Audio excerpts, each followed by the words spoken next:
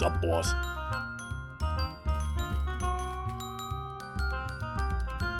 Look at the Gambit cutting the rug.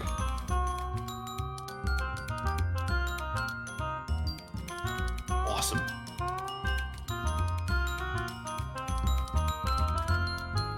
You like my hat?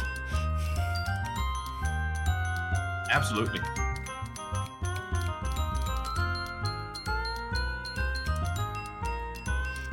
Since when does something have to make sense here? When we're playing logical games. I think that's the only time. Let me give the absurdist answer. A pineapple. Oh. Oh, we got new guys here on the table. Groundskeeper from Goldway the Park and the Jokes and Gag salesman from Miss Brewster's are chatting about something. Huh. Oh, cool. I forgot that every chapter there's a new couple sitting on this table. Because in the first chapter is the two fish dudes. Oh, right, yeah.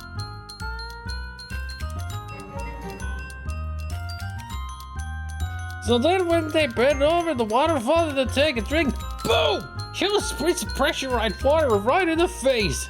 But here's the clever part, see? It only happens once every 20 or 30 times the button is pushed, so nobody ever expects it. Even if it's happened to them before. Sorry, that's pretty funny. Wait. Let me show you these diagrams for what I call Whoopee Park Bench. You'll love this. It's always a good feeling to see two people hit it off so well. Yeah.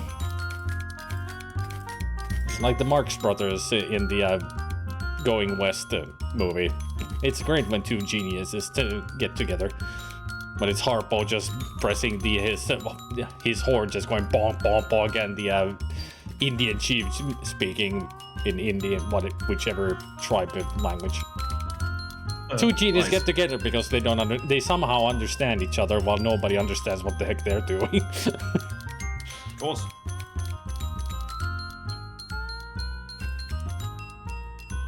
Sorry, Gabriel. Have a good luck, Gabriel.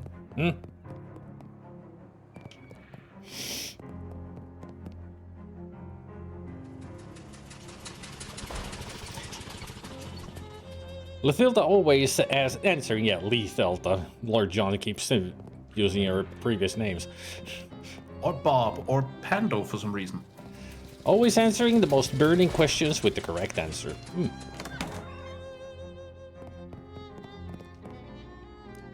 Nothing new there, nothing new there, nothing new there, nothing new there.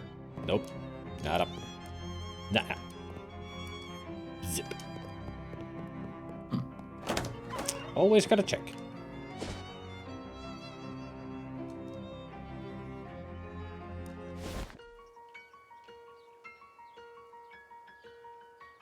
Pendo came from your channel lore. Don't know why, but it's stuck. Ah, interesting.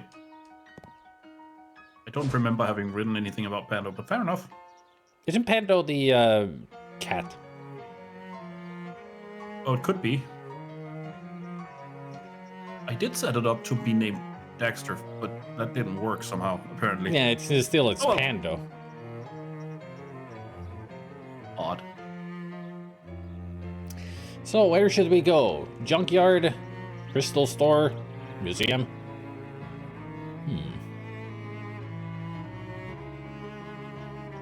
Good question. I mean, I was just in a junkyard in Paradigm. Oh, then I know where you are. Met the superhero. Hey, Hayes! The cone, trademarked. Yep. Hey, Hayes.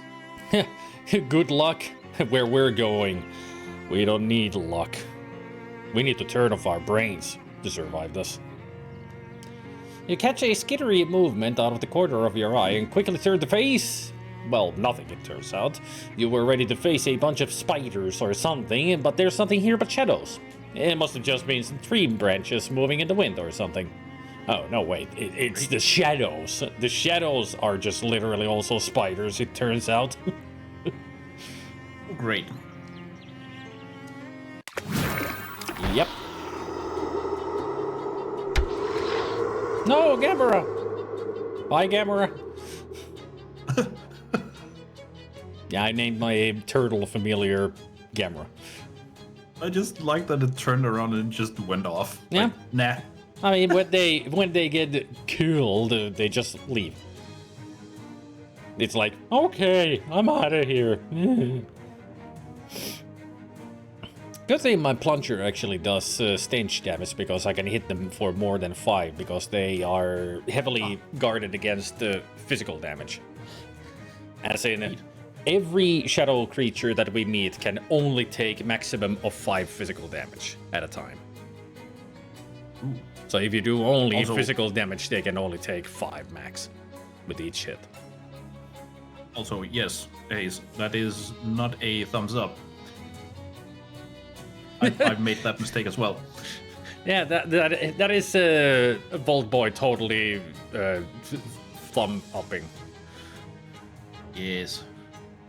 You can easily tell from the shape of the hand and the facial expression.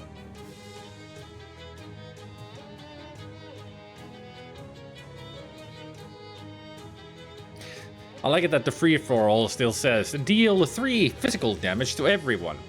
Everyone! Because that's what it does. It damages everyone, even you and your partner. Ooh. Yeah, it's I need to level that up, so I will do 5 physical damage, and I will only hurt myself and enemies, not my party members. What do I have? Oh yeah, this only works at Ocean City.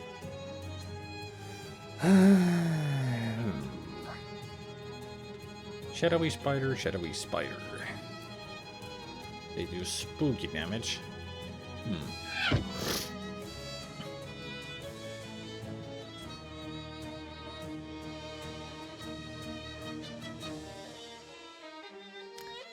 Didn't I buy any freaking... Apparently not. I did not buy any grenades. Even though I thought I did. Well, I could summon a tentacle to help. But first...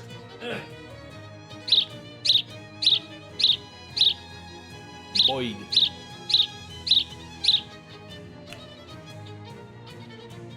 I've always loved Mickey Rourke's character in Iron Man 2 going, I want bird.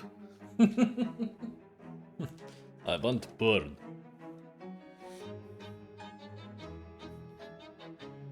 I kept imitating him when we saw that movie, my wife and I. And my wife was in stitches at the end because every time he said bird, I kept repeating him.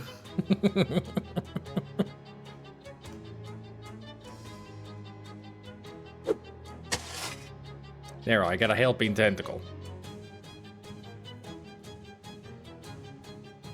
Helping tentacle.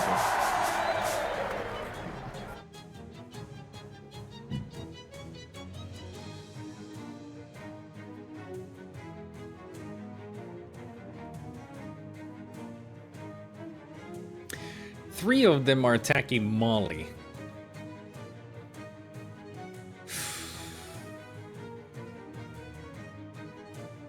You've already used your attack.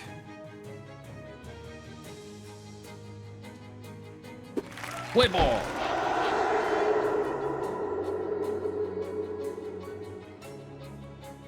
Wagadoo.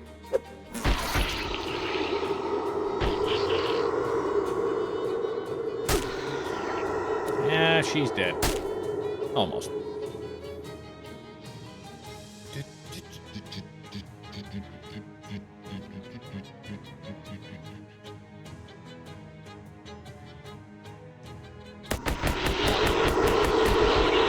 One down.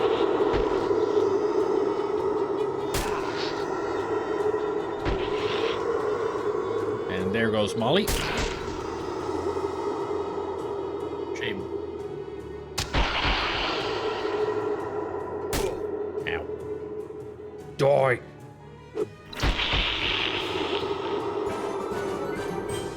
You won. It might seem a little weird that your regular physical weapons can damage these weird shadow creatures, but hey, why argue with success?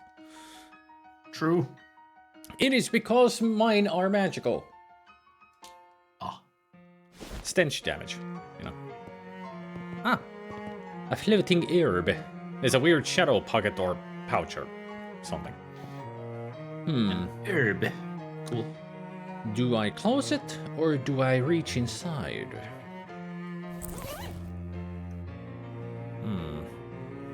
I mean, I already have that one shadow hot dog to give myself a little bit of a shadow going on, because eventually I do need to have a little bit of a shadow taint on me to do a certain thing in the future. But I don't remember if I need more or will one be enough. Not to mention, you never know what you're gonna get out of these. Closing it is good for XP. Reaching inside is for a shadow object. Ooh. Shadow objects. I'll reach inside this one. Ooh. You stick your hand into the hole, grab at the first thing your fingers brush against, and yank it back out. A shadow bomb. The shadowy pocket vanishes with an otherworldly... An orb of nothing with a short length of fuse attached. Spooky damage to all enemies, 13. That's a strong bomb. All enemies? Yep, strong bombs usually are against all enemies. Even the bombs that I can make with the anarchist's hardware.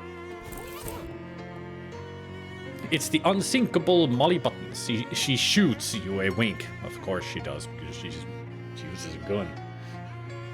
Unsinkable Molly Buttons. Mm-hmm. Good name. Ah, Molly, how's it going? Rasco's getting rusty. Let's blow this joint and go find some action. Yeah. She's all about the action. This whole time travel deal is kind of mind-blowing. I'm not quite sure how to react to it. Yeah, it's okay. She ain't the past is such a flat tire. You're bored with time travel? No guns, no jazz, no dancing. But we left the past behind for a reason. I mean, she ain't wrong. Well, can't fault her logic. Uh-huh. Anyway, crystals. Crystals, Crystal Dream Lake Crystal Store. Tried to say that fast 3 times. Nah. Bare shelves. Good. The shelves are bare. Doesn't seem to be anything in stock. Nary a crystal in sight, contrary to what the sign out front said. Nice description on the last shelf there. Yeah. The proprietress of this empty store has nothing to proprietor. Is that even a word? Proprietor. Yeah, you can see. You can definitely tell. Yeah. What do you sell here? What do you think? Nothing. You're dead right, aren't you? And that's funny, don't you think? Because you'd really think what a crystal store next to a crystal mine would sell crystals, wouldn't you? Please, you're using too many italics. I can't focus.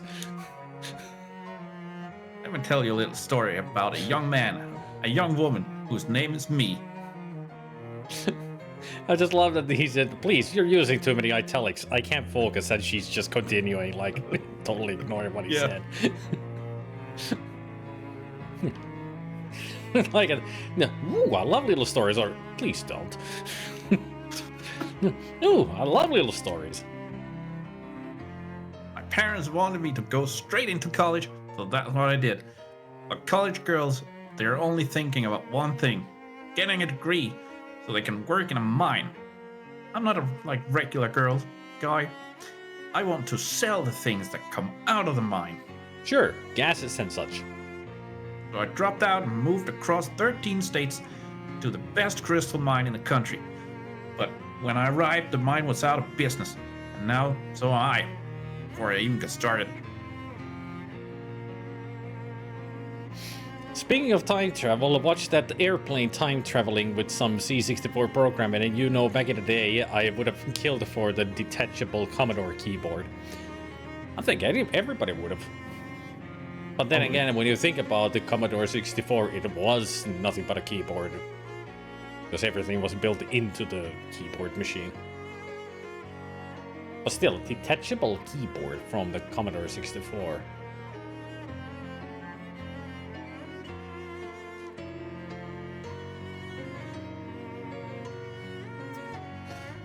So what are you still doing here? Well, I ain't selling crystals, so it's plan B. Which is... Browning. I missed why you wanted to sell crystals, specifically. My name's Crystal. That doesn't mean you have to sell crystals. Yeah, but it just means I got fewer nouns to keep in my head. Wanted me to check out that mine? Yeah, break me off a couple crystals. You were thinking? Not asking you to clear out the whole mine, man. But with just a few crystals, I can afford to send my whole sorority down there. I'll see what I can do. Gumbuckle Mine. What a name. Absolutely. You see a familiar-looking person heading toward you on the path. As they get nearer, you realize that the reason he looks so familiar is because he looks exactly like you. Hi, are you a clone, or is this a time paradox, or what? Turns out it's a time paradox, I guess. Wow, crazy. I agree. High five. You two, the two of you, literally speaking, exchange that friendly high five. Wish him luck. Okay, well, I should get going. Yeah, me too. Good luck. Yeah, me too. Huh? Oh, haha. I'll have to remember that one. You did. Time paradox. I love it. Just put your head around that one, yeah. It makes sense. Or should I say, it will and did make sense. Yes. Time travel, it's weird. Gumbuckle Mine, Foreman's office. The store is comprehensively Will boarded must have shut. made sense in the future. It will must come to have made sense. Yes, There we go. that's the way to say it. This elevator has rusted into a state of total functionlessness.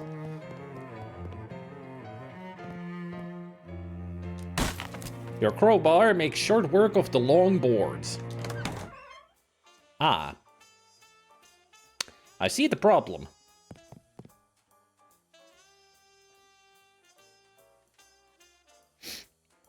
Hey, Unstable.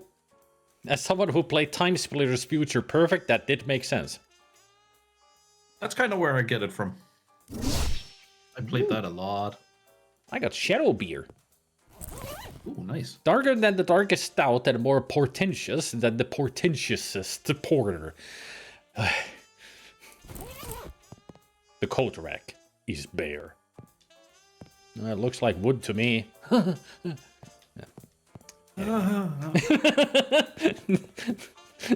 That's exactly the kind of laugh that I expect from my stupid puns.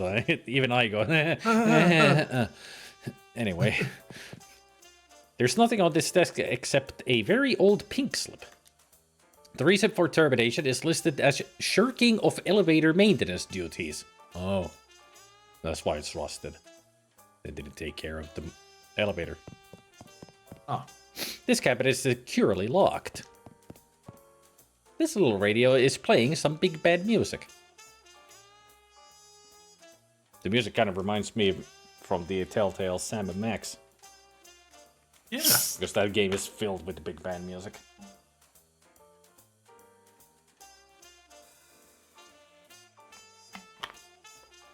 I mean, this would fit Sam & Max perfectly. Or Grim Fandango. This filing cabinet is newer than the rest of the furniture, but it's still pretty wrecked. Just some shoes. That probably made sense to somebody at some point. Flip file flip-flops. You know what I always loved about that kind of jazzy big band music? Hmm? It's the piano. Always going. Yep. It's always the high notes and then just random chords. Office equipment or footwear? Can't it be both? Makes your steps more organized. Oh, hang on.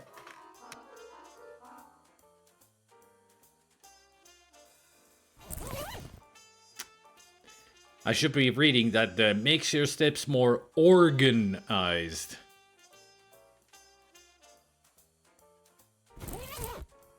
Because when I walk with these on, apparently the flip-flops are an accordion.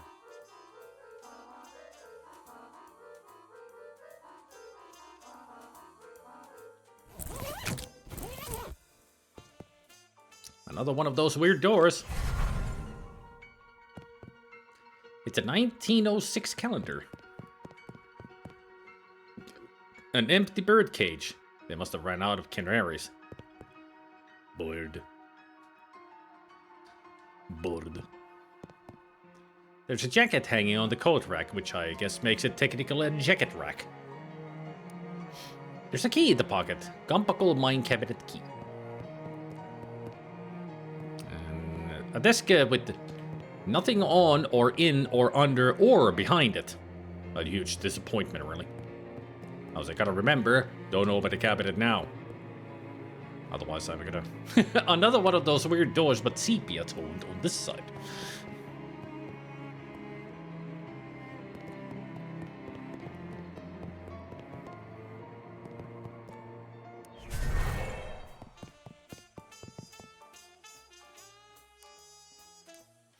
The cabinet is empty except for one can of elevator grease.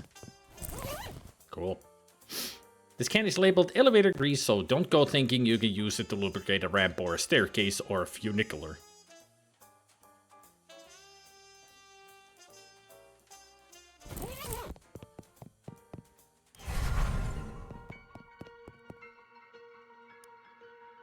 The cabinet is unlocked. Unfortunately, this version of the cabinet is empty.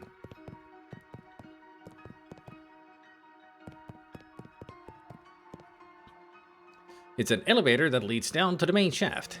Give it a good greasing. A squirt here, a dollop there, and kapow! This thing will run like a charm for at least 22 years.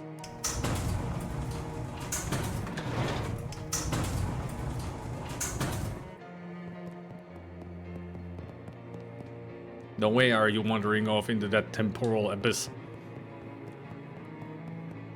This support beam is lousy with termites. This table is bare except for a note reading, I owe you one helmet. This cabinet is labeled dynamite storage and it is extremely locked. A very large, oddly spherical rock. It has a hole drilled into it. Shine your flashlight in the hole.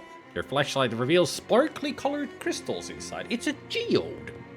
That is one gigantic geode.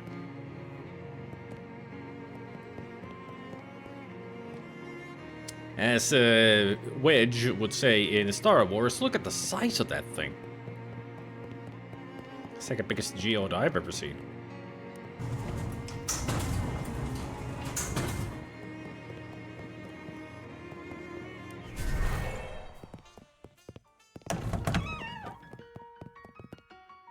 A dude from work called he's still a moron.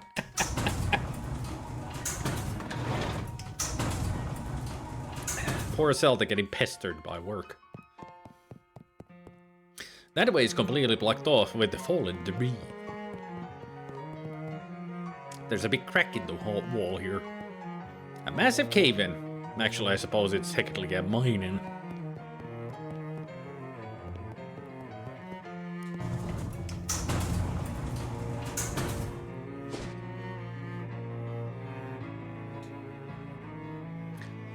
You hear raised voices and sounds of a commotion nearby and head in that direction to check it out. As you get nearer, the voices become clearer. Someone's yelling for help! You pick up the pace and soon find a small glade in the middle of the woods, filled with odd little structures and large, beautifully colored butterflies. Something feels a bit off about the whole scene though, so instead of rushing in, you crouch in the bushes and creep around the perimeter, looking for the source of the yelling. One group of the butterflies is nearer to the bushes than the others, and as you get closer to them, you can see that they have little human bodies. They're fairies. Wow. Real fairies, just like in the, fairy tales. They seem to be giggling maniacally about something. Hey, did you... Oh, if only Zelda was here to voice the other fairy. I'll wait.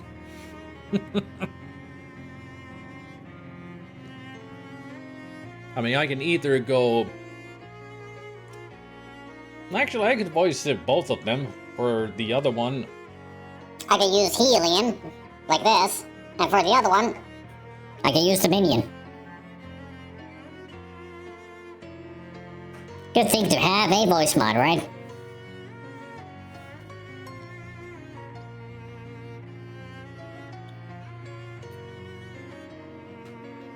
But then again, I can make my voice sound like a Temmie.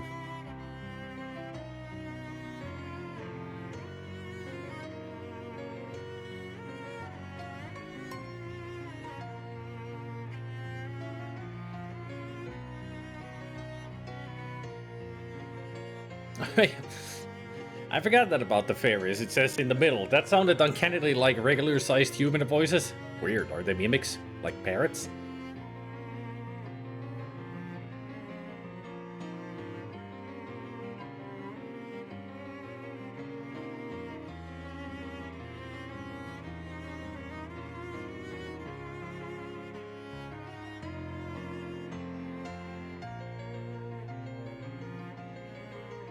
I want to see a fairy with death metal growler voice.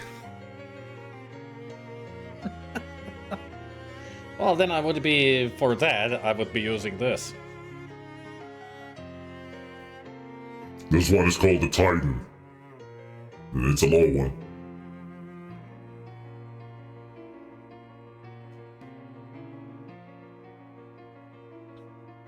I looked out from my window and I was surprised on what I saw. Fairies wore boots and were dancing with dwarves, and I tell you no lie.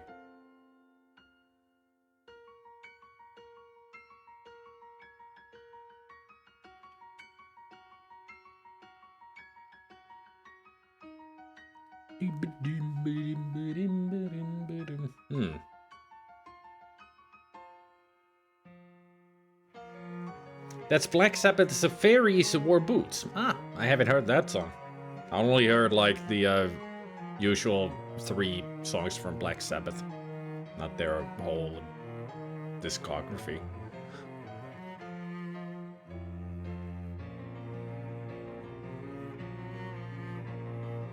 Hee! I think we ought to mess with the bike. They're creepy. Ah, shut up, Jim. I ain't afraid of some weird butterflies. Hey, get over my ear, you little varmint! What? Ah! My eye! Ah, get it off! Get it off me! Huh. They always seem much nicer in the bedtime stories. Maybe deal with it later. Or never.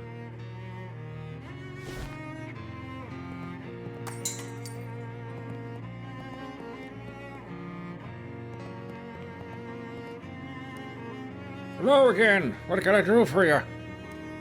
Got any termite poison? I wish. Regulatory agency made me stop selling it a few years back because it was, quote unquote, killing everybody who used it. Huh. So more of an everything poison then. Hey, make it good for termites though. Nothing for sale because I bought everything.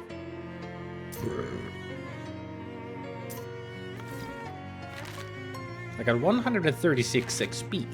I could use one of the books that I've got.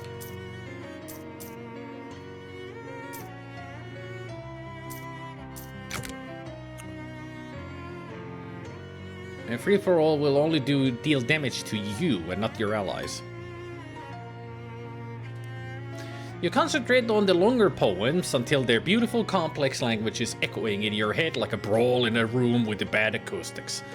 You absentmindedly kick and punch the book until it's nothing but a pile of confetti, each tiny piece emblazoned with a beautiful single-word poem. Okay. Yeah, that's how it works, I guess.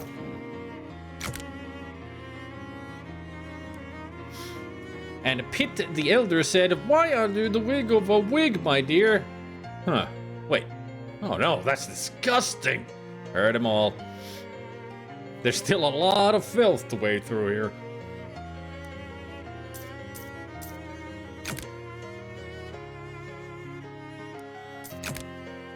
$100? Really?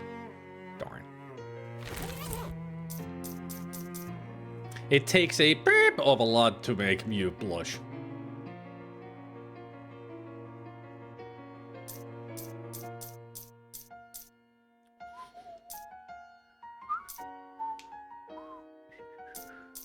Even these are 100 already.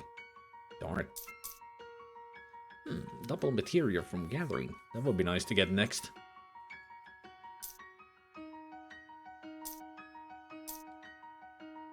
Deal 3 physical damage to yourself and all enemies. Time to go to the past to get some pesticide.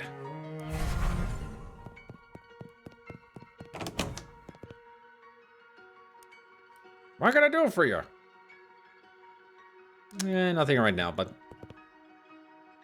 The shelf is laden with dangerous pesticides that you're pretty sure were banned years ago. Among them you see a mason jar filled with an oily brown liquid. It has a handwritten label that says termite poison.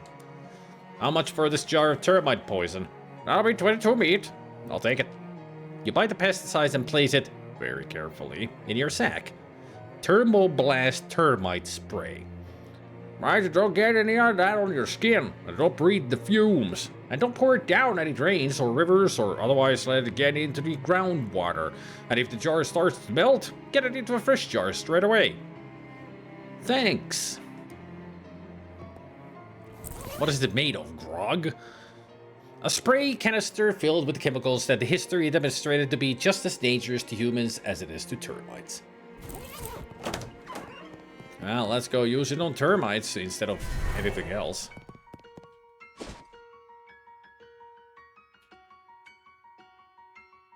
You see a building through a gap in the trees and pause to investigate. There's a large sign painted on the side of the building that says Quality Spirits, so presumably it's either a distillery or a ghost farm. Whatever it used to be, it's a boarded up wreck now. I'll check it later. I'm more focused on this one right now.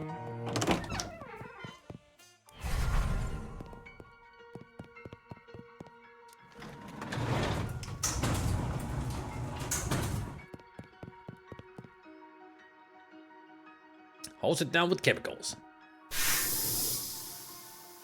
There. The sport beam is now termite free.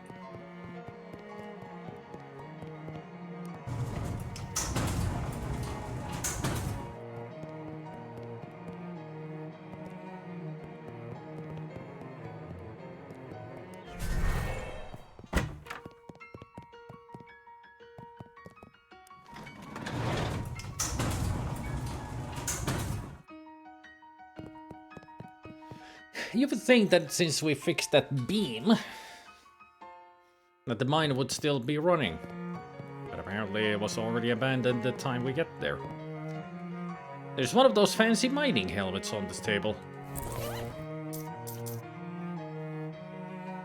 There we go. More undispensed with. Welcome back. Thank you. I found a fancy mining helmet. Ooh. What was the mine's is now yours. This helmet is heavy, but it has a light. Yeah, if I wear it, I use the light instead of the flashlight. Neat. And also the light on the helmet is a lot better than the flashlight's light. How about the other stats? Are they better as well? It's got only 2 physical armor, while the hard hat that I'm using is 1 muscle, 3 hot armor, and 3 maximum HP, because I've got the comfy on it. Nice. The comfy headlining adds 3 HP, so regularly this is 1 muscle, 3 hot armor. Cool.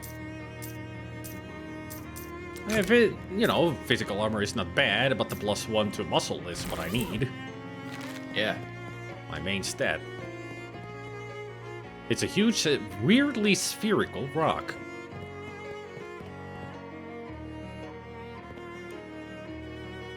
You shine your flashlight in the hole, revealing a bunch of colorful, sparkly crystals. It's a geode. An extremely enthusiastic rat has chewed a hole in the solidly locked solid steel cabinet. Great. You can only wonder how strong were the teeth on that rat to gnaw through a steel cabinet. Yeah. Best not to think about it. You rode around in the cabinet. You managed to find 1 stick of dynamite within arm's reach. 22-year-old stick of dynamite. This is a 22-year-old stick of dynamite. You're lucky you found this instead of a 44-year-old stick. They get really dangerous when they're that old. Oh, stick in the dynamite. There is an old stick of dynamite in a hole in this thing. Good to know. Huh. You see some disappointing explosions in your life, but that one really failed to even make a dent in the cake. This rock must be made of tougher stuff that a relatively fresh stick of dynamite can handle.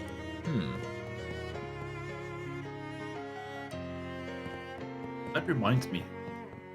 Has anybody here seen the movie Downsizing? Downsizing.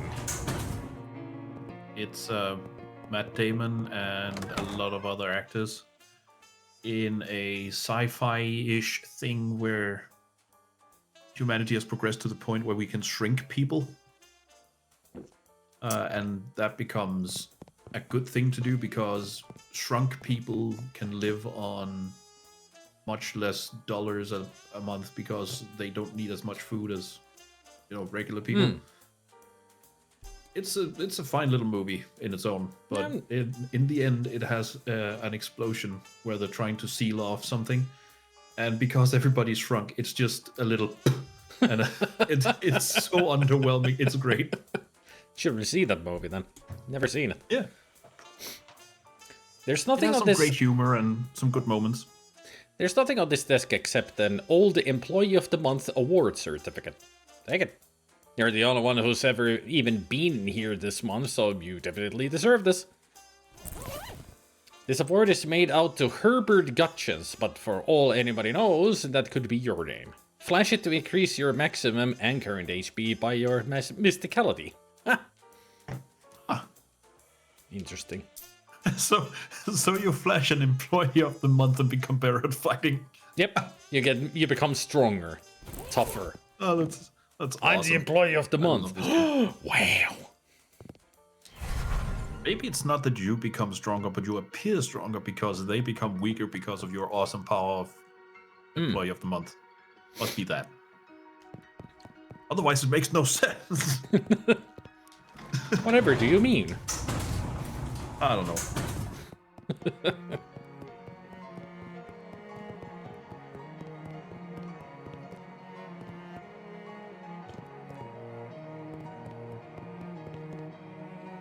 Stick the dynamite in.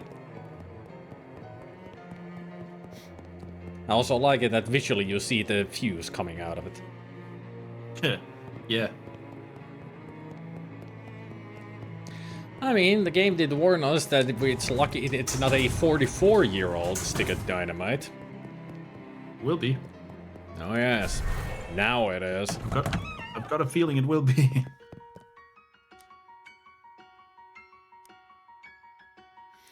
Say, there ain't any big spiders in these woods, are there? I hope not, but since you've mentioned them, yeah, probably. Well, ain't that just dandy? Don't like spiders. They're hard to shoot on account of how they run around all skittery like. I mean, she's right. She is. Not easy to hit with bullets.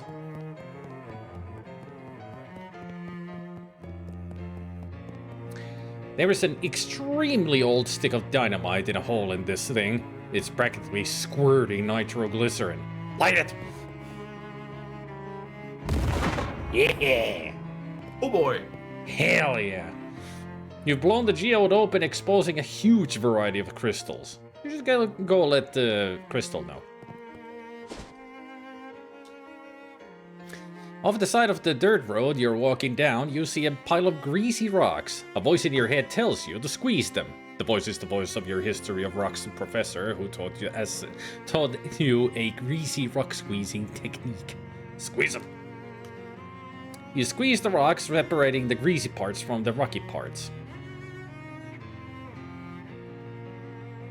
I just got grease from a rock. That's how it works. It's easy to remember Crystal's name because that's the thing she doesn't sell. How about the sign outside that says Crystals? Crystal Dream Lake Crystals shop. Nah. How's that mine of mine? Break off anything expensive? Yes, in fact. You did? Well, this is great. Hang on a minute. She leaves and comes back an hour later with 2 big armloads of crystals. You just give me a couple hours and I'll give you a fully functional crystal shop now, okay? What should I do in the meantime? Got some old magazines here somewhere. Yeah, here they are. Read magazines for a couple of hours. You spend a while reading. It's mostly op-ed pieces about the political scandals from 20 years ago, but you managed to learn a thing or two. 20 XP. Crystal eventually taps you on the shoulder. All set now. Don't suppose you want to make a purchase? Oh, look at her. She's smiling. You know, this magazine is fascinating. Say, did you hear about those sketchy land grants up in Oregon? I remember my grandparents talking about it. Boy, that Mitchell. What a sneaky snake. Yeah. Anyway, got you a little something to say thanks. When I was going through the crystals, I found a small one that I really can't sell for very much, and I just thought of you. Thanks. What else have you got in stock?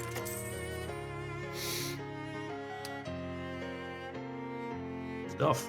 Crack the crystal orb, but whatever healing magic this crystal had in it has gone sour. Deal your moxing physical damage. Sour?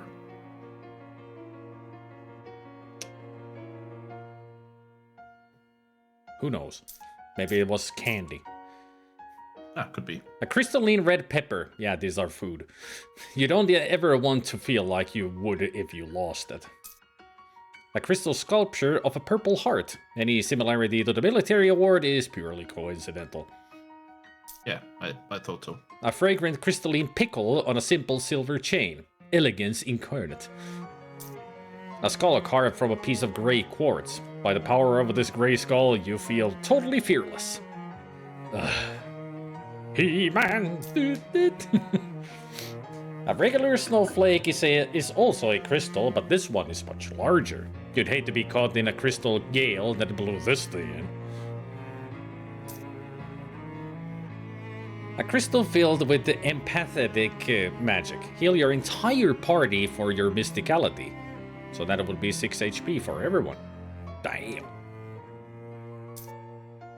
And a crystal filled with self-care magic. Heal yourself for twice your mysticality. So it's either 6 for everybody or 12 for myself. And yeah, the crack the crystal orb is just dealing your moxine physical damage with just 6. So this is an attack item.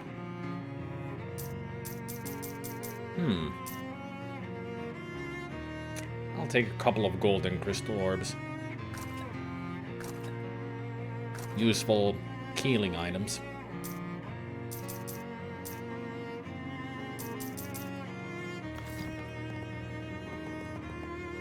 A shelf laden with beautiful crystals. Thanks to you. Alright. She even shoved crystals behind the freaking sign. I think she got enough crystals now. Nah. Advanced pants. Actually, I need to go to my room.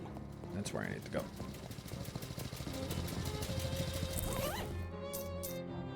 You remember when the very idea of this crystal was no more than a twinkle in Crystal's eye?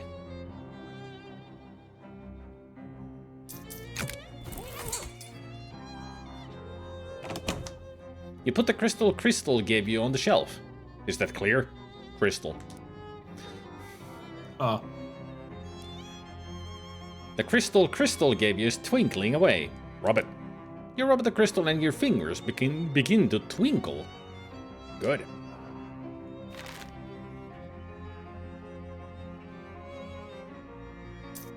There, twinkling fingers. Twinkling fingers. Yeah, some of that crystal's magic has rubbed off on you, specifically on the fingers part of you.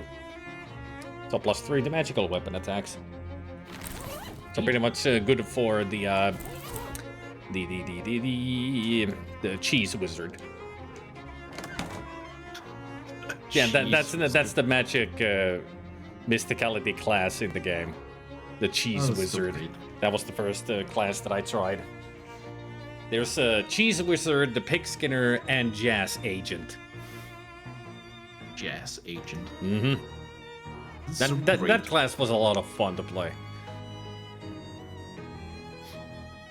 You check the message pad next to the phone. There's a note for you. Call Don T with the phone number. It's the freaking Don T that you donned the Thesaurus. Oh. I'm trying to remember what kind of voice I gave him. Oh yeah. Salutations. Whom is telephoning might I inquire? Hi Don, it's me, Abe. Ah, you recipiented my missive. Commendable. Yeah, what's up? There is an assignment on which I require your performation. An assignment? Were I the comedic sort, I might refer to it as an undertaking. Ha ha. I'm glad you aren't the comedic sort. There is an antiquated distillery near Crystal Dream Lake. Grandpa Joe's distillery, to be precocious. It was abandoned when prohibitioning began, albeit with its liquor manufacturing equipment intact. A group contrapositive to our own has claimed it as their territory, and we wish these bloodsuckers to be evicticated with extreme prejudice. So you want me to give the bombs a rush to a bunch of rival mob goons? There is no underground criminal organization that rivals our own in this vicinity. When I say bloodsuckers, it is my intentioning that you will observe in that phraseology a high degree of literalness. The group to which I referenced are Nosferatu. I like the answers. What? What? What? I'll go with... Of course. I'll go with... What? Nosferatu, Langzuir, Strigoi, Draculas. Vampires, okay, I get it. You're telling me there are actual vampires in this part of the world. Affirmative. They've been a pain in our necks for quite an extensive period of time. Oh, I appear to have inadvertently voiced another witticism. Okay, well, I think I know what distillery you mean. I've been out that way before. Very convenient. In that circumstance, you will only require the combination for the lock. Let me guess, is it 1, 2, 3, 4? Certainly not. Kindly allow us the credit for a modicum of operational securitizing. We selected the most unassailable combination possible. 9999. Great. I'll be on my way then. What a code. 9999. Somebody played that clip from Down to Gang. You want to hear what the flip-flops sound like in the speakeasy? Yes.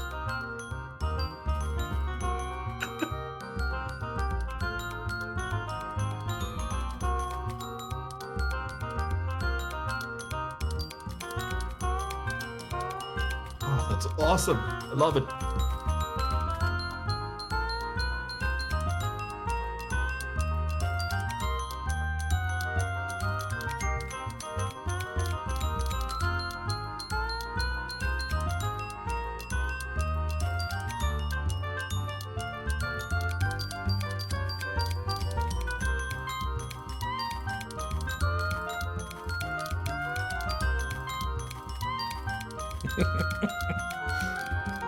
That's great.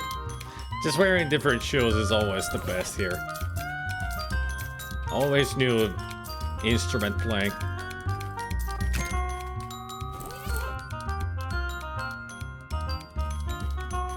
Huh. For some reason, the pipe shoes are not working. There. Probably because you weren't actually. Yeah, it's a pipe shoe, so it's a bagpipe. I mean, jazz bagpipes are something that exists. Mm-hmm. Or, well, bagpipe jazz. It's awesome.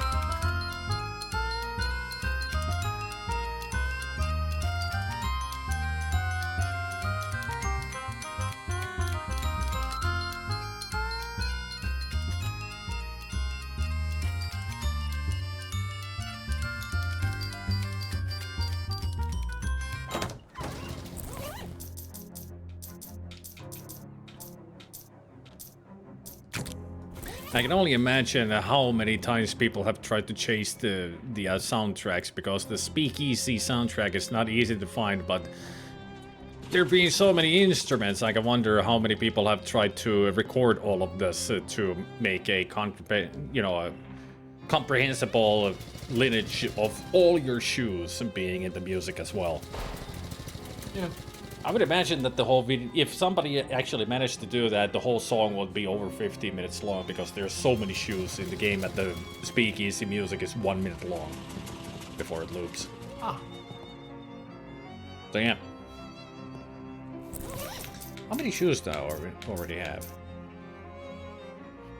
I already got 9. Yeah. And I think there's at least 9 more. I mean, this is only chapters 1 and 2 shoes, so you can imagine how many more there will be. There's probably like 30 shoes in total. So the video would be 30 minutes long. I was just about to say. Quick maths.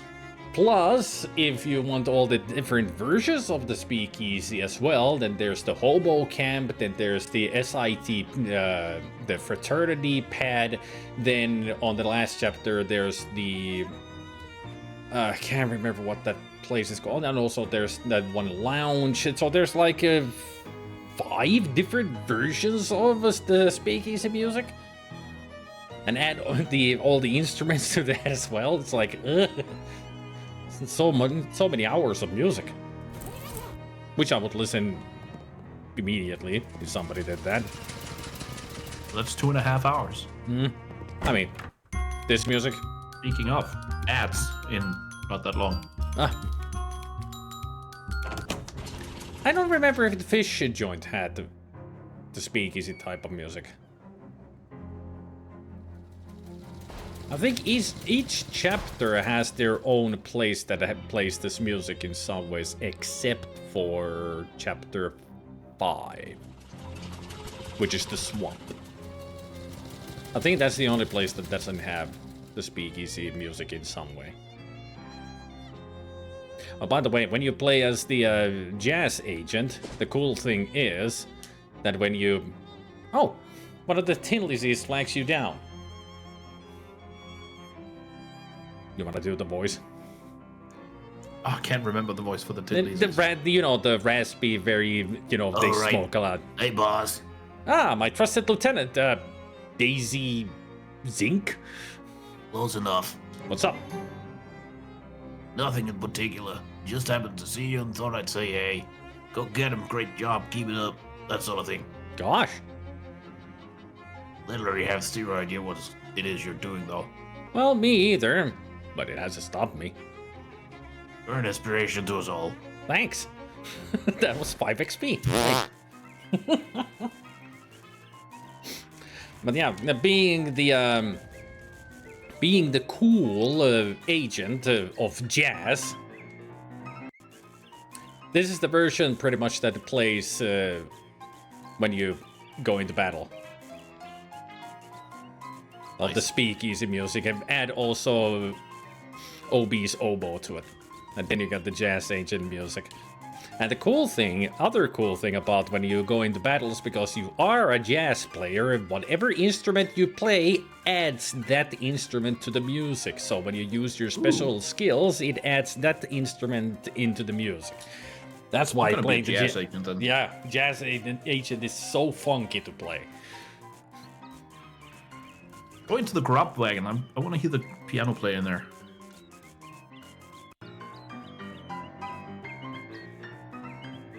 And also the bird is singing to the music.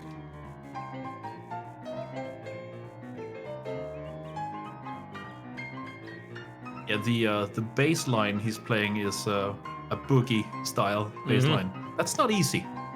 Now I've seen I've watched a jazz player who plays the piano on YouTube that turns like music from movie soundtracks into jazz music. Yeah. And he usually plays that boogie kind of style. And I watched his hand go, and I'm like, yeah, I would never be able to do that. Like, he's got a great coordination with his hands. I mean, I can sort of do a boogie style if it's slow enough, but the one I struggle with is stride piano, where you have to play both a bass note and then jump up an octave and play a chord, which is usually found in stuff like ragtime and that sort of thing. That has those stride piano things. That's incredibly hard. At least for me.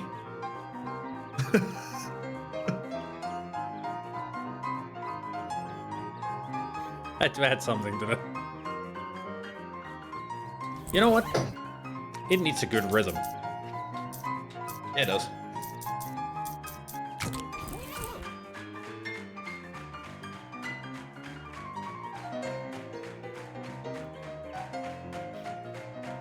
Not good enough? Absolutely.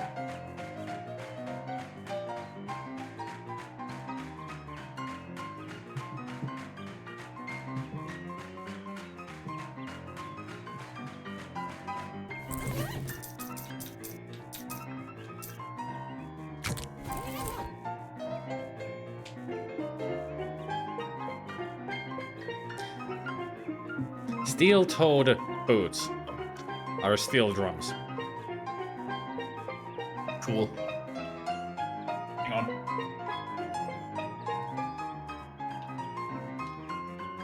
We need vibraphone for this. Hang on.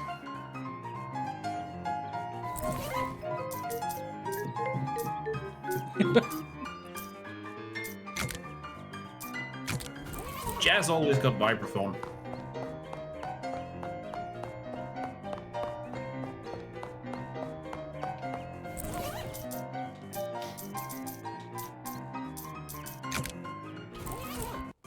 Alright. Or I could add my own bass to it.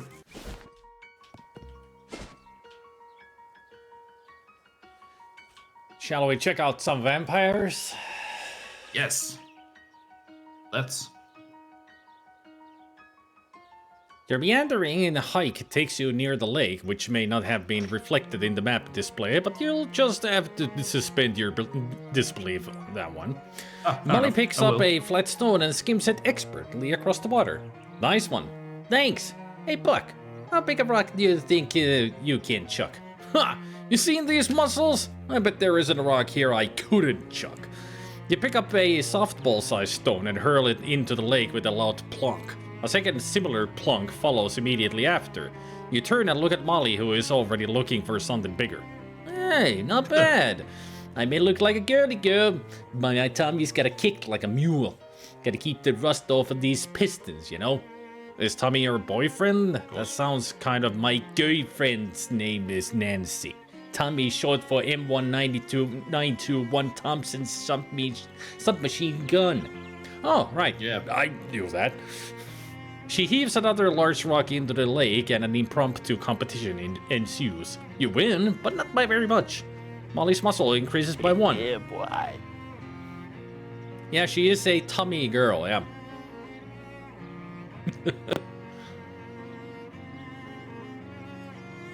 She is a tomboy using a tummy gun, and her girlfriend's name is Nancy.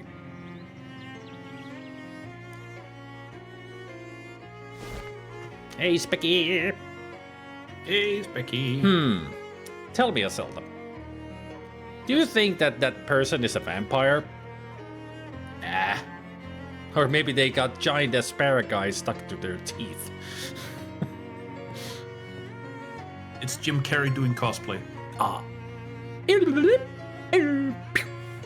have something in my teeth. It's one of my has favorite to be moments in pronounced Ace with Ventura. Yeah. Has to be pronounced with the biggest overbite ever. Yeah. I have something in my teeth. I have something in my teeth. Yep. Do not go in there. Woo!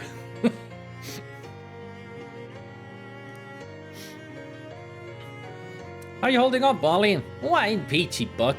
Why, something in ya?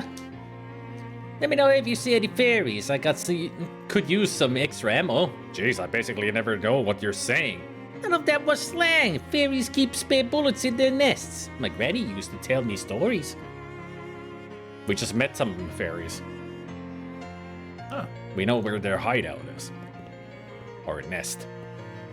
A spooky looking lady is guarding the front of the old distillery. Presumably she's a vampire? She looks spooky enough to be a vampire. Is that racist? I love it that the narrator's like, is that racist? Could you help me here? She glares at you as you approach, her eyes flashing blood red. Be gone from this place. You have no business here. I do actually, and I'd like for you to invite me inside. What? No. Don't you have to? I thought that was one of the big vampire things, that if someone asks you to invite them inside, you have to do it. That is nearly the most opposite of truth that is possible for it to be. Oh. Darn. Leave this place at once, or the consequences will be most dire. Oh, come on, don't be like that. What's eating you? If you do not leave, the question will be what is eating you, and the answer will be me. That was pretty good. Ah, yeah, you really set me up for that one. I'm gonna brag. Nah, you think you can beat me? My skin's so tough you break your teeth on my neck. You puny vampires can't even handle a little bit of sunlight. Sunlight? Oh, jeez, I completely lost track of the time. She looks up at the midday sun and her hair bursts into flames. With a screech, she turns into a bat which is still on fire and escapes into a hole in the side of the building. Huh. Okay then. she was completely outside in the sunlight, and now that she realized that she burst into flames. That's how it works. Yeah. It's Wile E. Coyote logic. Yep. That's cartoon logic for you. Keep running, don't look down.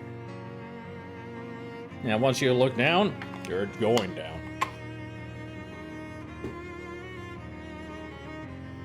A flame pyre. I think there is an enemy called a flame pyre. A flame pyre. Yeah, that sounds cool, actually. Yeah, one of the enemies is a head that has bat wings. Yes, disturbing. Then there's the normal vampire, and then there's a feral vampire, which is a vampire that is on 4 legs, like a wolf, you know, because what beautiful music they make. And there's some else. Oh yeah, there's the steam vampire also. So it's like a half invisible vampire, just puffs of smoke. Kind of remember the enemies. Grandpa Joe's quality spirits. This is the hole that the guard fled through. This door is locked with a government-issue combination lock. Must be a prohibition thing. Well, we got the combination. Oh yeah, Don Toblerone. That's what his name was. You use Don Toblerone's terrible combination to unlock the door. Great name. Yep. Almost everything on this shelf is busted up trash, but there's one unsmashed crate of booze. Ooh, we got a crate of rum. Hell yeah. Nice. With the prohibition on, all varieties of liquor are technically for pirates, especially when it's rum. That means we're going straight home. We gotta give this to Dan.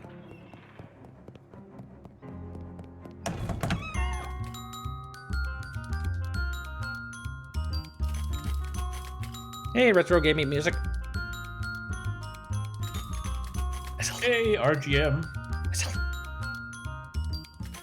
Sorry. It's fancy, Dan. I was... God, I can't remember his voice, damn it. It was kind of like a groovy 20s guy. Oh yeah. Hey there, baby. What's shaking? You are, Dan. Yes, I am. I found this case of rum. Little bit of island nectar, huh? Yeah, now I could get +1 moxie. Ooh. Just a shot of rum? Works for me. He slams the shot glass down in front of you and fills it to the brim with rum. Alright, to your health. Shot in the belly.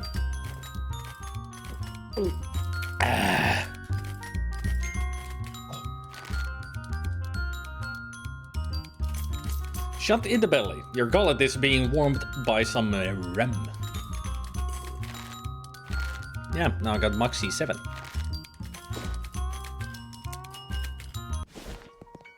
Now let's get back to that distillery to confront the vampires. Off the side of the dirt road, you see a little trail of mushrooms.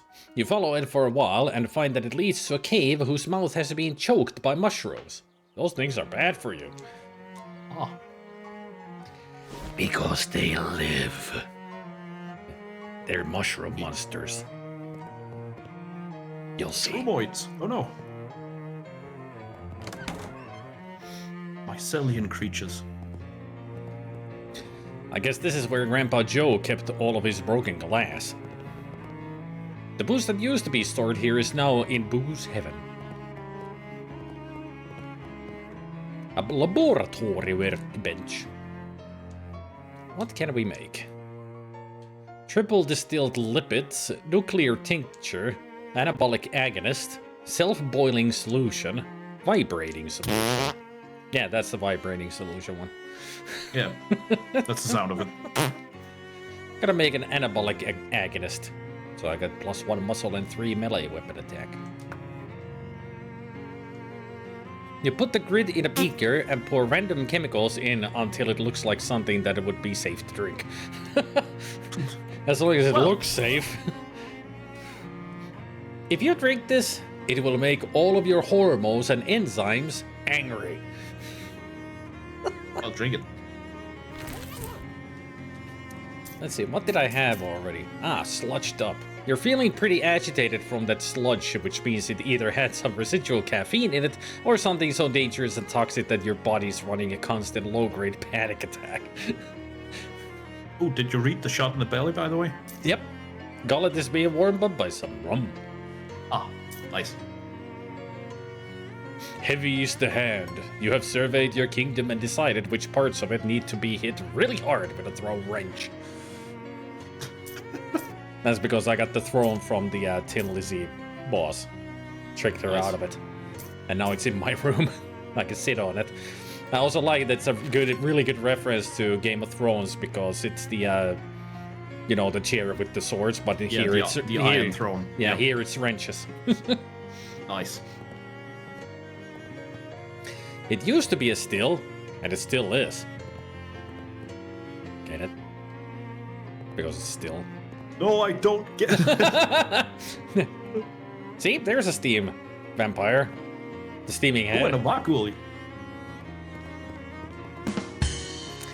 There's a label on this vat that reads Grandpa Joe's extra fancy garlic schnapps. Wow, maybe it wasn't prohibition that put this place out of business. 5 stench armor. Sounds like it would be good against the cold. Or vampires. True. Some hobo code is painted on the side of this barrel. The code reads, "Be careful not to drop your handkerchief in this barrel." You reach in the barrel to see if anybody ignored that device. They did. Booze-soaked handkerchief. This is a hanky soaked in some nice smelling schnapps. +5 stench armor. I wonder what it is that we need for Reese. Oh yeah, 5 stench armor. Would be. And all of a sudden I'm gobbling. I didn't know goblins sounded like that. Awesome. The goblins sound like that in all of my Loathing playthrough. This Oh, is the their voice. goblins. Ah. I was making a bad joke. Well, the Glockenspiel, Glockenspiel playing goblins, as in the Glocklins, they have that accent in Yep. German. So this Yeah, would be a nice. hanky soaked in some nice smelling schnapps. Does he have a ghostly valve at the back of his head? Because it's steam valve. Get it? Where's Half-Life 3, you motherfucker? There are a bunch of vampires hanging out in here, and it probably shouldn't be a surprise that they've noticed you. Wait, she's saying the door god says. Yeah, apparently. That's him, the door god says, pointing at you. That's him right there. Okay, now it definitely shouldn't be a surprise. I also like it that she actually has the burn marks on her face. Yeah. Step away slowly. So, either I beat them all up, which is gonna be a tough fight because there's like 5 of them in total, or we can take care of them in true vampire hunter style. Silver bullet. Oh, wait. There, a booze-soaked handkerchief to my face. Nice.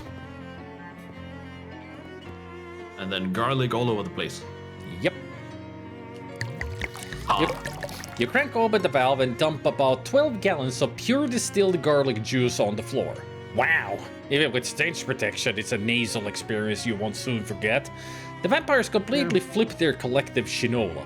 Some of them turn into bats and fight each other to be the first out of the hole in the wall, some turn into mist and shoot out the cracks in the ceiling, and some just run out of the front door. After that, you hear several screams as they realize it's still daytime outside. That should satisfy Don Toblerone and his boss. Hopefully they won't mind the smell. Also, I like it that now it's really visually showing, yeah, that's garlic juice on the floor. Ooh. Looks kind of ghostly. This vat intentionally left empty. Unfriendly vat, do not use. Alright. Wow. I have a PC like that. Yeah, but still.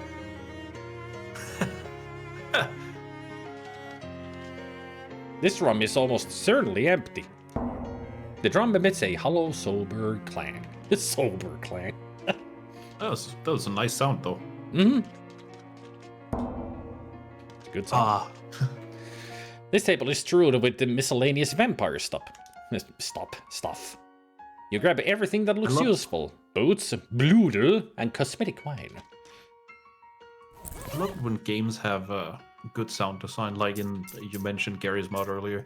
When you throw an explosive far away into some water and it explodes, that sound is just great. You hear it off in the distance go poof. A vampire's metabolism won't process real wine, but vampires still want to look like cool wine people. It's a piping hot strudel filled with blood instead of, I don't know, raspberries or whatever strudels normally have in them. That depends. Yep. And also, vampire boots. These were invented when a cobbler accidentally mispronounced vampire bats. Makes you float like a spooky vampire. Ooh. Wait until I get to the speakeasy. It won't do anything, won't, because you're not touching the floor. This sofa is Oh, right, soaking it goes wet. boo. This sofa is soaking wet. One of those misty vampires must have been sitting here. The mirror on this Do they vanity sit? has been broken, but the drawers still work.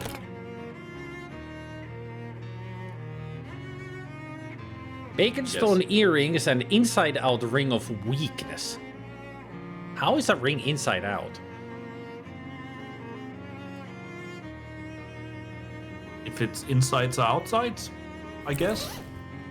When you put this on, you're technically the only person not wearing it. Everybody but you loses one of each stat at the start of combat.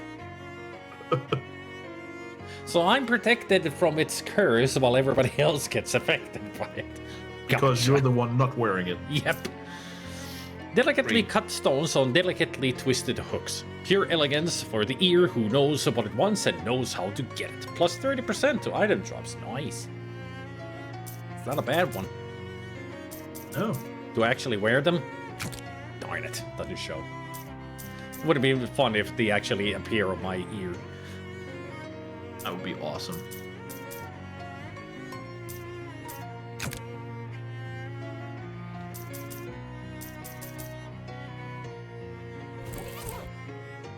Those vampires left the crate of booze on the floor, and now we got vodka. Huh. That's how that works. You ready for the speakeasy? With the vampire Yeah. boots?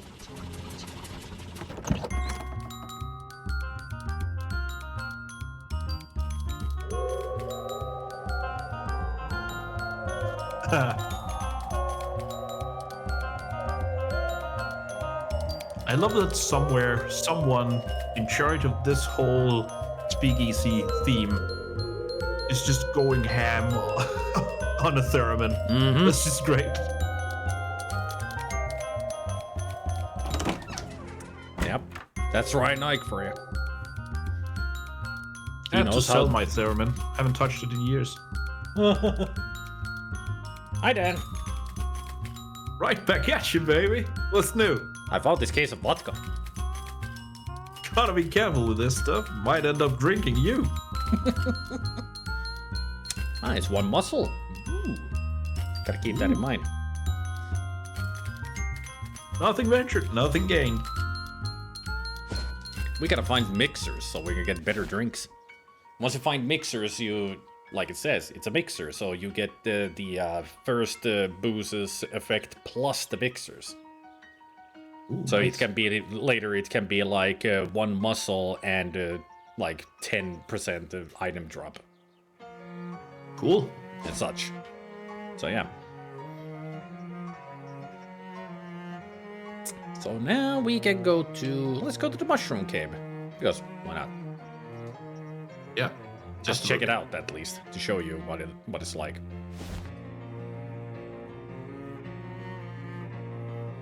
Oh yeah, I should actually go back home to call Don Toblerone that the job's done. My Roscoe's getting rusty. Let's blow this joint and go find some action. Better keep your peepers peeled, pal. This was a good place for an ambush. Of us or by us? Well, which would you rather? A good question.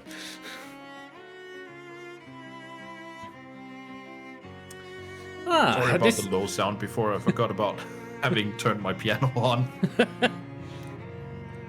This huge riding mass of fungus must be the reason they call this place Mushroom Mountain. So we can use this as a grinding spot. Just grab some mushroom from that and fight them.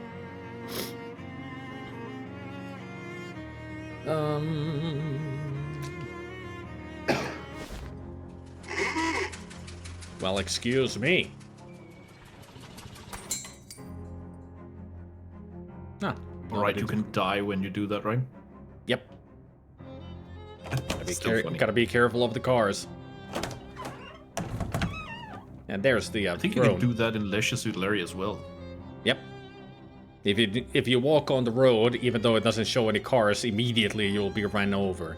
And in the VGA remake, it's either a monster truck, a cool-looking car, or a motorcycle. that runs him over. I actually have all of the deaths in a emote. Eat. That one.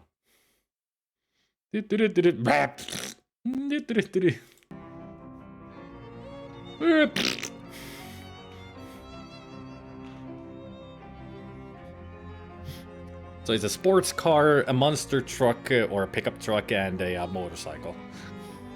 Larry has the worst luck. Nice. Yeah. The Crescent Throne, your birthright. Yeah, my birthright. I just swindled her, the leader, out of it and became the leader of the Tin Lizzies. Dong, dong, rong, bong, bing, bing, bong.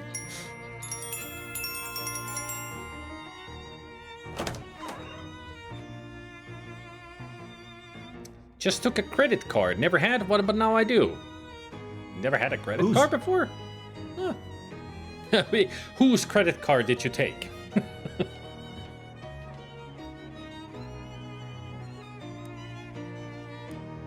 I also like it that because we're hovering, we're above everybody. Yeah. Ah.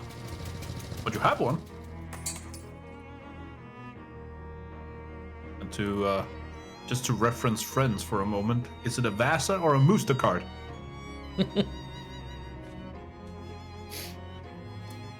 So, why a pants store in particular? I don't know. Is this, my voice? If you want to, or I could do it. I mean, we couldn't- haven't given this since- person a voice. Since we're referencing, Game of Thrones, I could do it as one of the characters from Game of Thrones. Okay, How about that? do it. Hodor. Ah, okay, that was the whole text there. Hodor. No, wow, that's a Sorry. deeper answer than I was expecting. How's it working out for you? Hodor. I did notice you have some skirts for sale too. Hodor. Yeah, see you later. Great conversation. Don't ask how I understood. You did. I just I mean, did. I was debating if I should do that or the other one I was planning.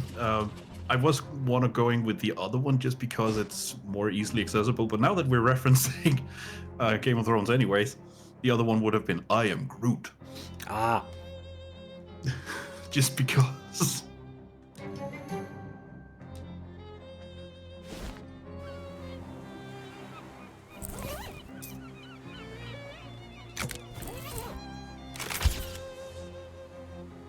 Hey, welcome back! Welcome back, baby! Let me see what your hat you're wearing. Is that a mining helmet? Perfect, I love it! Here's your meat, baby! Spend it in good health and come back soon, okay? as soon as I get a new hat.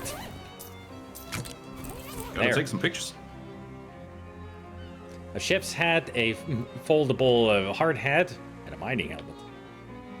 A foldable hard hat. Yeah, that's what it is. See, collapsible hard hat. Folds down to a smaller size in case you want to store it in a pocket or a toilet. Because that's where I got it from, a toilet. Ah, of course. I mean, Which where it else? also helps if you actually get hit by something falling from very high. It can then fit your smaller head. If Kind only of neat. I need one more Moxie. Let's see. Got Moxie from that. I got Muscle and Mysticality. So Potion, Booze, and Food is used already. There's no way to get another Moxie, is there? Because all the item... Let's see. Muscle from this.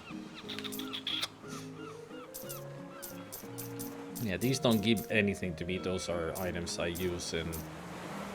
Oh, the golden crystal orb is to be used. It's an offhand item, not a battle item.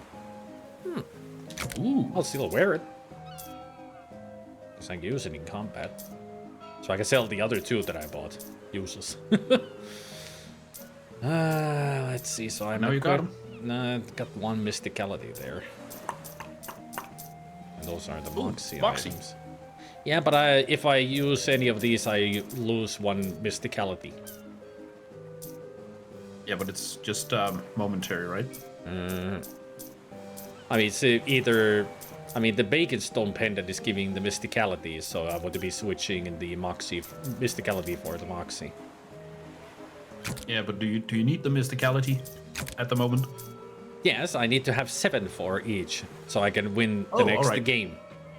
That's what I'm that's thinking. what it is. All right. Yeah. Pants. I didn't know it was all 3. Yes! We're gonna win this game. There we go. Yeah. It was the pants that I needed. Hey, look who it is! Ready for the level 3 challenge, Chief? All you have to do is knock over this stack of lead milk bottles with a beanbag while walking a tightrope and playing me at chess. Do I have to win? Well, yes. Are you good at chess? I came in second at the state championships this year. Ready to take me on? Okay. You climb up onto the tightrope and carefully inch your way across while calling out your chess moves.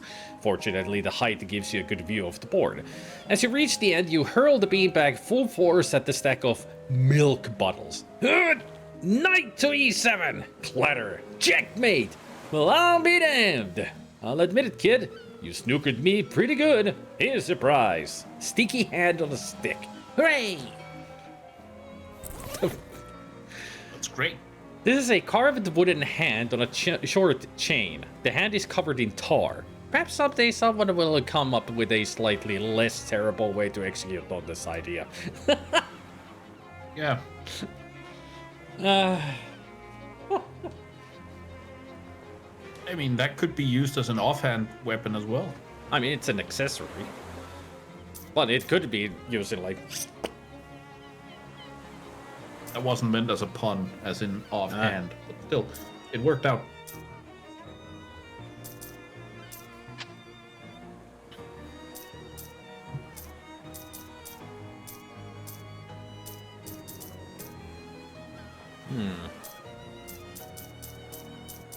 I think I'm gonna keep the Ciabatta's pants. Might as well use one of the self-adhesive rivets on it. To place the rivets on your pants, making them pants with more rivets on them than they had before. Excellent. Riveting. Hey, it's our rising young star! You'll pass the halfway mark to glory! Are you ready for challenge number 4? What is it? I need you to use these 3 baseballs to knock over the row of 4 wooden ducks, punch a hole through a sheet of 3/4-inch plywood with your bare fist, and translate the randomly selected page of the Brothers Karamazov from the original Russian. Jeez. Hey, come on, don't check it out now. No thanks. Well, not with that attitude you won't. What? As always. What? Yeah. Still doesn't make any Has to sense.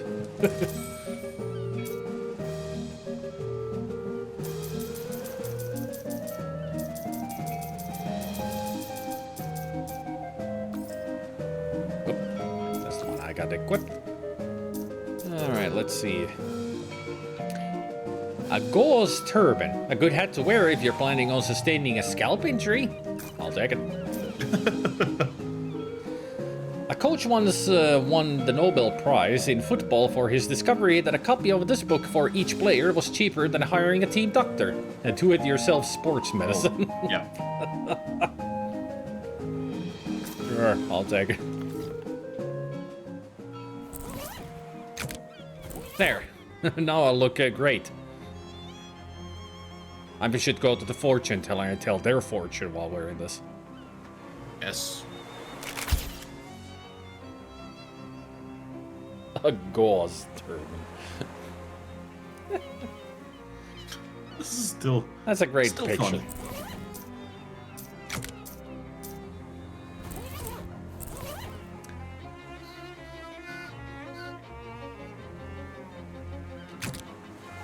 You skim the book and learn how to apply tape to various parts of your body. The prevention of future damage is equivalent to recovery from past damage.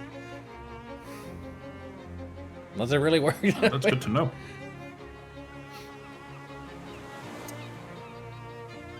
Ooh, tape up will heal 5 more HP if I upgrade it. So then I would... it's a total of 10.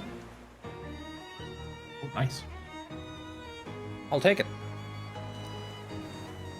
You read the book again, really internalizing the dangerously uninformed medical advice. You donate the book to a local hospital, the staff of which immediately destroys it.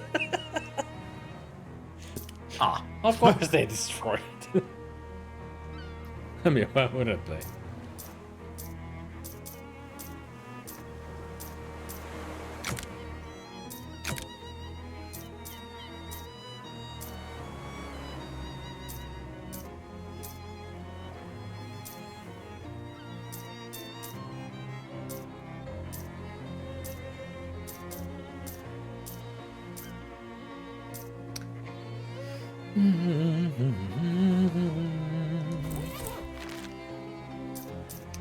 Heal target for 10 HP. When your body is falling apart and you don't have a surgeon handy, tape is your best friend.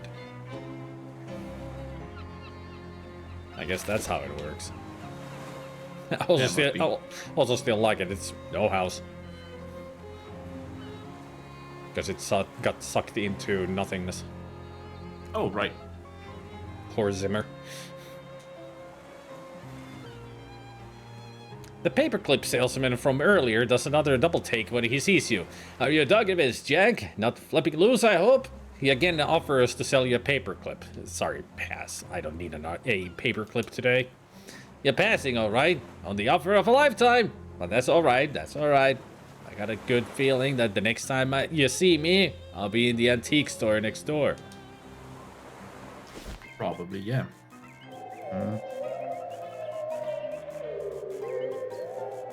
It was a good time to visit the hobo camp.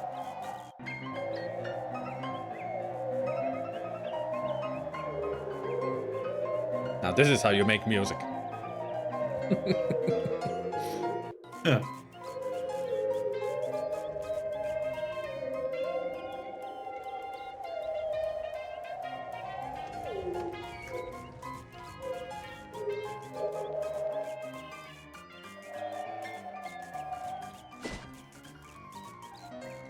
Back to the lake. Let's see, what's next? Let's go to the fairy lair. You see a familiar looking person heading toward you on the path. As they get nearer, you realize that the reason he looks so familiar is because he looks exactly like you. Again. Oh, again. Approach him. Hi, are you a clone or is this a time paradox or what? Turns out it's a time paradox, I guess. Wow, crazy. I agree. High five. You exchange another friendly high five. Or well, I guess it's just the first one again. Nice. Okay, well, I should get going. Yeah, me too. Good luck. Yeah, me too. Huh? Oh, I'll have to remember that one. You did. Yeah, you did. Yeah, now it's just the other way around. Yep.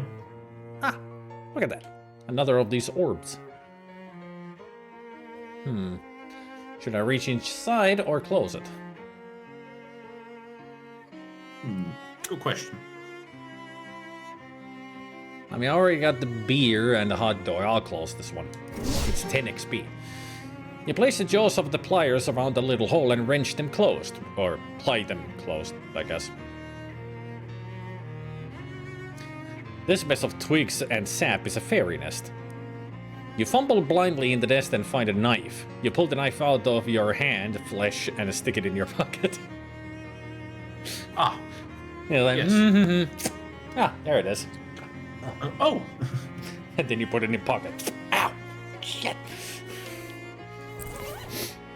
This knife is too small for you to get a good grip on with your big clumsy human hands. It's a combat item. I can cause the target to bleed for 3 turns.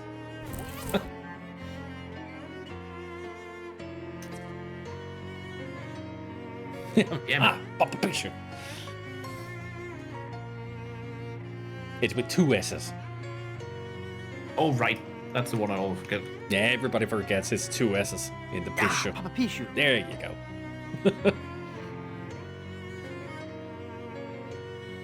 Had to put all the spicy images to it. Yeah.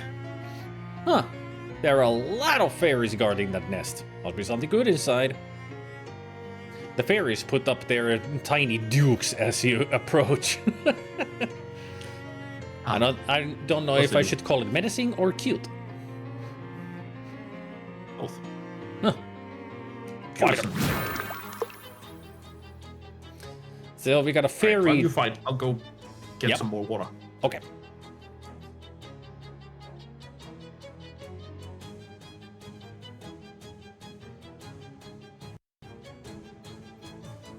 Yeah, the exploder is the most dangerous, even though it's just only 1 hot damage, but it's to all of the members. So you got 16. Ah, heal your entire party for 7. Oh yeah, because I got 7 now. Oh yeah, you got physical armor, 5. Right, so I can use these.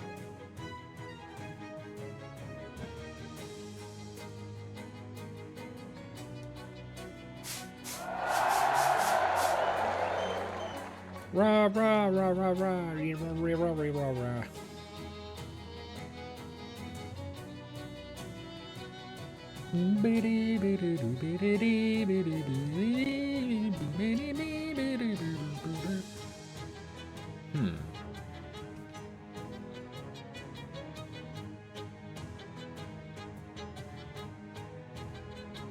That would work if I... Oh, wait, you got 16. That's... I do 14 stench damage. Just hitting you will actually be enough. So I gotta think of what to do with the other 2.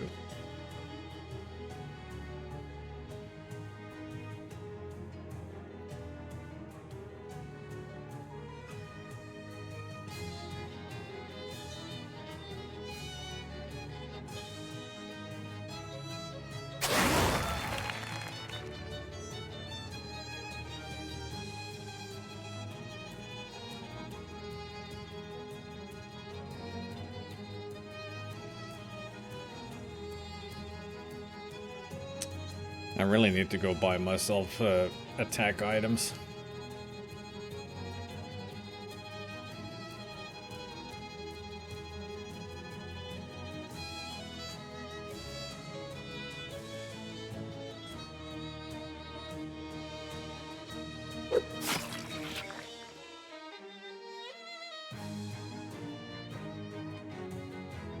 And a slam. You're dead. Vicious jab. Ow.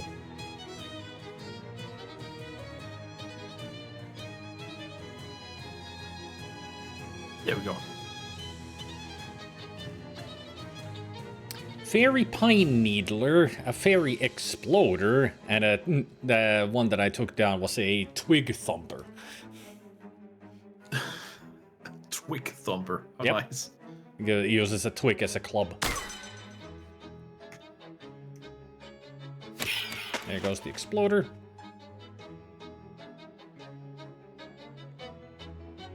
Yes, your turn now.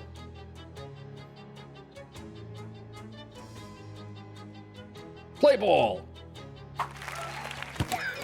That wasn't a baseball that you threw. That was a shoe! Well, if it works. Well, you showed those fairies who's bigger and tougher than a fairy. And now I got fairy dust. It's weird that such vile creatures can have such nice dandruff. Another fairy nest. This nest contains nothing but garbage and a mousetrap which snaps shut on your hand. Hand injury. Oh no, I think that's a negative. Yep. Ah, crap. You've injured your hand and it's making things slightly harder to handle. If I go somewhere slightly? only slightly. But I lose one okay. muscle. Damn. It's easy to heal if I find a place where I can wash my hand. That'll do. I think I can do it somewhere around here. Maybe. Maybe not. I do. Ocean City has a place. And also, while we're here, Gimme grenades. Ooh, Cola Wars rockets. I like those. 10 damage to all enemies. Ooh, nice. They're really good. I mean, the grenades are 10 damage to an enemy. But the rocket is all, so I usually buy them. They're very expensive though. 75 meat. I'm gonna grab a couple of... Oh, it was only just one of them. Alright, I'll grab the grenades. 1, 2, 3, 4 will do. Let's sell the other Kerber.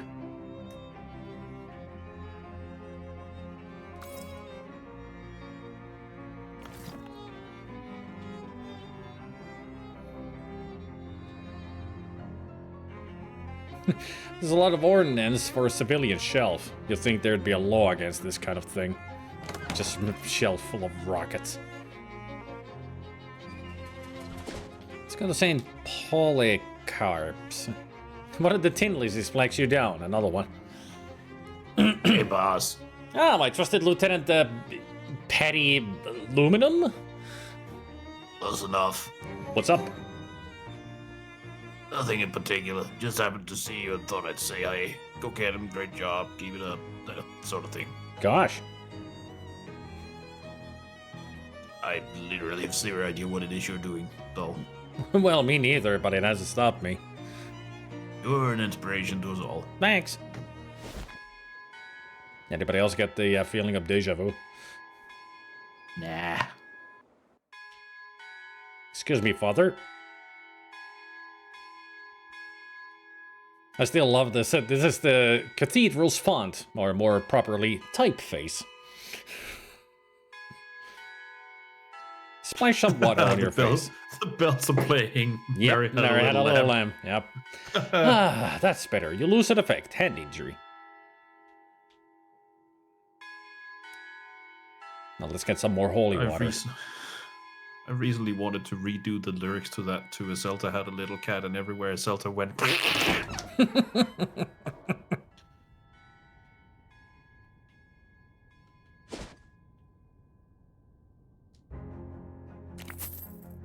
Ah, here's the elderly man. An elderly man with thick eyeglasses shuffles up to you with a determined expression. Before you can react, he shoves some meat in your mouth and shouts in your ear. You wanna do it? I could try. I'll give him dentures this time. Operator! Operator! Get my worthless son on the line! Mister, I'm not a payphone! That's what the last payphone said. I'm not buying it. Let me talk to my flux-flirting son. I'm sorry, sir. The line is busy. Please try again later. Ah, probably gabbling with one of his flirty girlfriends. He shuffles away angrily. At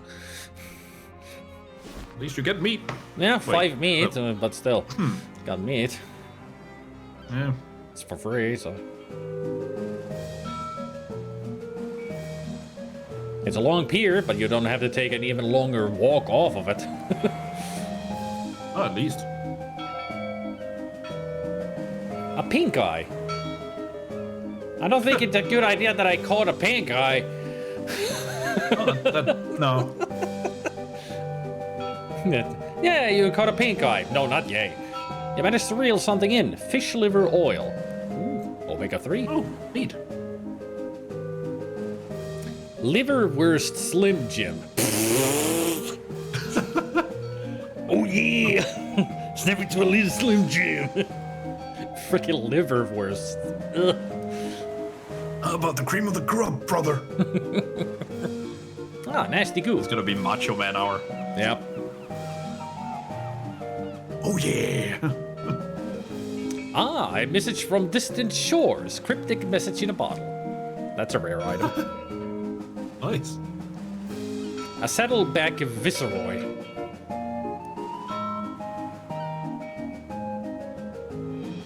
And a magic carp again. A piece of scrap metal. Chicago sleeper fish. That's a good one. That is a good one. Probably has cement shoes. A rib tickler.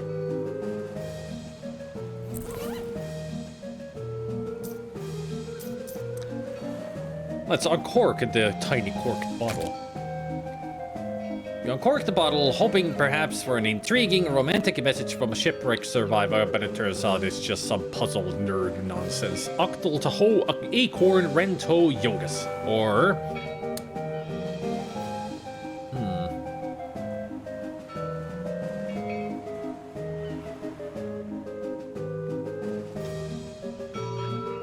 I don't know, my ADHD brain can't get over the fact that if you say the last word backward, it's Segoy!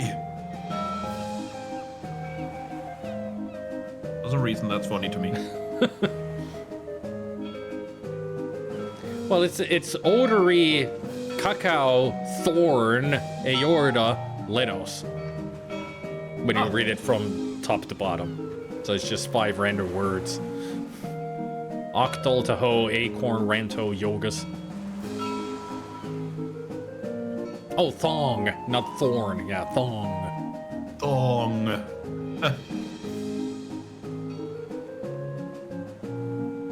But yeah, these don't really have any kind of doing with the game. No mystic side quest or anything. They're just random stuff. Great. The fishmen carry little vials of this stuff around to protect their skin from the open air.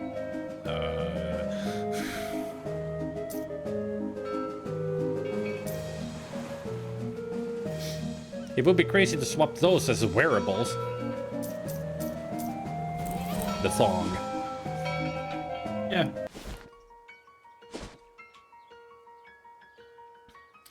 Now, where to? Back to the fairy lair, I think. Still got a lot to do there. Oh! The future version of yourself strolls up to you and hands you a fat wad of meat. You know, it's the future version and not the past version because you don't remember this happening before. 300 meat. Here, take this meat. Technically, I guess I should be repaying to the future me, but that's me now, so you'll have to do. What? What's the point of giving me meat if I have to give it back to me later? You'll be making meat more easily later, so this won't seem like as much then. Just think of it as a no-interest loan. On the contrary, I actually am interested. He rolls his eyes at you. Jeez, future you is a jerk. Haha, yeah. Anyway, don't forget to pay you back, or the universe will probably explode or something. Probably. Because if you do that, then when you don't have the meat, the universe will implode on itself because you have created a paradox not having enough meat. Yeah. That sounds bad. It is, because it destroys the world. Game over, man. Game over. And all that. More belligerent than fairies. Not more belligerent than usual, just more of them.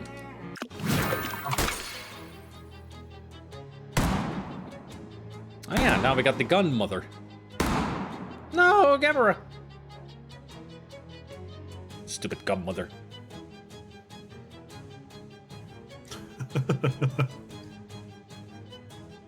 There's the pine needler. It's a good joke, though. Mm-hmm.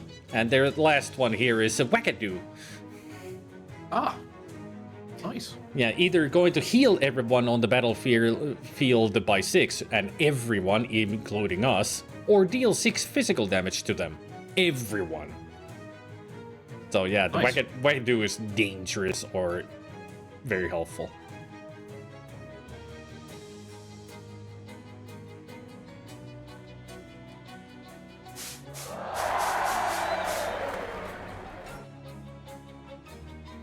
Let's see, what do I have here now? I could easily kill them with just the one rocket. Eh. I bought it for a reason.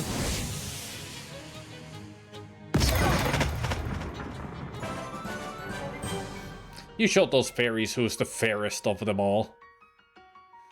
Got a fairy knife and a Gamera that grows stronger. It's me. I'm the fairest. Oh, you're with the forest. Yet another fairy nest. This must be the home of one of Must be the home of one of the wealthier fairy families. 180 beat. Nice.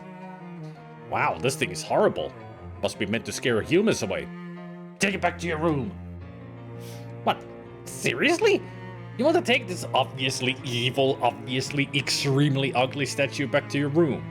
The room where you sleep in? Yes.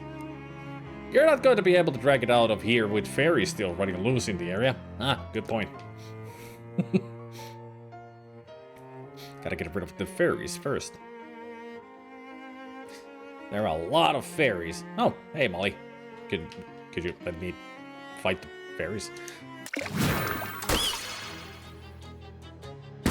Ow. No, not the camera. Ow. This time we're gonna take a tentacle. Da-da-da. Rah-rah-rah.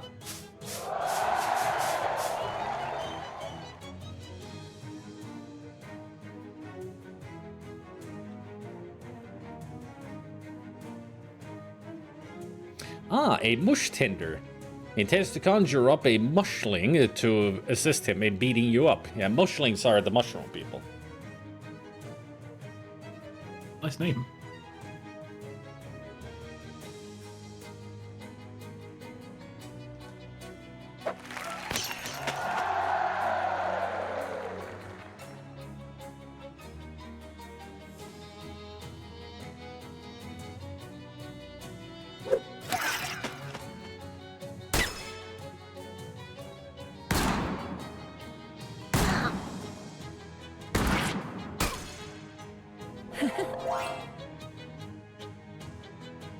There it is, a mushling.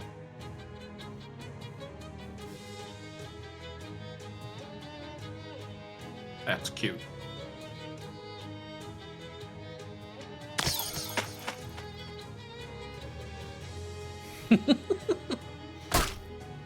Its walk is so weird. Oh, that's Love it. awesome.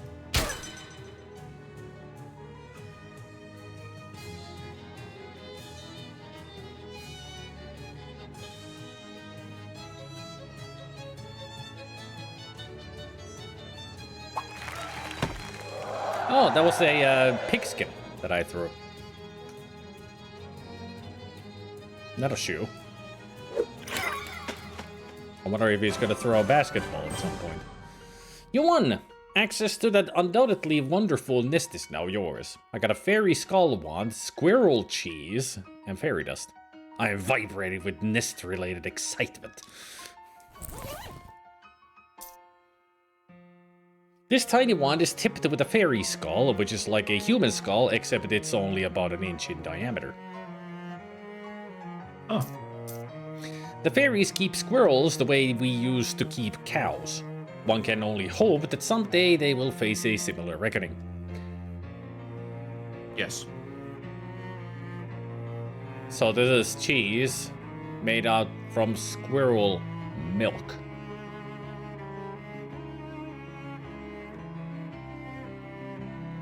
I thought this game couldn't get any more weird. Delightful. Yeah. I can only wonder how big of a cheese this is then. Must be like tiny. Yeah, must be. Another fairy nest. What horrors must await within? Reach inside and find out. Huh, it's full of rocks. Inspect them. You extract all of the useful compounds from the rocks. Powerful grit and impenetrable shellac. Nice. Some shellac comes from insects, but if you don't know, that it can come from basically anywhere. Apparently from rocks as well. It's good to know. Like the powerful grit, even though it's just an inert powder, you're still pretty sure it's going to bully you. Because powerful has got grit. Wow, 6 of them. This is gonna be bad. Oh, we got healed. By the Wagadu.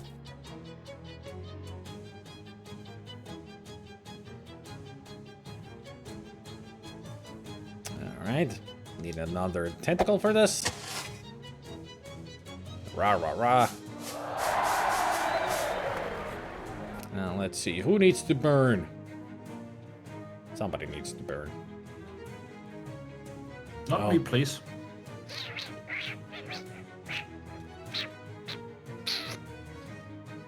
There is a exploder.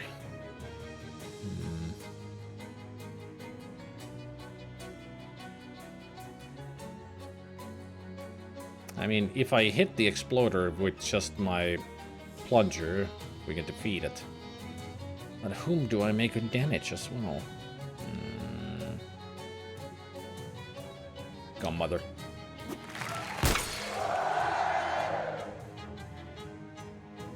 That's only 1 damage to me, pretty much. Although the others, they don't have hot armor, so... I mean, I got a hot armor 3, so that's why it shows that it does only 1 damage. It counts me as the first one. So all the others will get, like, 4 damage.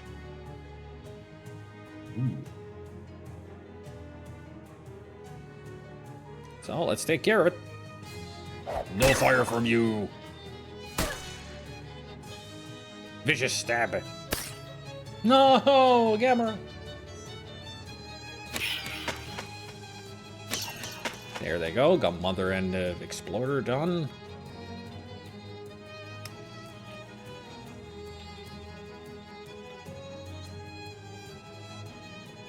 Bash him.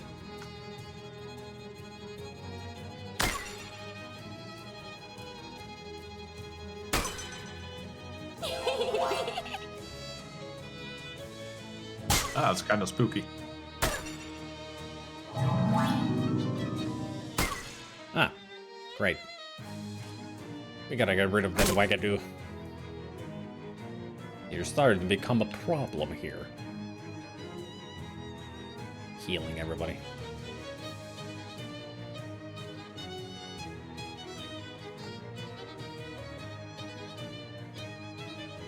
Shaka, shaka, shaka, shaka.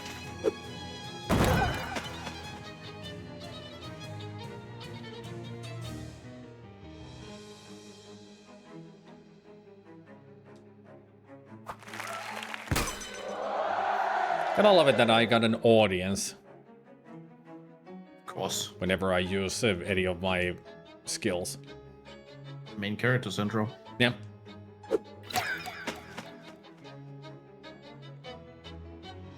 Fire!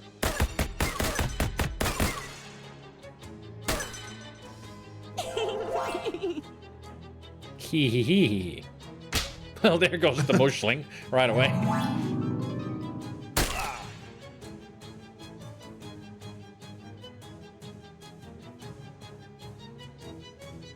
It did a lot of damage than I expected with that magic.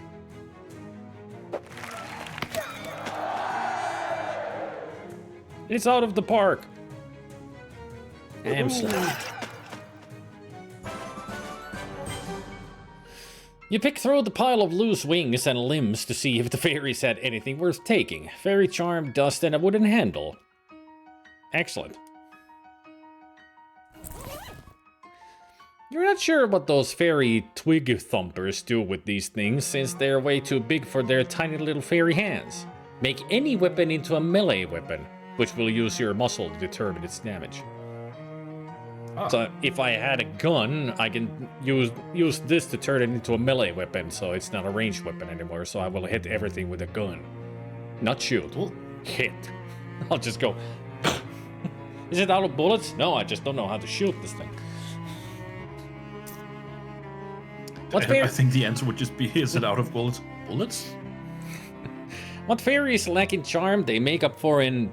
Well, I was going to say skill at making jewelry, but this thing is honestly pretty crappy. I mean, it's just a charm made out of twigs. Yeah.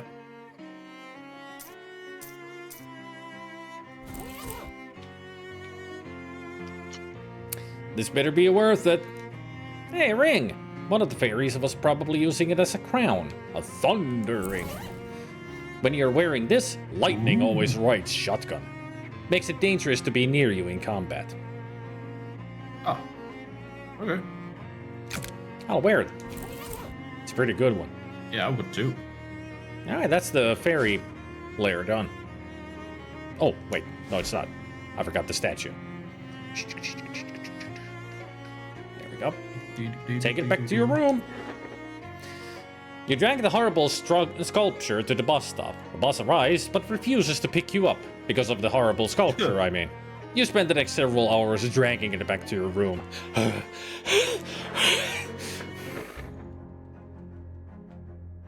There it is. You got it there now.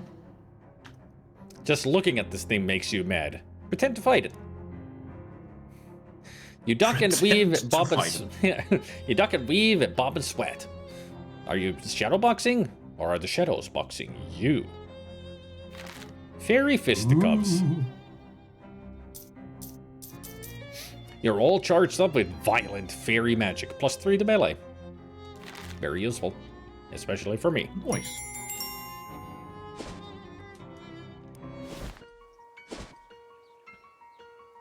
I love that word, fisticuffs. Well, one of my emotes is named fisticuffs. I think it's the one of Sam and Max fighting the guard in Hit the Road. Let's go to the museum. Yep, there it is. That was not fun to make. Trust me. That was really difficult to make it look appropriate. Yeah, I can imagine. You find a decaying nightstand discarded in a ditch, which is kind of a weird place to find a nightstand. Maybe someone got so mad about stubbing their toes all the time that they angrily drove it out to the woods and threw it out of the car? Dang, there's all kinds of useful stuff in here. A battery and a match. Good combination. Sandwich Museum.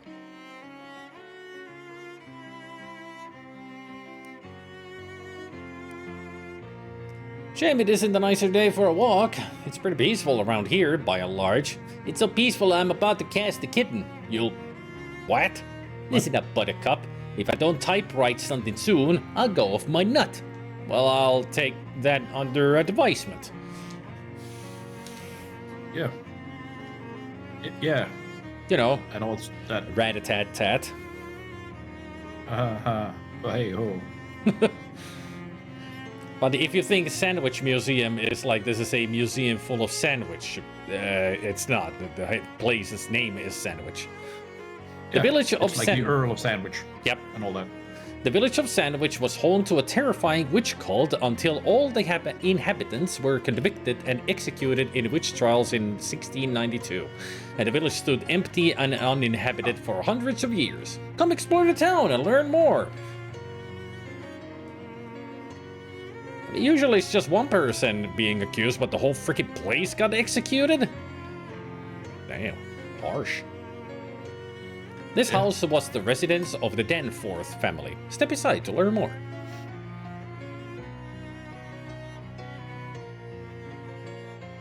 Putnam House, which partially burned down under extremely witchy circumstances. Sure. Oh, I remember that one. I remember this place. Ah, you From do? the first time you played it. Yeah. Yeah. This trough may have been used to bathe human sacrifices before the ceremony. We don't have any evidence of that, but it seems possible. It does. Gotta give you that. We actually use this well for water, so please don't throw meat into it. What if I fish in it? Do we get meat? Oh, look at that, 22 meat. You're really some cash. More. I mean, if they drink this water, I'm just making it cleaner. Ooh, meat.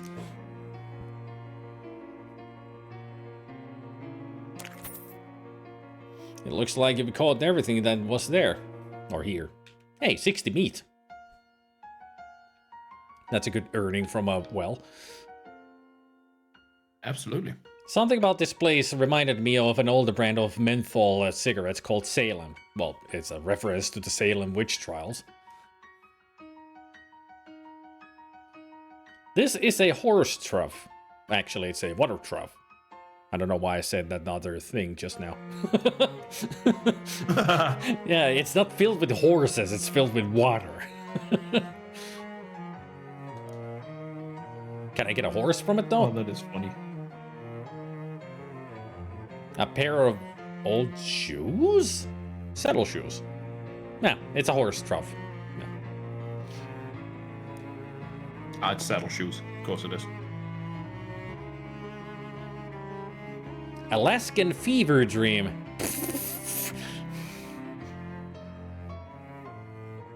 Yeah, but I can fish from it apparently, and a clam jerky.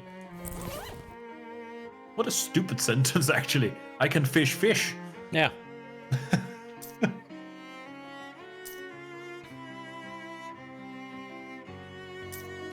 They're called saddle shoes because, like a saddle, they're worn directly underneath the butt. Right the ground like a horse. Also, the That's- guy from work that I referred to as a moron earlier. The reason I did is because we had a meeting with some other, middlemen and stuff, and because of one of them being, I think, Czech, we had to hold the meeting in English, which is fine. As you know, I practice my English almost every day with you guys. Apparently he doesn't, because he used a lot of Danish idioms just directly translated into English, which doesn't work. Ah, right. Like, we have to get clever on the whole situation. Have to get clever on the situation. Yes. Ah, Which, yeah. which, if you just translate it directly into Danish, would mean something like, we have to understand to the full extent this situation. Ah, okay. Yeah. So yeah, the We have to idioms gain don't knowledge work. about it. Yeah, exactly. And he kept doing that, and it just... I'm lucky I was working at home because I kept rolling my eyes.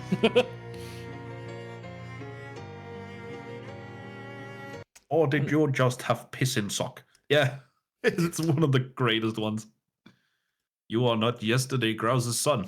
He does. Artie does give some great idioms. Did you have piss in your socks? Yeah, that's a Finnish kusisukassa. I say, Yes. are you scared? I'm just looking up. I was thinking of an idiom that came to mind. It's a grouse. Yeah, there is an idiom. It's like it's better to have a grouse in your hand than 10 on a branch. Yeah. That's a Finnish idiom of just have little instead of too much.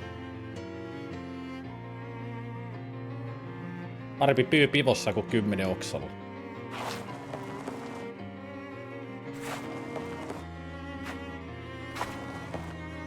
And also, this is not how a horse moves. Yes, it is. Can't tell me otherwise. I mean, it says... One of my favorite ones from RT is if they don't hire you, niin Johan on Helveti. That's one of my favorites. Excuse me? That's what he says. Say it If again. they don't hire you, niin Johan on Helveti. Ah, niin Johan on helvetti. Yes, Huh. exactly. That's one of my favorites. If you don't hire me, so be it as hell.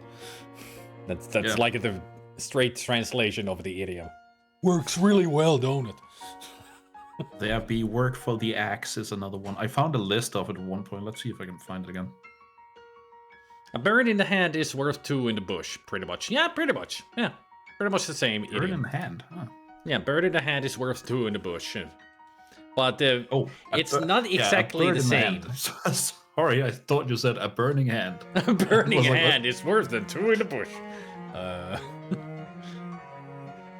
Niin Johan on helvetti, or there will be a hell then. Sandwich's church also served as an ersatz town hall, courtroom, racquetball court, and dark sorcery place. Oh, a racquetball court, though. The sign reads, Sandwich Gazebo, vagrants not welcome. That's not very friendly. No. The wealthy Proctor family owned the biggest and most conveniently toilet-adjacent house in the village. How convenient. Nice.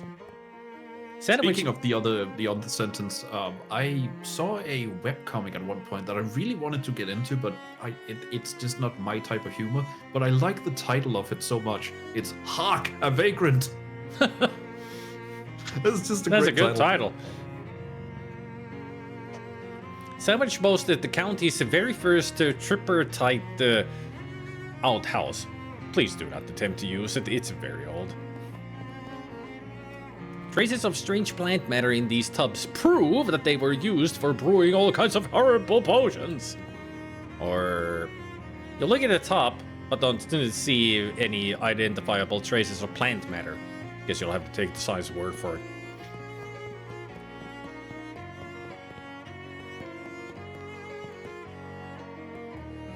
A more modern convenience has been provided for your modern convenience. Avail yourself of it. Huh, all 3 doors go to the same place. 3 doors, but there's only 1 toilet. This facility has 3 sinks, and this is one of them.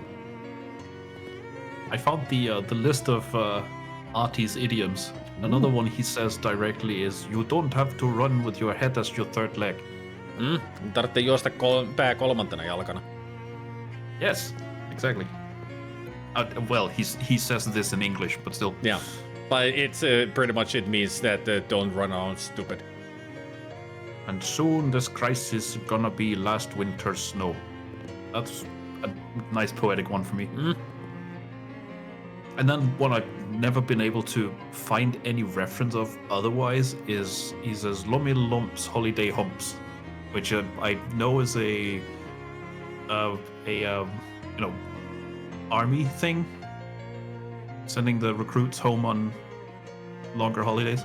Could you put up the link so I can check those? Sure. I'm kind of curious now. Yeah, I'll just I'll post one of them in the chat so you can see it. Yep. That's the one. And Lomille it's from Lumpsis. Reddit. Yeah. Yep. Lomille Lumps. Holiday humps. Yeah. There we go. It's Reddit.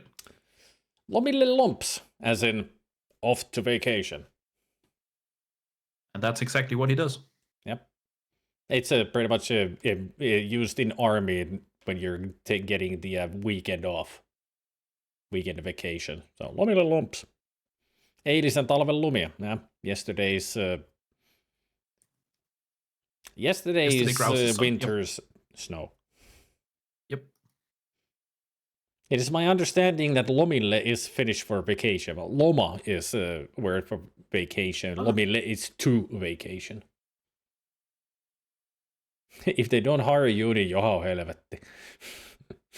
Yeah, he does come with some great ones. And it's Martti Suosala, so you know it's delivered Martti with style. Suosalo is a well-known actor. Love him. I love that he was approached by Remedy to play the role, and he was like, I don't know. And then his kid said, you have to do it. Ois kirveelle töitä. There would be work for the axe. Mm-hmm. Yep. Viedä saunan taakse and take them behind the sauna. Yeah. Yeah, and then off them. He's great. Artie is the best one in the whole game. Jumalauta helvetti perkele saatana. Yep. It's a place for congratulations. Onnittelujen paikka. That's in congratulations. Yippee! He says yippee. He does. I need to play Control more. You really do.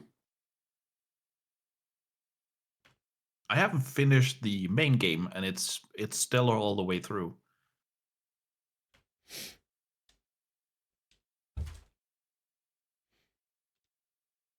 We all disappear like fart in Sahara. Yeah. Katoako Piero Sahara? And also, 1 toilet, 0 privacy.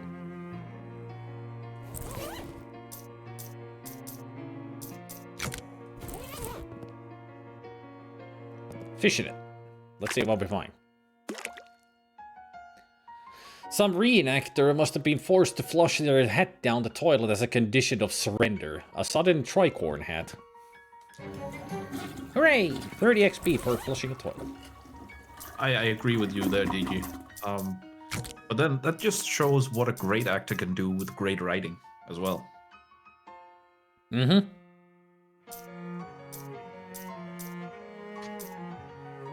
Also, Sam Lake Samieri is one of the few people in the games industry that I really like to meet. He seems so chill. This is the kind of hat they used to fish out of toilets during the Revolutionary War. Or I just got it out of the toilet. Still, +1 Moxie and 3 hot armor. That's a good hat. Yeah. I mean, the hot armor is Also, natural. you need to take a picture with it. True. We'll explore Sandwich more after we take the picture.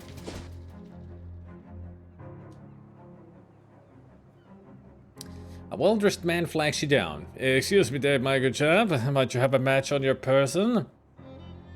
Yes, but I might need it later. Oh well, thank you all the same. Toodaloo. Toodle off. Do you guys do CrossFit? You can cross fuck off. I like it. I like it that still a great line. it does say it's sodden, so It drips. it's toilet water. Can't forget that.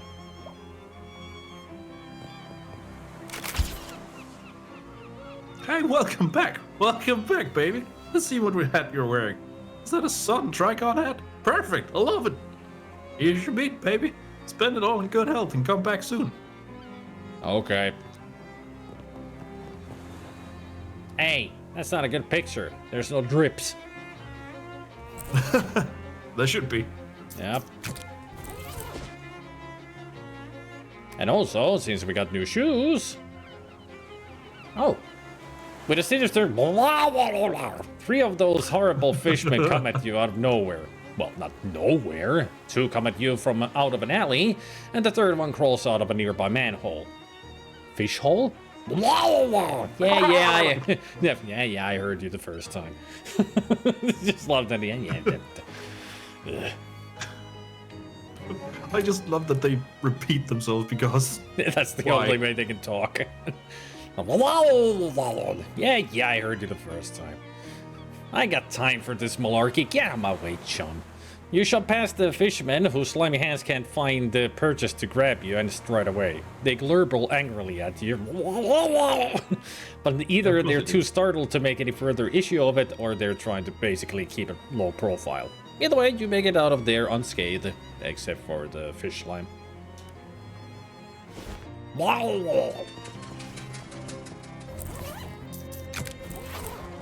Murloc sounds ensue.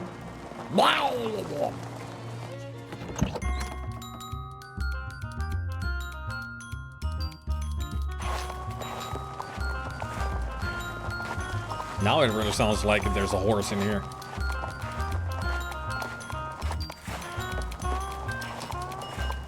This is not really rhythmic, is it? Kinda. It's kind of only. It sounds horrible. It does. Okay. Now it's time for sandwich. Ooh. I'm getting hungry. I need my noodles. I got noodles ready to prepare. I can't remember who said one of their favorite songs was Aquatic Ambience. I don't know. Was it Mr. Eridan? Maybe?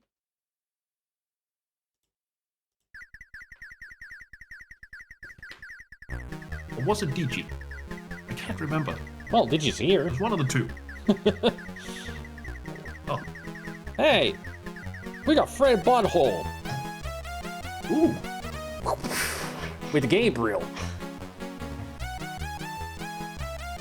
Hang on. Yep. There we go. Fred Butthole! Those adorbs!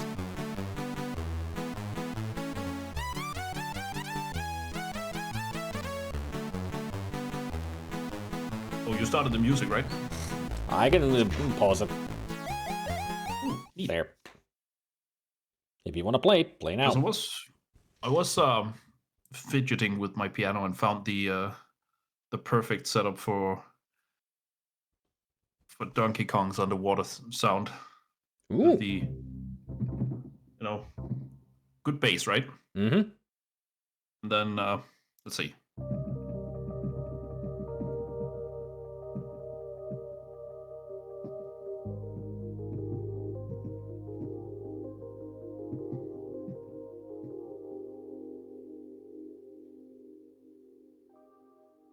I think it might have been Mr. Eridan who said that it was their Could be. favorite out of video game music.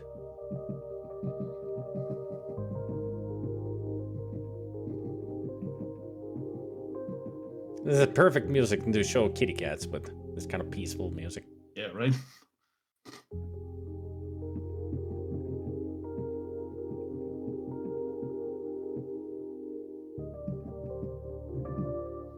I always find the last one hard. I don't know why.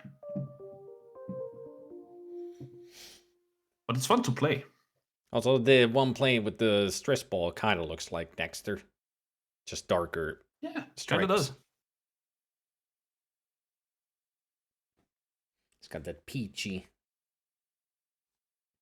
But still, It was fidgeting around with trying to see if I could find something that sounds distinctly 80s. Like that's almost taken out of Gabriel Knight.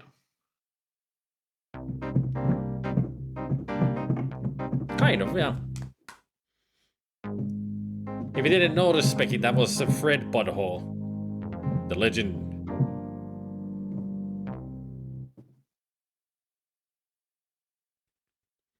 The legend himself. And Gabriel is the, it's a Gabriel the tank engine. Gabriel the tank engine. Yeah, because his face is in front of the train. I really should learn Thomas the Tank Engine's theme. That actually got striped piano in the bottom as well. Oh well.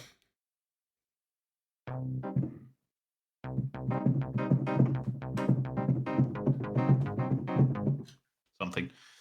Something.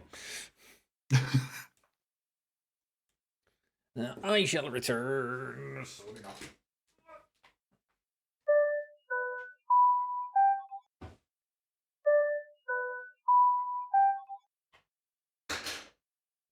It's so much time. I knew it. He's a fucking diesel. All right.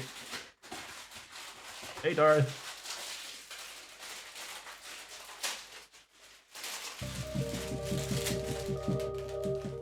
Hey, Darth.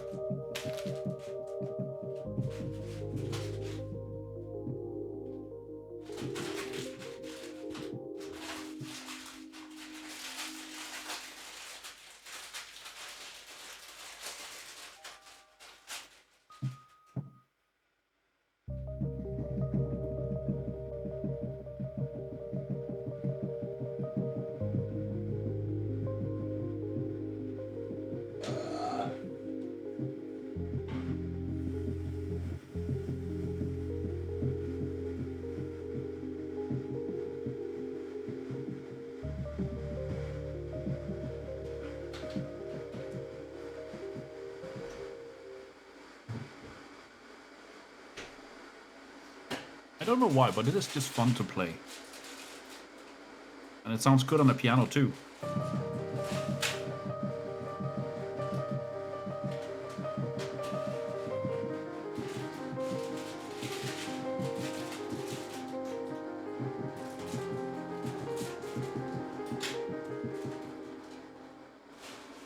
It just works.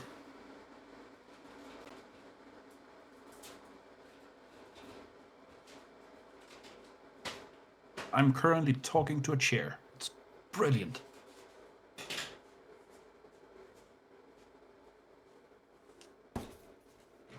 There, you can talk to Yoshi now.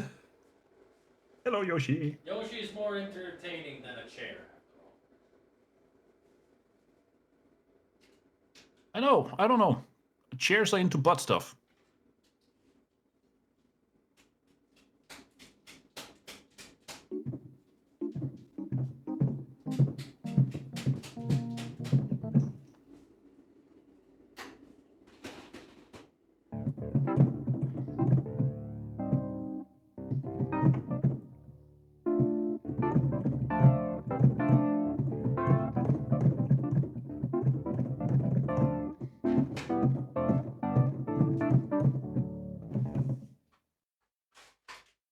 melodies are fun.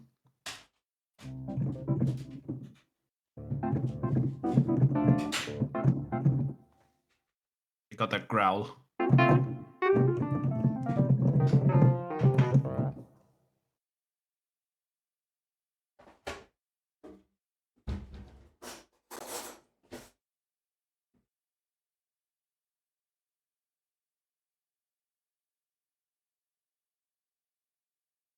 I remember at some point, Banniken doubted my listening abilities when figuring out the noodling from Grim Fandango, the piano thing. And I think the specific thing that was cast into doubt was the two chords I named over one another when he does that almost a piano smash. But that's the only sound that it will make that. Like it's a C chord and an E sharp chord or D sharp. That's the only thing that can make that. And I know the rest is in C as well.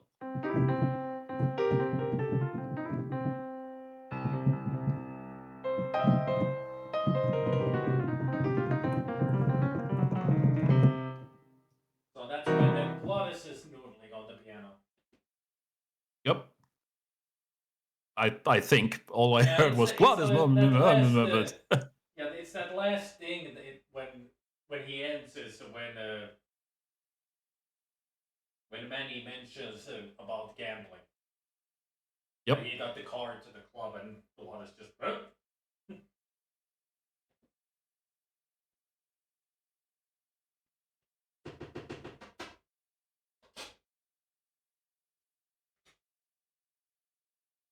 But just the whole I would call it more like it's not jazz, it's more like blues noodling over a C bar is just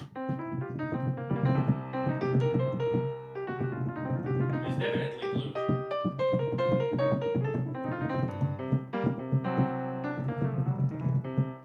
And that's the good thing about blues and jazz, that they both have that noodling thing. yeah. The best thing about jazz is you can play almost anything and just call it a solo and people believe you. Yep.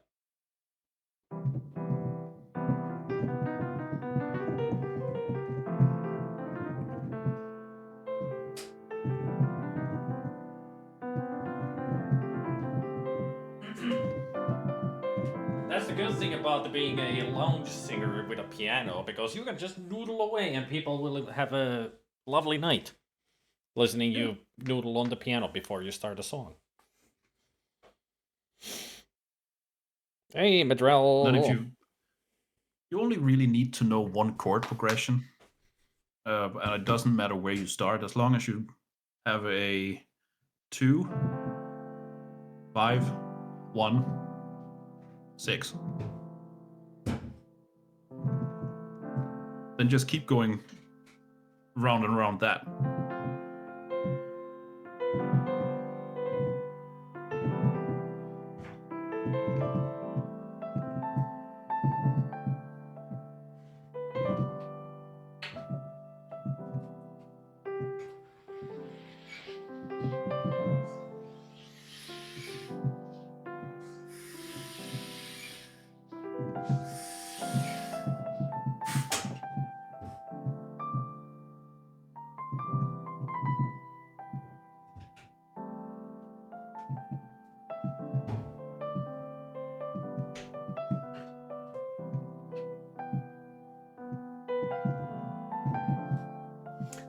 Welcome everybody to Spider-Man stream.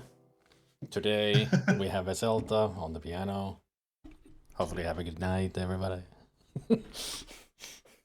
That's all it Should needs is probably be you on the just roads. noodling on the piano and me starting to sing suddenly.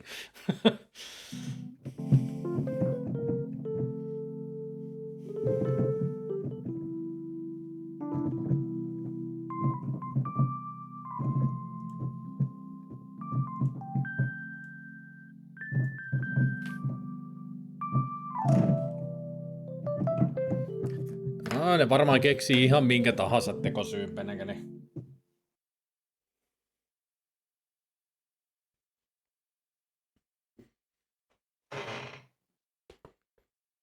I think I understood one word there. which was I can't decide if cannabis or A would be funnier. I was thinking that it's probably A, as in no. I think I can deduce cannabis as well.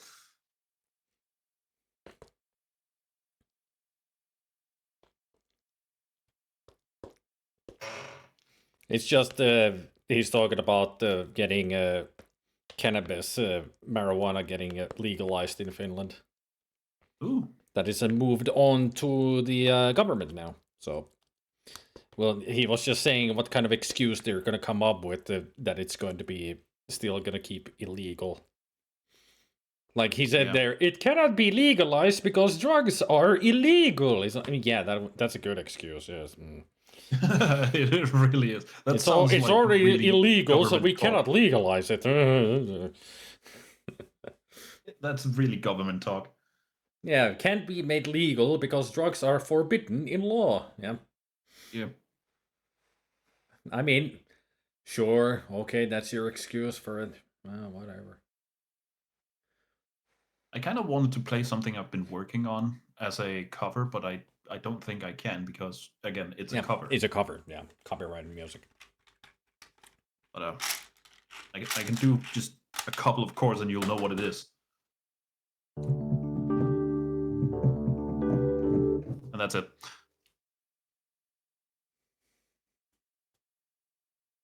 It's familiar. Yep, it should be.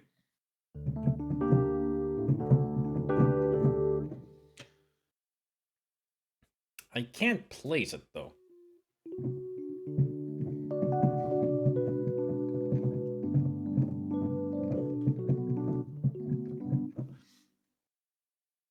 Is that better? It's still familiar, but my brain cannot find the tune. Just the way you are. Oh.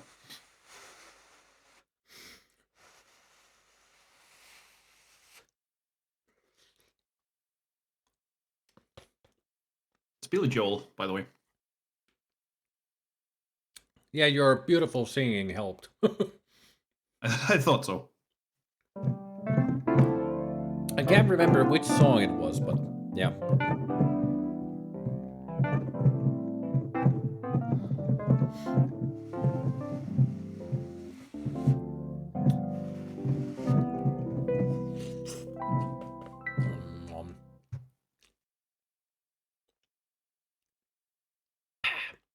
Ooh, this is spicy. I keep flipping through my various settings on the piano and going, I made that? Like, I have one setting that's just gospel grand. I know what it is, but that's a horrible name. Praise Jesus! Hallelujah! Amen! Now you all here to be praised by Bob! Those who have played Sanitarium know what I'm talking about, right? That's fun. Hey, rewindings. There any movement plushies back there? Yeah, there's a Hotty Fotty. Ooh. That is covered in freaking blankets right now. There's Hotty Fotty. I also have right. Movement Troll. Yeah. Guess what that one's called?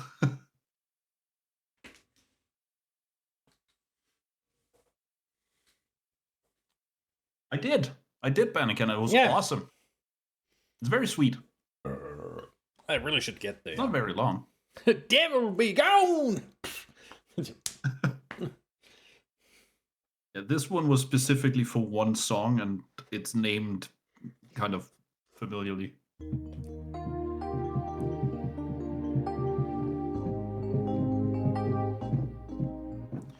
That should be enough. That is such an 80s organ. It is. I called it Bee Gees if anybody needs some help. Is it the let me think. Yeah. How deep is your love? Exactly. Yeah. I got one called Silent Hill. And I can't remember why. Oh, right. It's the it's the music box. Ah. But I Uh-huh. can't remember the tune. If I remember, it's dun din di di di di din. Din di di di di din din din. Oh, something like that. Yeah. Something like that. It's been a while since I played Silent Hill, but it's very creepy. Yes, that's it. That's the note. That's it. Yeah. Mhm. So, That's it. okay. Yeah, there we go. I wonder if I actually do have the music myself in my Silent of Hill course. OST. Yeah, I do. Yeah. Never watched Moomins, but I noticed it everywhere when I visited my girlfriend in Finland that it's now part of my world.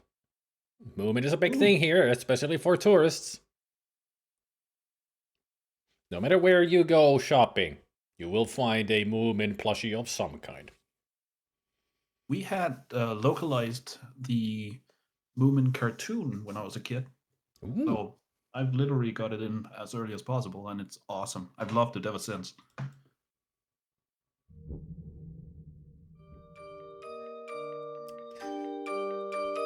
This is what he was playing.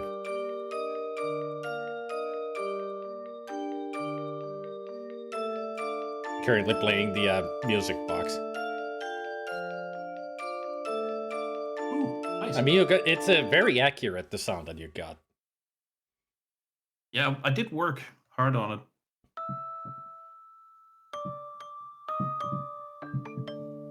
There you It go. almost sounds the same, but it's so close that even I thought that it is the real thing. I mean, I have another one that no, I don't anymore. Ah, well, I used to have another one that was the same kind of sound. That was modeled after the music box from Pirates of the Caribbean. Almost similar. Even at the grocery store, there were Moomin bags. My regret coming back to the States that I didn't bring me a Moomin cup. Those are collectibles. Ah, The Moomin cups.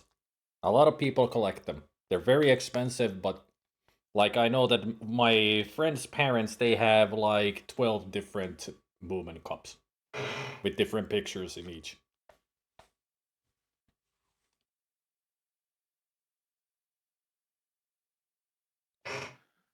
Yeah, they especially those coffee cups. They are so freaking expensive. Like the set that they have of the different cups could be worth of since it's 12, I would say close to 300 euros. sounds about right. Yeah, 20 to 30 euros per cup. Yep. It's freaking ridiculous. So it's from 300 to 400 euros if they sold all of the cups in one go. I kind of wanted to learn just for the the sit chip I made, Mm-hmm. the sit chip sound, the long one. I kind of want to do the I think it's the Sierra intro. That just That's noodles all the way C64 up. Sierra intro. Yeah. Yeah. And something like that. It's yeah, you pretty much got the right note. Yeah. Sadly, I can't make the ding noises. Yeah. Ding, bing, dong. That's at the end. And of course, the short one. Oh yeah. The Lazy Jones one. It's my favorite. Yep. For some reason.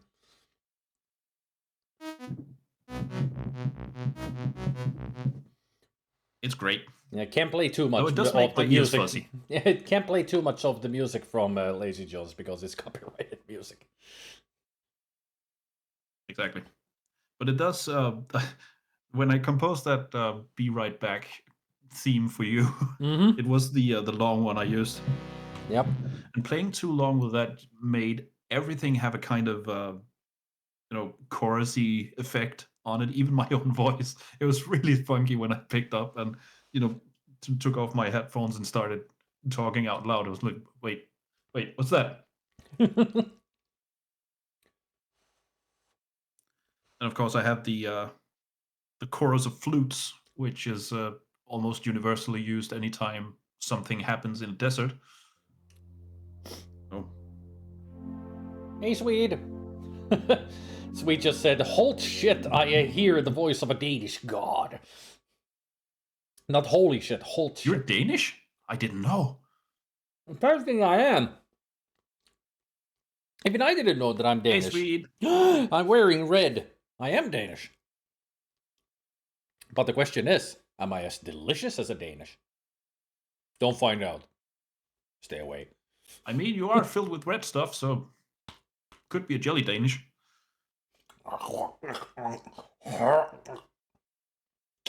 Too irony. Ah. And also... Okay. Kato Simplis Vedukin ilmestyi. Yeah, the Simplis chorus Veduk. of flutes is it's anytime something oriental happens in a game, right?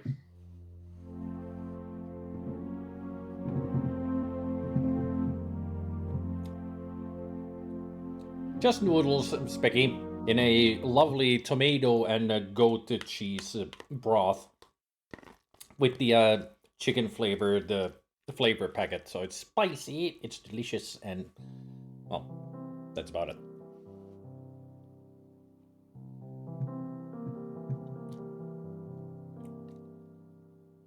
I like to make these noodles into a kind of a soup. So the broth thing is like a soup ingredient that you just pour into water to turn it into a brothy soup.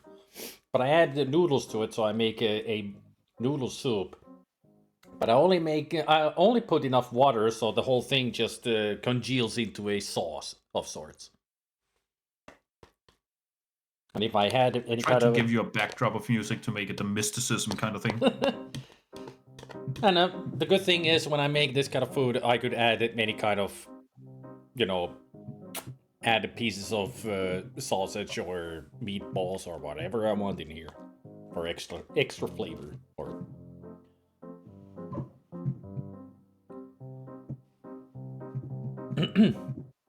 I do gotta say that the username is great. Rewindings for losers.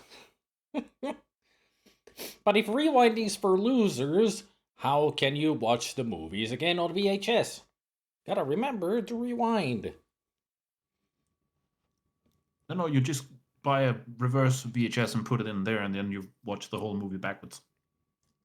Unless That's what I did in the 80s. Wait. Unless the name is referring to, MC, the C cassettes, then you just turn to the other side and keep playing. Those you don't need to rewind unless you want to listen to a certain song again. Good luck trying to find it where it is. Love using fresh herbs in my noodles like parsley and tarragon.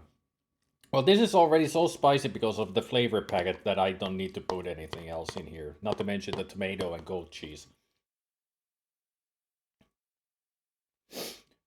So this is already lovely.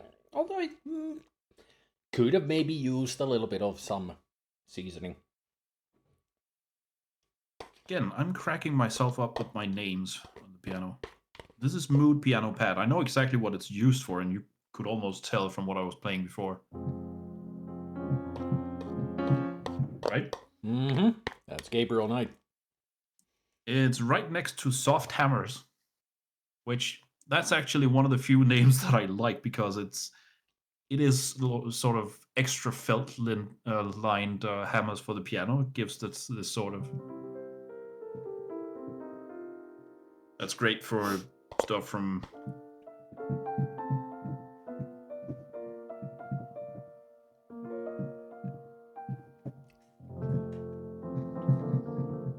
I mean, it's kind of like then the I'll not do piano anymore. for... You could play the Final Fantasy IX.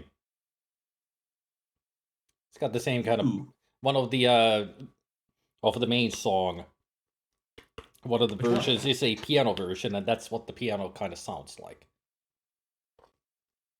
Find it. I'll try to learn it. Which one? Now I'm curious.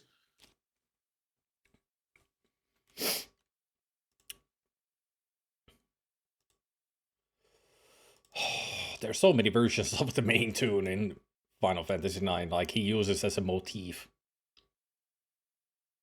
I'm trying to think of which one. Dolly uses the song, but it's a different instrument. Where was the piano?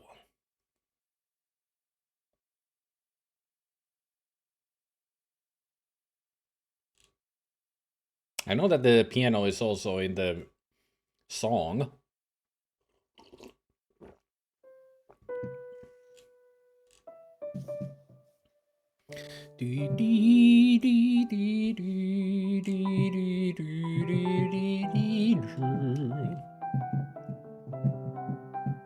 There you go. That's it.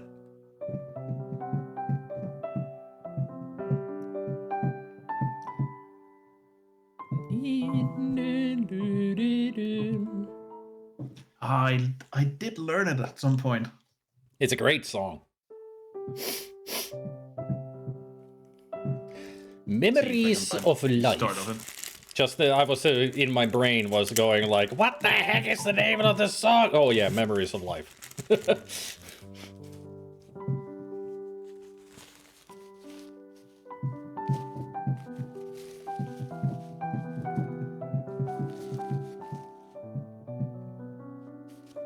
What?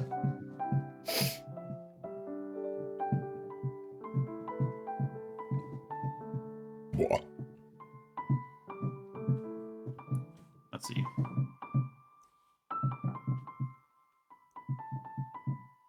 Yep. Something like that. Yep. Yep. I You do got remember it. it. You got it right. It's just the left hand is at that point is kind of difficult. It is. And for a while I was looking through the dark. I kind of remember some of the lyrics.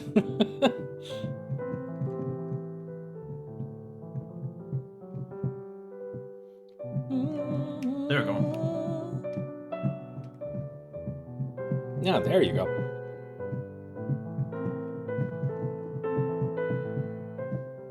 That's it.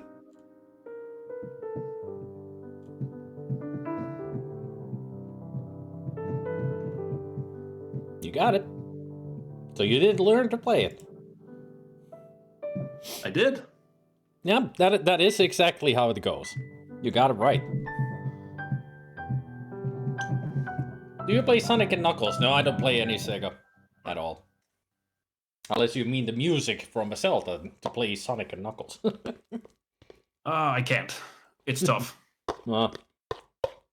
Sonic music Unless is it's, fast paced, just like the game. So Let's see.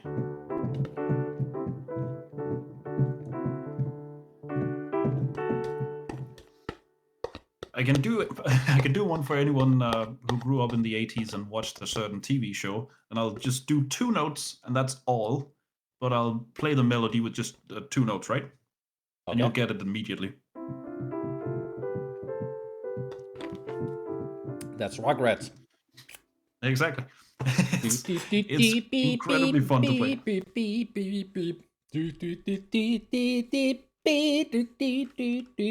I watched that show a lot. I did too. It's sweet. Tommy, Yeah, as I was saying, the mood piano Pickle pad family. makes sense. The soft hammers makes sense. Right next to ominous. Ominous? I have no idea why that would be. Oh, I know what it was used for now. Okay. Hang on. I'll just mute until I find the right note. Yeah, I heard about that. There's going to be a new Rugrats game. Yeah.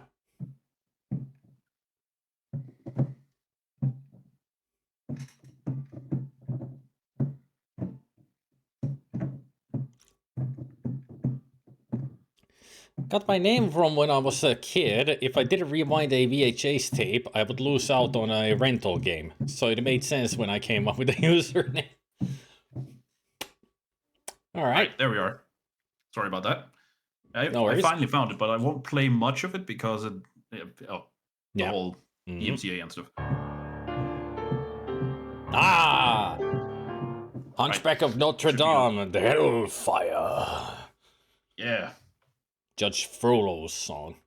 that's why I called it ominous. Yep. It has that Yep. bell-like quality. It's great. It is. It's one of the better Right next to songs that, in I the have movie. unnamed.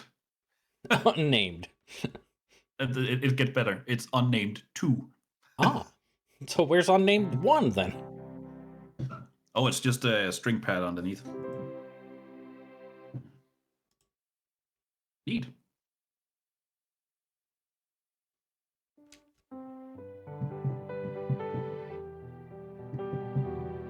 Hey, that works.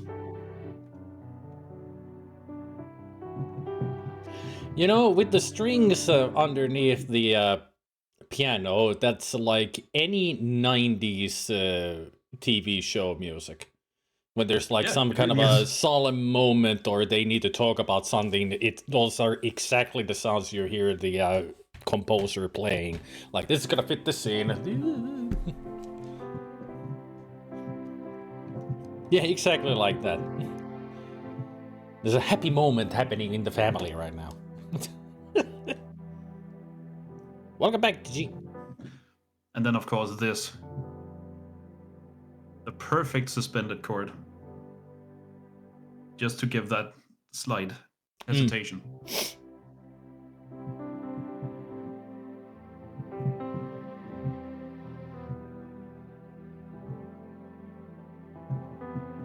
Finished all the daily quests and I am now ranked number 2 in the Silver League. Woo! I mean, it means that you're just doing a lot of lessons per day.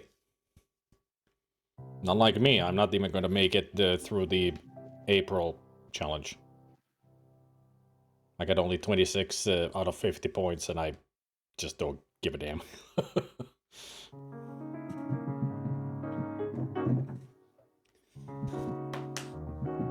So, random question, when will we pick up Borderlands 2 again? Oh, good question.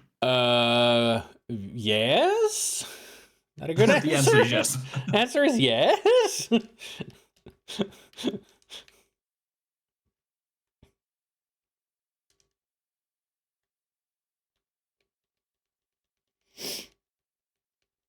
I resolved to do some lessons every day. That's what I do. That's why I have a 403-day streak going. I do Duolingo every day. At least one lesson.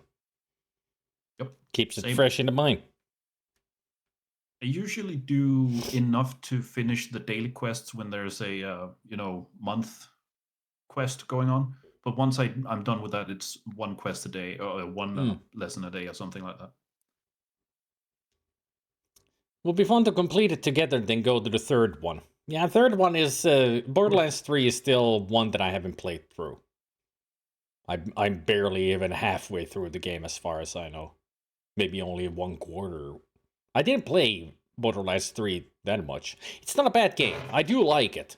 But I guess I just lost interest in it at some point. I can't remember why. I think I started playing other games. And then I just lost the interest. Usually that's the case. I just get a other new game and I get more interested in it. So the other games just... It actually might have By the way, been... speaking of 80s and 90s stuff and the whole guessing songs from not very much, I have another one up my sleeve that I usually play when there's no chance of DMCA or stuff. But I can do just the opening of it, and I think if anybody is a fan of that kind of, I would call it acid jazz or funk, they'll know it instantly. I'm guessing you will guess it instantly, Spidey.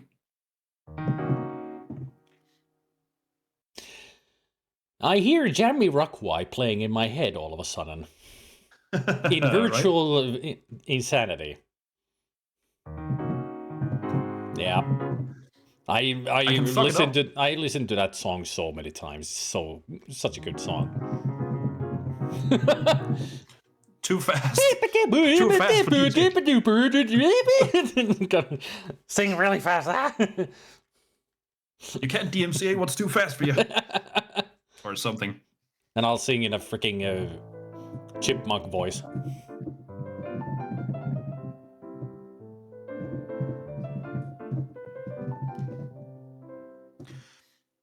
If you're gonna play classical music like that, you gotta make jokes every now and then. Yeah. I should. Okay, thanks for stopping by, Rewinding. Too bad you didn't see any gameplay, because of so much, which is dinner time. Taking a break. Oh. No.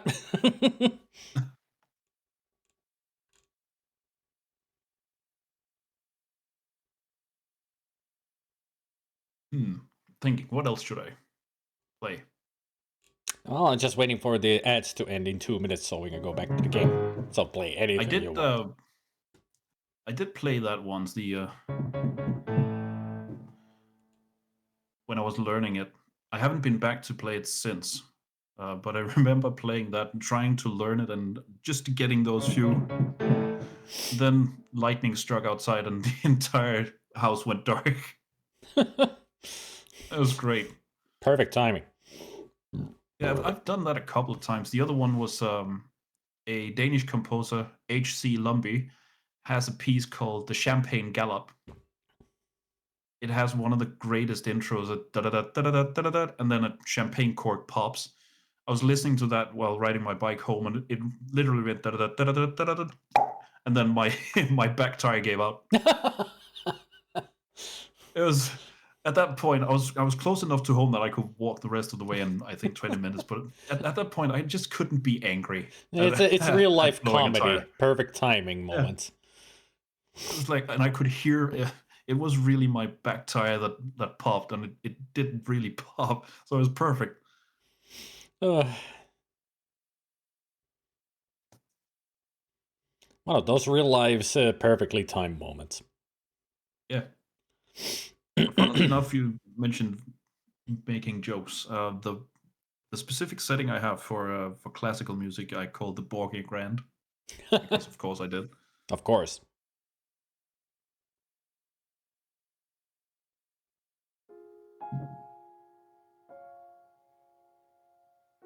That was Claire de Lune, right? Or in English, Clear this loon. Clear this loon. Do you mean the waterfall or some crazy person? It's the Spanish composer El Beethoven. El Beethoven, yes. It wasn't Flist. You don't say M. Mozart now, do you? Ah. The commercial break is over.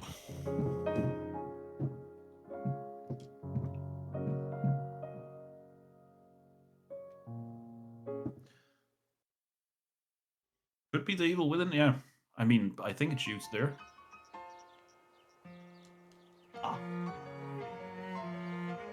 Quoting Aaron, back to the game. Back to the game.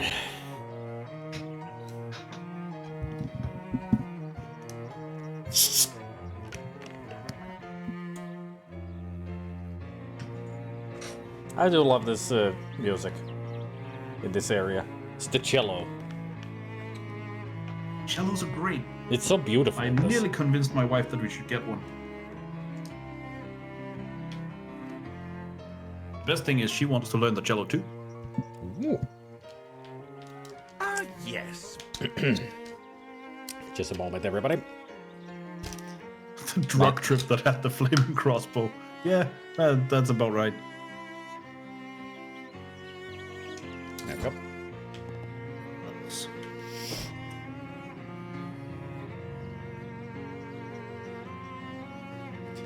I guess the only place that we've got left is we could go back to the museum and... Well, let's go back to the museum. We still haven't checked everything there.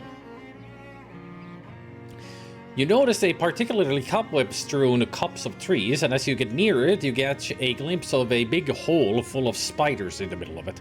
You can just barely read the old wooden sign next to it, declaring to the world that the hole belongs to Beppo. Beppo's hole. Pretend you didn't find it. That's the greatest thing you can do.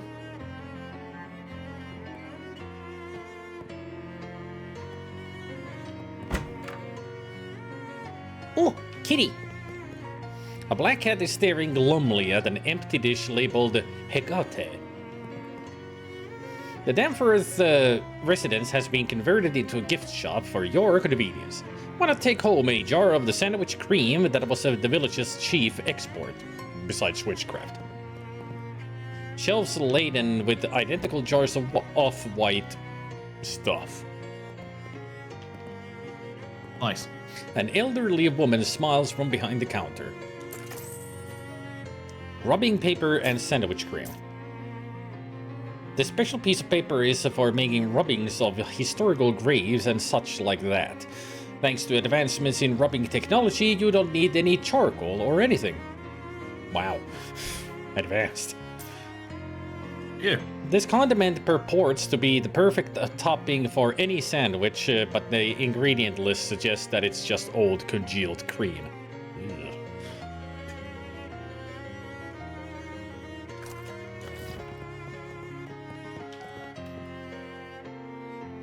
Hecate is staring glumly at an empty dish. You cannot locked. You fill the dish with the thick cream and Hecate starts going to town on it. You can now pet the Hecate to receive a boon. Don't pet her. I got the best boon in the game from a cat already.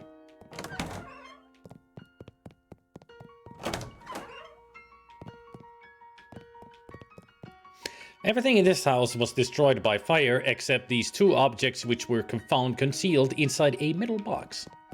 Looks like a doll and a book. The security guard is keeping a close eye on things in here, which honestly isn't very difficult since there's only two. Hi there.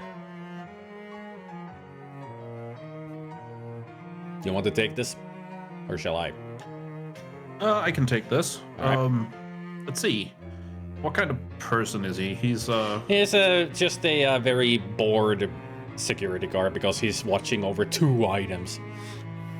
Alright. Hello, welcome to Platinum House. Please don't touch the exhibit. Excuse me, do... Sorry, sir. I just get paid to stand here and keep an eye on things. I don't actually know anything about the exhibits. Huh. Guess that won't work.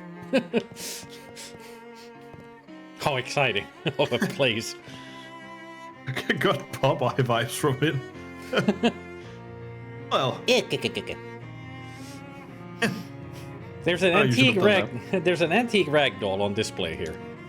The ragdoll has a bunch of old pins and needles stuck into it, and for some reason it has the word boring embroidered across its front.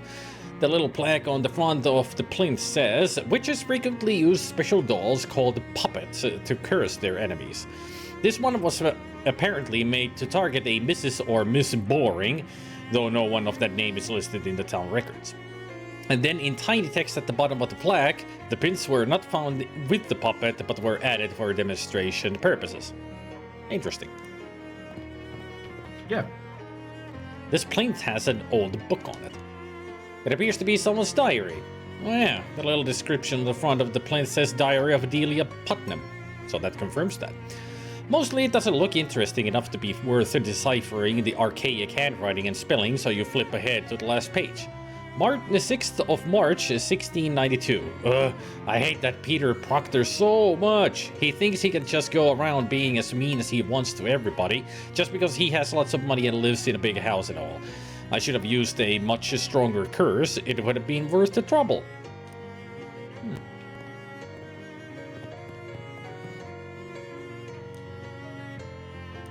Yeah, he just says the same thing. He knows nothing of the exhibit. In 1692, the inhabitants of Sandwich were executed in the witch trials that were popular at the time, as evidenced by this old signpost announcing one such trial.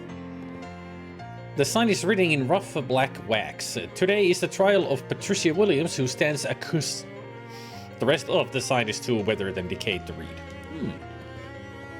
She stands ACUS. Okay, accus. The altar where the town's witches performed their horrifying sacrifices. Note the bloodstains. An old and dilapidated church altar. There are some brown splotches on the corner that could possibly be bloodstains. And also pew pew pew pew pew.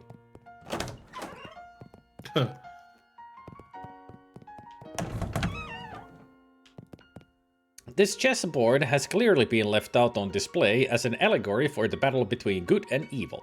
Black is winning, representing a warning for all good-hearted people to be vigilant against the encroaching forces of darkness. These dried fronts are of no historical significance.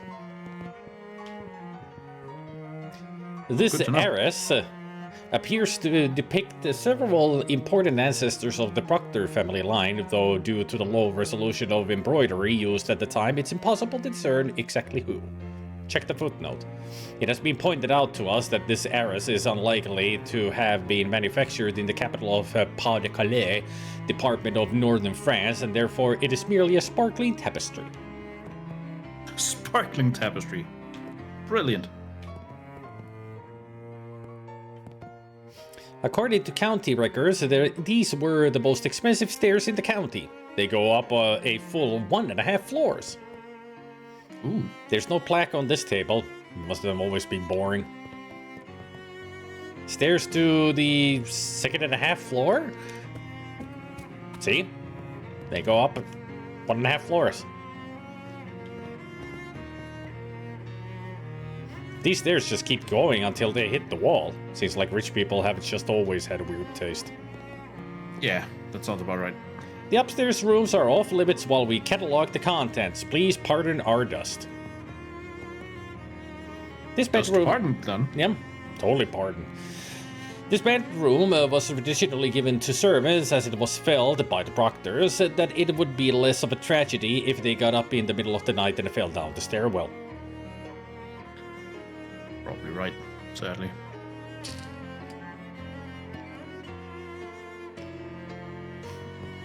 At least the rich family was safe, but the servants fell down the stairs then. Mrs. Proctor's bedroom is especially off limits while we figure out how to deal with the strange mold we found behind the wallpaper. Mr. Proctor's bedroom, home to the county's most extensive collection of cravats. This was the bedroom of Peter Proctor, the only child of Nicholas and Abigail Proctor. This was the Proctor's spare room, where they kept spares of all the expensive things they owned. Ah! Good to know that they bought expensive stuff and spares. And they put it in the spare room. This room is not part of the tour, and it's also not part of the house. Eh? What? What? But it's... Huh? If they say so, let us believe them for now that room has nothing to do with this place.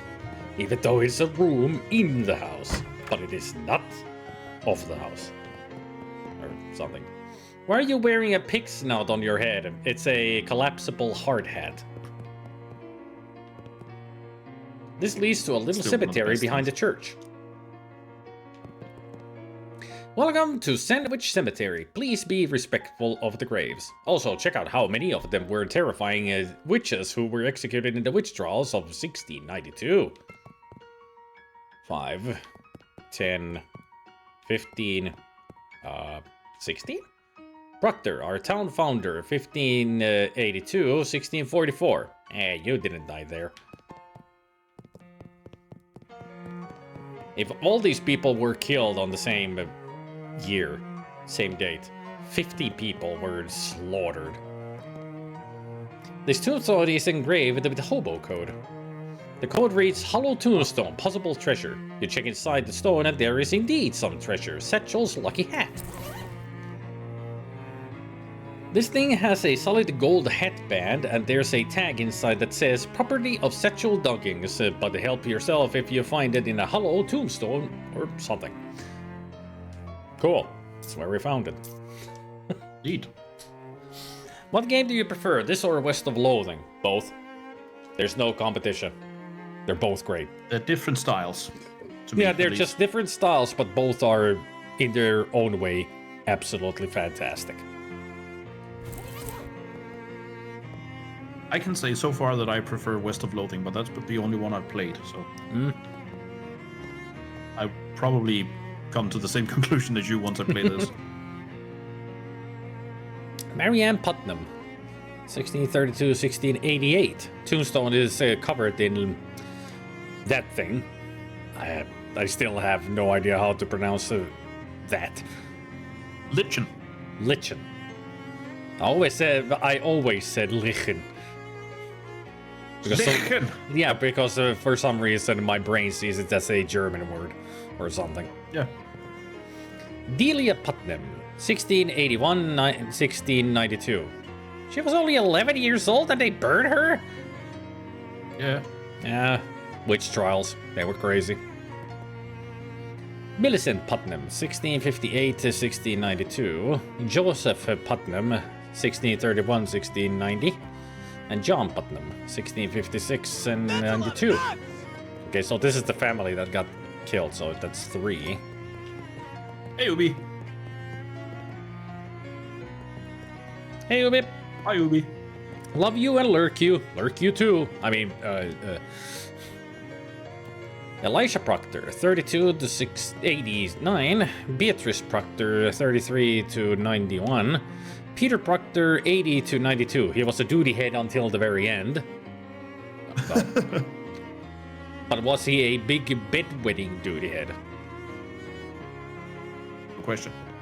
Abigail Proctor, 59-92. Nicholas Proctor, 56-1886. What the heck? He lived to be 230 years old? Probably. Apparently. If he only died at West of Loathing. Although that's about 6 years before West of Loathing. If I remember, the year in West of Loathing is 1895. Oh, right. And this is 1926 currently, I think. Thomas Demforth, 82-92. All these kids were just 11 and 12 years old. Clarence Demford, 54-92. Teresa Demford, 58-92. Patience Denford, 30-88. And Bartholomew Denford, 28-87. Nice names, Patience and Bartholomew. Like super old school Absolutely. names.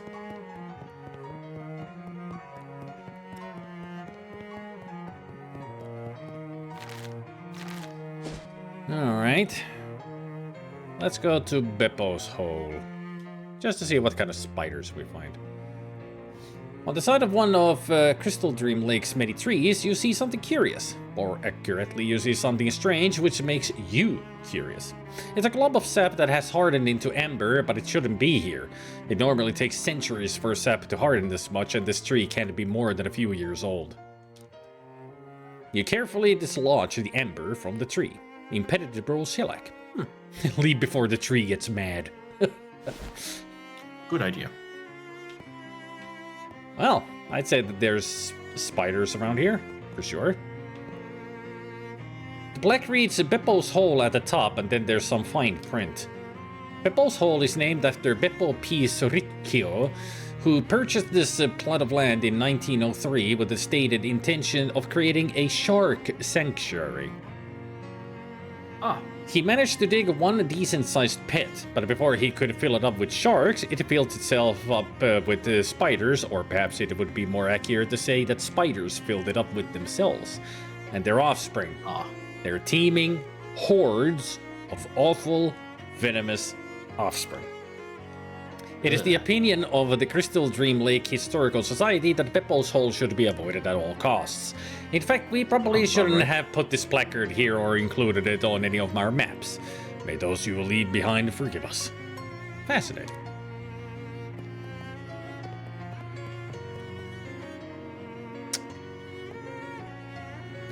There may be a suspicious cocoon here. This wriggling cocoon is roughly person-sized, so it's either a person who's being cocooned by a spider and is slowly suffocating to death, or a person-sized mass of baby spiders. I don't want it to be the final line, the second one, because... Nah. Ugh.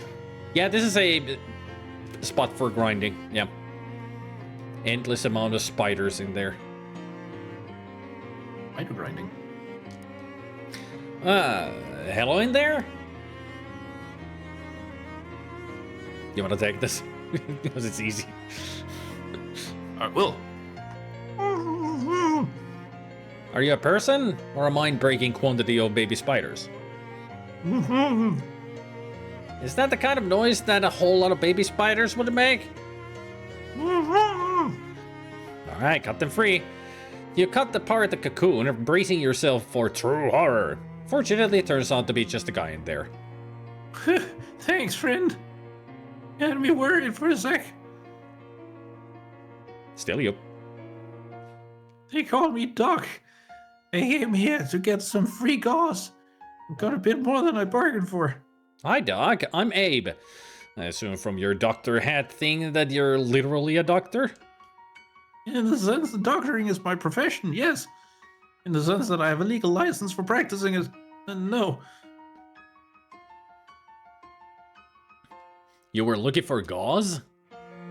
Yep, the webs from big spiders like this make really great surgical gauze. It's strong, self-adhesive, and even sterile if it's really fresh. Huh. Unfortunately, it kind of bit off more than I could chew. You can chew it too? No, I meant metaphorically. One of the great big spiders that live in Pepper's hole caught sight of me. Huh? I don't recommend messing around with that hole, especially if you're flushed to the gills on medicinal alcohol. I see. I'll tell him about the hobo camp. You know, there's a hobo camp just outside of Ocean City. They could probably use a doctor. Great! I could use some patience, because I'm much too eager to get doctoring. That's a joke. That works better out loud than in print. But... Anyway, see you there. works better out loud than in print. Yeah, we are reading it out loud. So, still, it doesn't really work. Okay, bye! That's perfect. Alright, let's go to meet him. At the hobo camp. Yes. Oh, boy. Got a frozen rock in the urinal. It's a frozen flakes. Yeah. Perfect reaction. Yeah. There he is. It's Doc. It just has to be. Yeah, it's Doc, the hobo you rescued from Beppo's hole. Oh, hello. Thanks for appointing me here. It's been great. Nice. Yeah, I bet everyone's really glad to have a doctor around. Yep. Although we've got a pretty robust lot here, so there hasn't been anything really interesting for me to do yet. But you know what they say.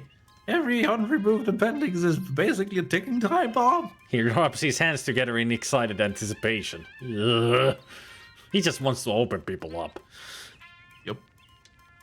Can you spare some first aid supplies? Sure, here you go. Use them in good health. Oh, wait. That would be wasteful. Wait until you're in bad health. Thanks, Doc. Oh, sure, I can teach you hobo code for all kinds of medical terms. He teaches you how to read his handwriting and then teaches you some hobo code. I love it that you first need to learn how to read and then you learn the Yeah, he's a code. doctor after all. Mm-hmm.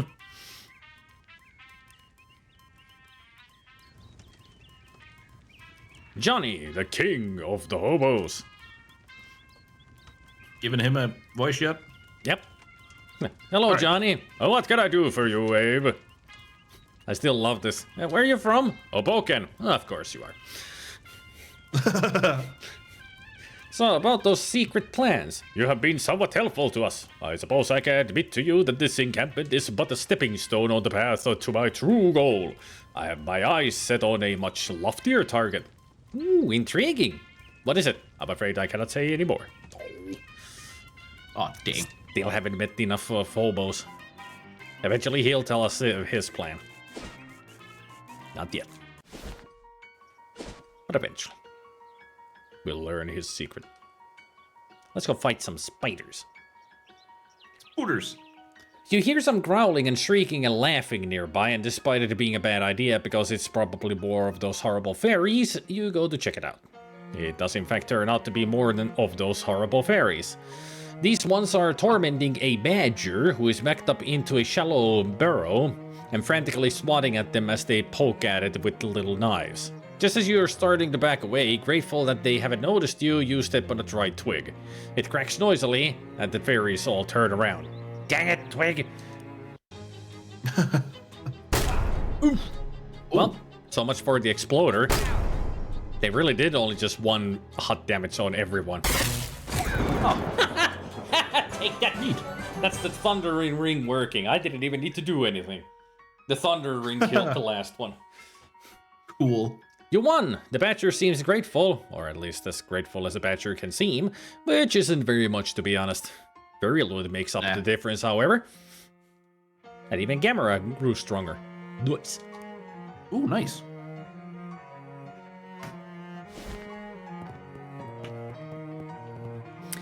There are definitely a lot of spiders in this hole. Jump in and fight. Ow. Right, I think you're gonna fight some spiders for a little while, right? This might not take that long. Right, I was just gonna go to the bathroom real quick. Yeah, go ahead. Go ahead. There's Right not back. going to be any talking for a while. Here.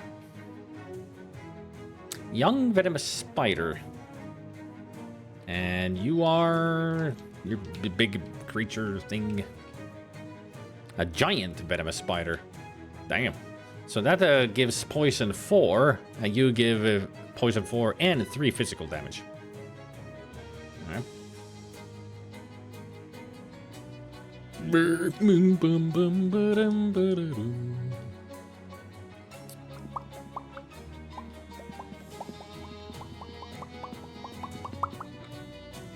Oh boy. Excuse me.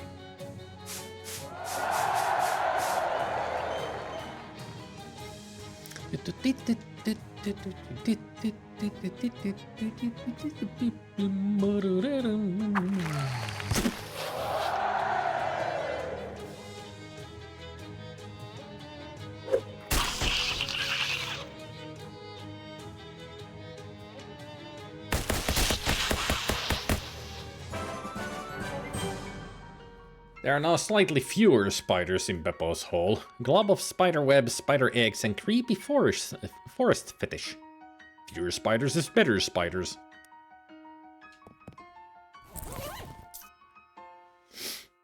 Is it still web if it's not in a web shape? I suppose that's a question best left to the spider philosophers.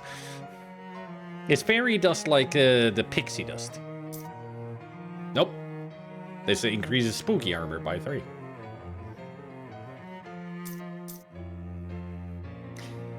I wonder which one is more glittery, pixie or fairy dust?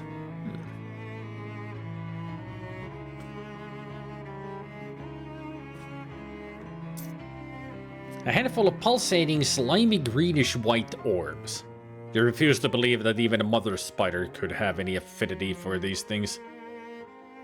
Makes me immune to poison if I eat them. An interesting food.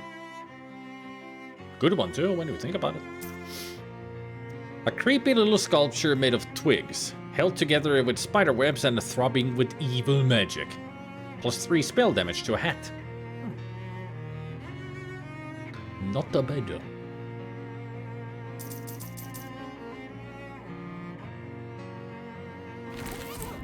186 XP.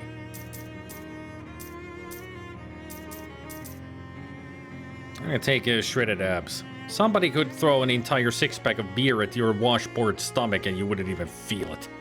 6-pack.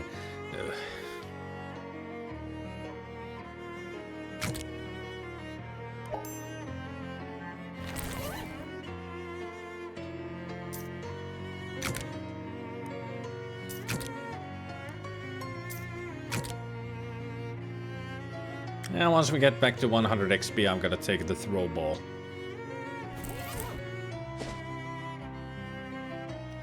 I return. Welcome back. Thank you. Just about to head to the junkyard. You happen upon a small rest stop type area just off of the path with a rickety old picnic bench and a square brick bunker that is presumably a public toilet. Although a sign on the door says out of order and the sound of flies buzzing inside doesn't incline you toward testing that claim. There's also a meat-operated blue cola cooler, which still has a couple of cans of soda in it, although judging by the rust, it doesn't look to have actually cooled anything in a while. I'll buy a soda. You drop your meat into the slot and turn the crank. The door pops open, granting access to your prize, such as it is. It's a shame the war prompted the big soda companies to start putting their drinks in cheap tin cans instead of the nice glass bottles they used to use. They tasted much better that way. Still saying, yes they did. Glass bottles all the way, baby. Yep. Check the return slot. Hey, the return has 5 meat in it. Lucky break. So I just... It sounds stupid, but glass bottles were also better for your teeth. Mm-hmm. And not to mention, I just got that blue cola can for free. Oh, nice. Because I got the 5 meat back from the return. Ha, cool. And also Molly just said, over here, Buck. She's got to level up. Nice. But yeah, in reality, glass bottles were actually better for your teeth because you drank the cola or soft drink faster. Mm-hmm. There's no waiting and drinking it all day. It was one go and then that was it. Hey, this is the berries. I ain't gotten in this many fights in ages. What, you don't do a lot of fighting for the mob? They're all wet. Always giving me an earful, shooting out the place is bad for business, blah blah blah. Well, I'm glad you're enjoying yourself. Moxie increases by 1. Nice. Molly's Moxie. I love it. That's a great sentence. A heated fishing rod cooks the trash from the inside. Oh. The trash is left medium rare, but a connoisseur would eat it well done. Yeah, of course, it's a hot rod. Yep. This rod is almost too hot to handle. Mysticality plus 2 hot damage. So it's a cheese wizard's weapon. Alright. A can of blue cola. It's the patriotic thing to drink, proclaims the label. Hell yeah, it is. It's Pepsi.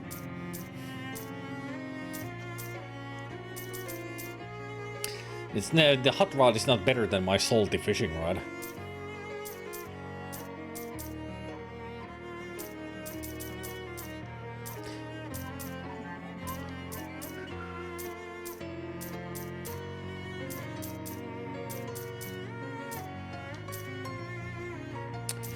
You know, I could use the wooden handle on the fairy skull wand to make it into a melee weapon. So it will deal my muscle plus 3 spooky damage, and then I can sharpen it. It would be better than my plunger. Or actually, same damage. But I would have spooky or stench damage. I just love the idea of a sharpened used plunger. Yep. Which part's sharpened? Yes. Great. Good to know. Well, it's the part that you hit with, which is the cup. So the rubber part is sharpened. And because it's used, you can imagine that it's hard as a rock. But I do have a normal plunger, and I can sharpen that too. So the rubber would be sharper. Yeah, of course.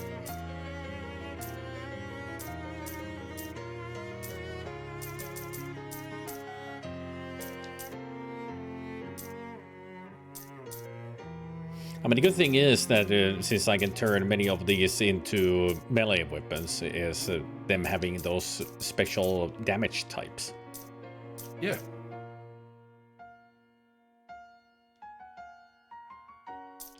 So that's why getting the making the wand into a melee weapon would be a good idea to have that spooky damage, because there aren't that many enemies. Well, later on there will be a lot, but right now there aren't that many enemies that are resistant to spook damage. The only ones that I can think of are the shadow creatures, currently. Stench and Sleaze are usually the best ones, although... Well, here, nobody's been really resistant to Stench. Oh, that'll come at some point, I'm guessing. And it will, though. There will be enemies that are strong against Stench, especially in the swamp. Strong against Stench. Yep. What a sentence. Well, they have Stench resistance, like they have Stench armor, like up to 4 or 5. So, in its current state, it wouldn't do the extra Stench damage. Oh hey, there's something shiny in this pile of trash. It's a ring. Neat. Snake tooth ring. The tooth is just a delivery mechanism. The venom is actually stored in the ring part. When you apply poison, apply the 3 extra. Eat. Too bad I don't have anything that applies poison. Other than the toilet ring that I could use.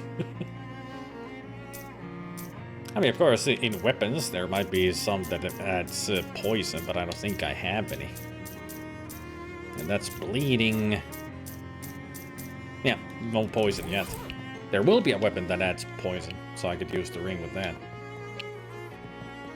This pile of trash must be especially appealing to flies.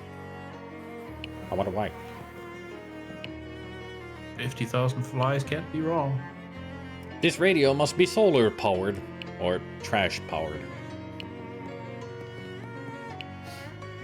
This pile of trash smells much worse than the other piles.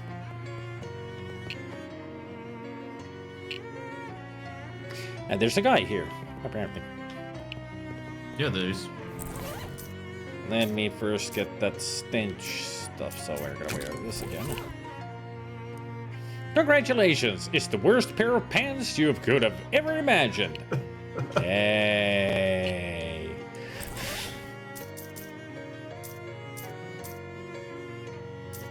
Need this.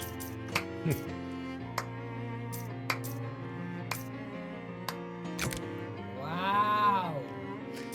Now let's see what kind of pants they are. Wearing these pants makes you wish you could afford better pants. Plus 20% to meat drops. Makes sense. Guess your pants are not as fancy as the pants. Just the fancy pants we wear. This hobo is trying to wrestle a stove out of a pile of trash. Did you see him kick?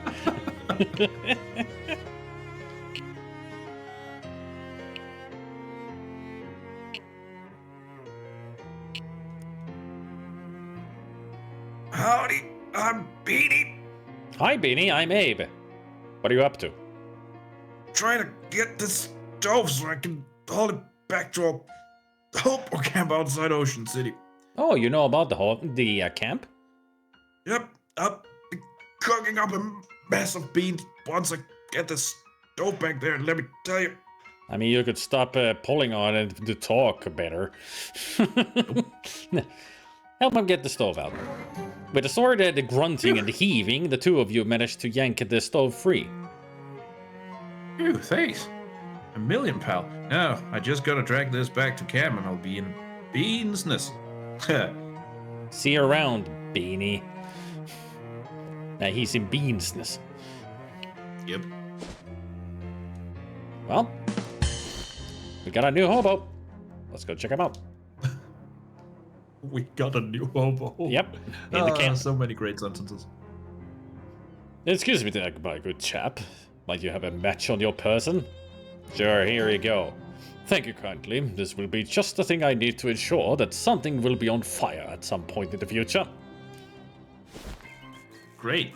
Yeah, that's the regular guy that you meet. If you don't have a match, he will give you a match, but if you meet him again, you can return the match and get 5 XP. And he's an arsonist, as you can tell. Yes. Oh yeah, now we go to the grub. Aha! Beanie! It's Beanie from the junkyard, happily cooking up a pot of beans. Oh, hey there. Good to see you again.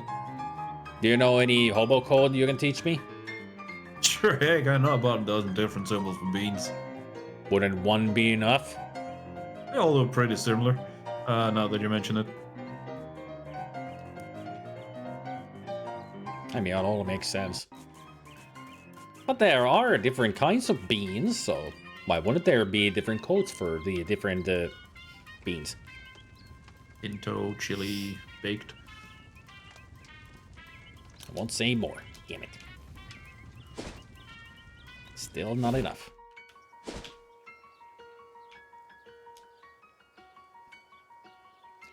As you're walking down the dirt road toward your destination, you catch a whiff of dog food.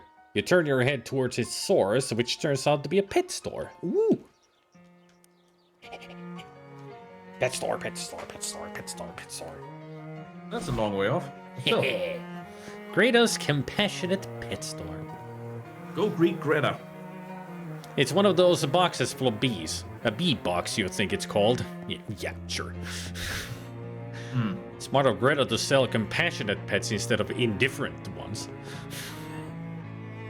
Somehow that reminded me of the joke of the guy who meets with his neighbor and goes, "Do you have any knowledge about how to tend to a flock of cows?"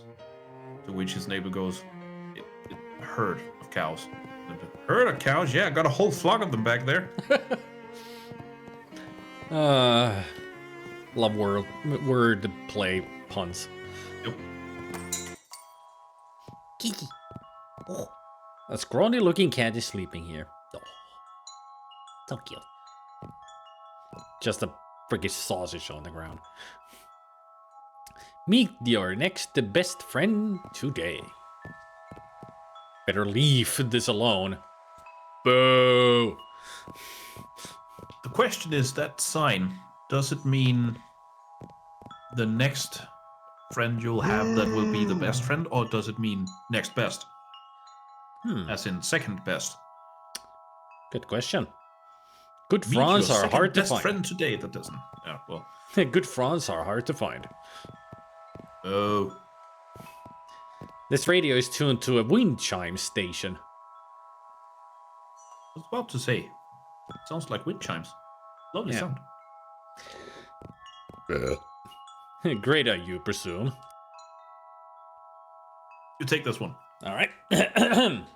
Hello there. Welcome to Greta's Compassionate Pet Store. I'm Greta. Hi, Greta. I'm Abe. Can I ask you a question? Of course. Where are all the pets? Oh, they're out back. In cages?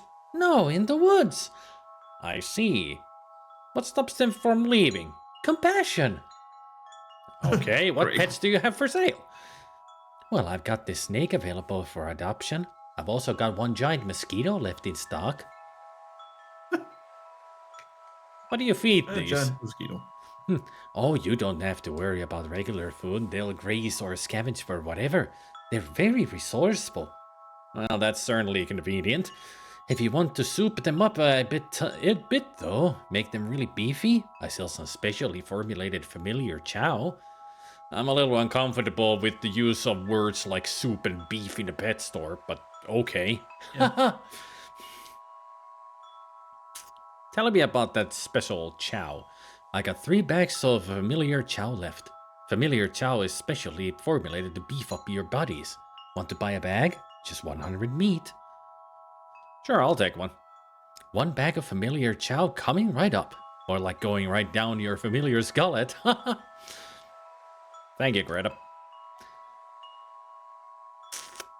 Of course, the giant mosquito is actually very good. It sucks the hit points out of your enemies and inject them into you to heal you. Yep. Yeah. It's one of the best It's still familiars. funny, though. Yeah. Tell me more about the snake. Oh, you can't go wrong with the world's most dangerous rope. This guy will totally fill your enemies up with poison. Just 150 meat. The world's most dangerous rope. Yeah? Danger noodle. I mean, the snake is not bad either. It attacks one enemy and poisons them, but it could be better. It's a nope rope. Danger noodle, no rope. A giant mosquito? Ugh. Hey now, don't knock it. A mosquito is great to have on your side in a fight. Not only can they suck the blood out of stuff, they can also pump that blood into you to heal you. Mathematically speaking, that's twice the power. Huh. A mere 150 meat adoption fee, and it's all yours. I'll take it. I doubt if it's a ha or a huh. Well, it's an exclamation, Not so it's, sure. huh. Excellent choice. Now you just need to give it a name.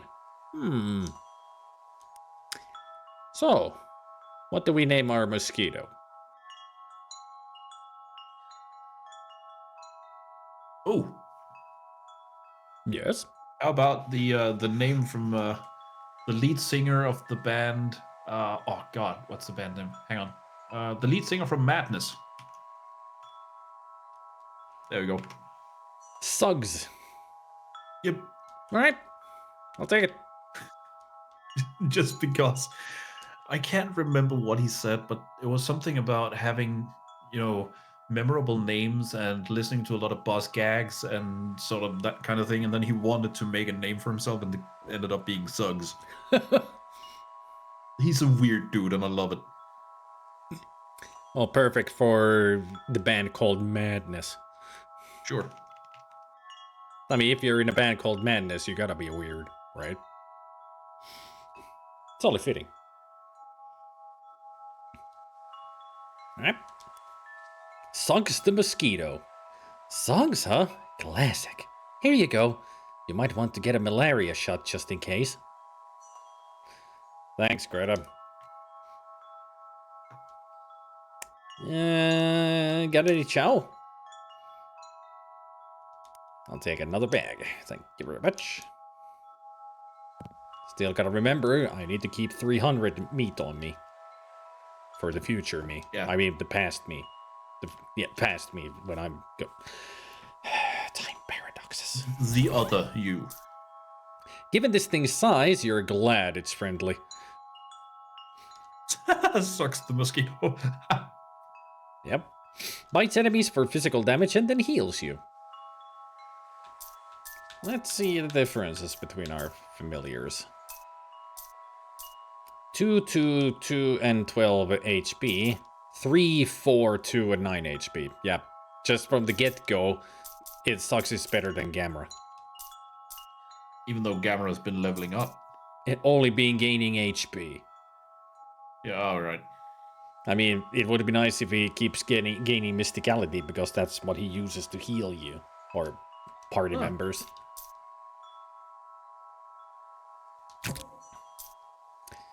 This is made out of the same stuff as regular human food, but man, do people get really judgmental about you if you eat it. Huh. Well, yeah. I mean, it is There's very that. it is familiar, Chow. There's something about it that's so familiar. Yep. Increases Put my finger on it. it increases a familiar's muscle, mysticality, and moxie by 1 and maximum HP by 3. Ooh. Yep. I mean, I could use it on One Gamera and chow make him for- stronger right away. Yeah, one chow for Suggs and you'll get the same HP as Gamera. Mm-hmm. A turtle is like a slow bandage. Because How? he's a healer. Yeah. When you were 4 years old, Jesper flew in your bedroom window and refused to leave. He's been with you as a familiar ever since. Oh. Yep. Each round of combat increases your muscle, mysticality, or moxie. So it's random. Oh, I was about to ask, do you get to choose? Nope. Random. Just like with Gamera, if everybody gets hurt, he heals a random person. But Suggs is always for you. So, Panican just typed complete nonsense. sorry, That's great. Gamera, but you Suggs sucks less than the you. Wait? Okay, that calls for only one thing. Quote? Yeah. Sorry, Gamera, but you sucks less than you. Wait. Quote, add, quotation marks. Then again, typing nonsense. Yeah. There. Try to make heads and tails out of that one.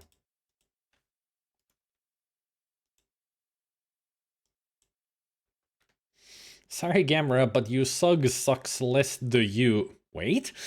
It's like at the end he's even asking himself, like, what? Yeah. That is a stroke coming on right there. I just saw the previous quote that was added. It's Ubi saying, I want to come fart too. That was funny. Poopy's great. He is. Alright, let's give Suggs a chow. The bag says any familiar can eat it. Do you want to feed it to Suggs the mosquito? Yes. Nice. Suggs the mosquito greedily chows down on the familiar chow. I don't want to know how. Yeah, I was also thinking, how does it chow down? It's a mosquito. I meant to type Suggs sucks less than you. I would say that Suggs sucks more than Gamera because he's a mosquito. Yeah, but he sucks less too because he's better. Mm-hmm. It's double meaning. So that's the same thing as that bedroom thing. If you put a bigger bed in your bedroom, you got more bedroom but less bedroom. Yeah, it's a paradox. Now, you see your past self coming up the road toward you, and remember that the 300 meat you owe you. Maybe you ought to pay that back so the paradox doesn't destroy causality or anything. You stroll up to yourself and hand him 300 meat. As expected, he's a bit puzzled by this. Here, take this meat. Technically, I guess I should be repaying it to the future me, but that's me now, so you'll have to do. Well, what's the point of giving me meat if I have to give it back later? You'll be making meat more easily later, so this won't seem like as much then. Just think of it as a no-interest loan. On the contrary, I actually am interested. You roll your eyes. God, what a cornball joke. You're frankly embarrassed to have made it. And remember, the past me said that the future me is a jerk. Yep. Yeah. Anyway, don't forget to pay you back, or the universe will probably explode or something.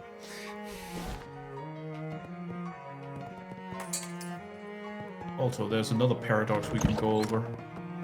There is. Cheese has holes. More cheese equals more holes. More holes equals less cheese. Therefore, more cheese equals less cheese. Yes. I've seen that as a picture. It's still great. With the text. It's great. Yeah, more cheese is less cheese. Huh?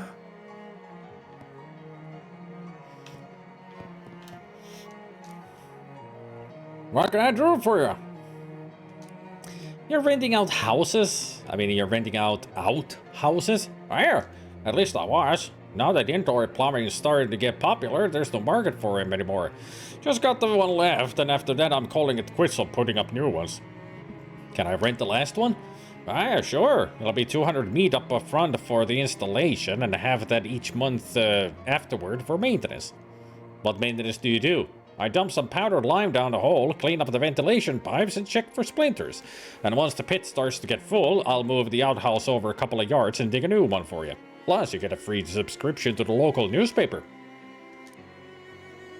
Great, where'd you want me to put it? Pet store. Pet store? Oh, you must mean the bait shop. Love that sense of humor you got. Pit worms. Alrighty, I'll get the pit dug in tomorrow and have the outhouse finished the day after. What else can I do for you? Nothing. You were saying? Sorry. Oh, I was laughing. No. Yeah, Pet can you worms. imagine? A pit worm. I mean, yes, I can. You wander off the main path and stroll along among the trees for a bit. It's nice to get out in nature for a bit, at least until you walk into an invisible spider web and it gets all tangled in your hair. While flailing around, disgusted, trying to get it off of you, you stumble into a second spider web which goes right across your face. Ah! And that's how, staggering blindly, you got yourself tangled up in a third spider web. This one much larger and stronger and made to trap prey of more or less your size. The extremely large spider sitting in the corner of the web looks delighted to see you, and inasmuch as a spider can smile, this one's smile has poison dripping off of it. With a yell of power and or terror, you yank yourself free of the webs and run away, leaving behind an annoyed and disappointed spider. Whew. Thank God. And there's the outhouse to nothingness. I like how the background in there pretty much stays put. So, such a funky, Trippy effect. very trippy. An outdoor time toilet. Flush yourself to the past. Grady's live bait.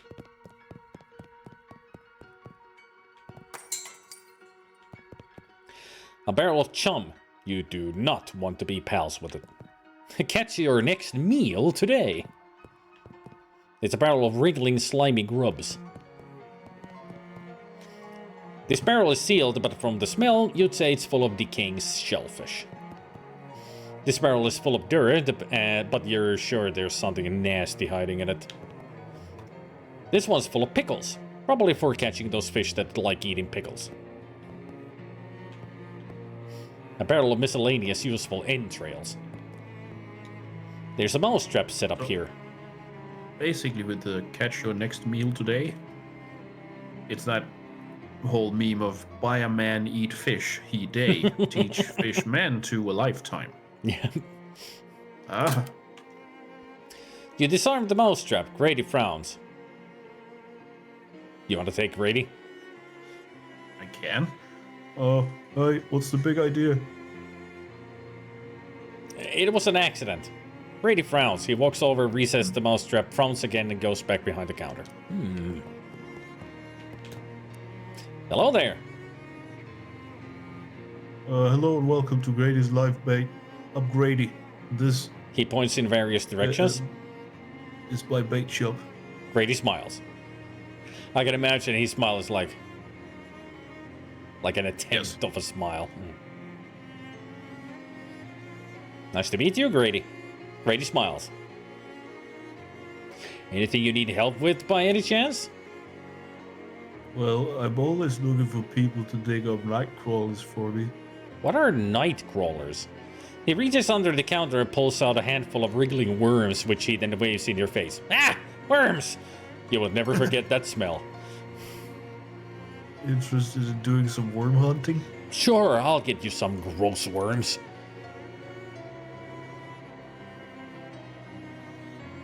Good deal.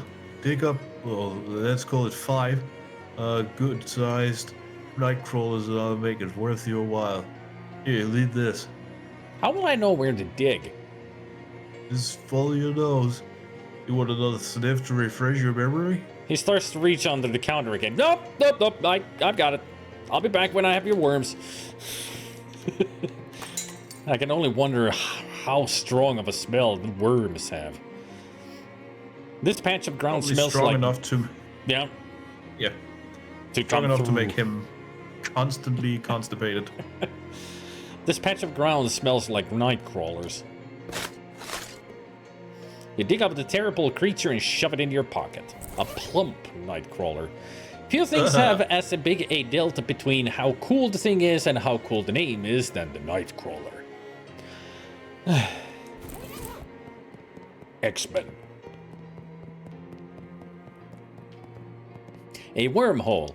One that you dug, not some sort of rent in time and space. No, this is the wormhole. A good old time travel toilet. Blast forth. Last fourth. Let's just... And now we go around everywhere to find night crawlers. Ain't that great? You're walking through the woods around... there's a huge spider jumps down out of nowhere and aims its butt right at your face and shoots a huge clump of web at you. Time slows down around you as the horrible sticky wad sails through the air directly at the part of your head where you keep all your most important sensory organs. Sorry, I guess that was a weird way to phrase that. I couldn't think of a good synonym for face.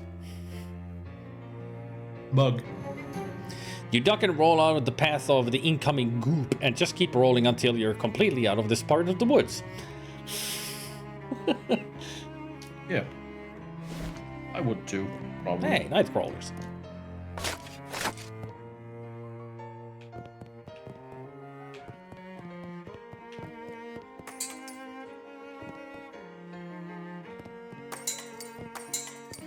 Crystal's smile is reflected in the merchandise. Aww.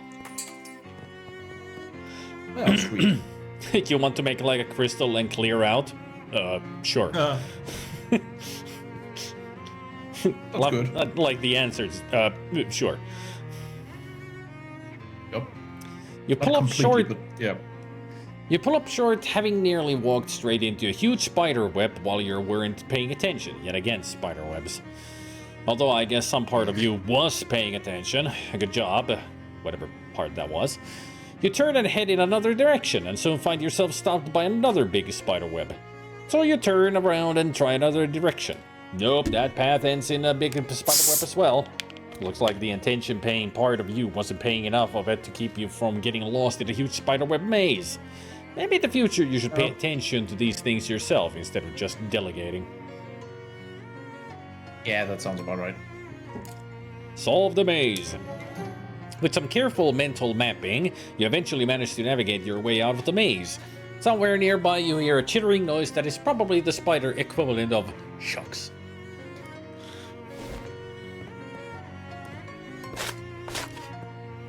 There we go, that's 3. 2 more.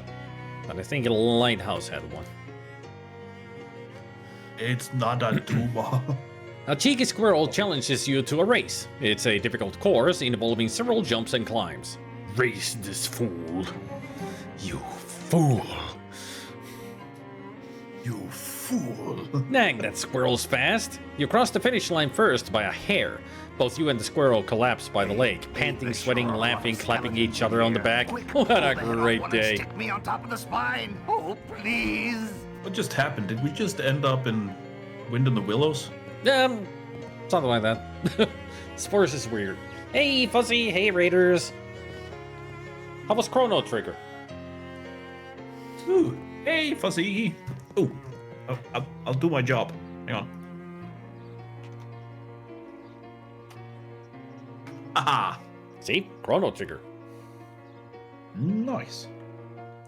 It's a good game. Never finished it, but Yeah, like it. the Fuzzy is playing it for the first time ever. ooh, nice. Oh, you love it. Yeah, it's a great game. I still need to stream it at some point. It's been on my list in my list of games to stream for about 6 years. I still haven't done it.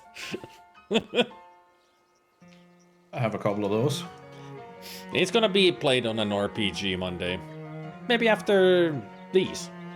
I mean, I don't really have an idea of what game to play next after I'm done with the Loathing games, so why not Chrono Trigger? Yeah, that should be it. Yeah. It's about time to do it. I'm getting a lot of help. I've been on for almost 5 hours. Needed a break.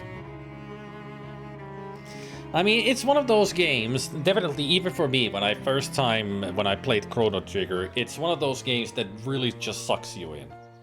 That you start playing it and then you notice a couple of hours has already gone by and you're like, I'm still in the beginning of the game, what the hell? So much to do in it. Where did my time go? Not to mention, it's a great story in it.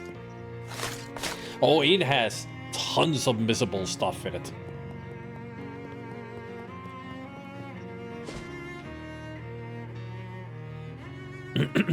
Ah, your future self turns up again, this time lugging an old wooden crate.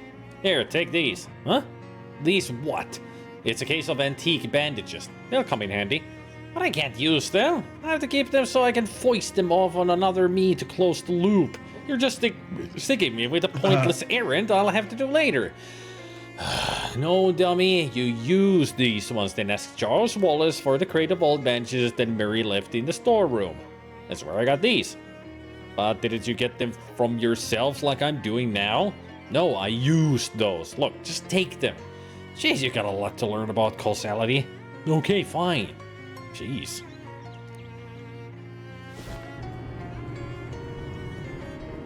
This whatchamacallit is huge. Damn.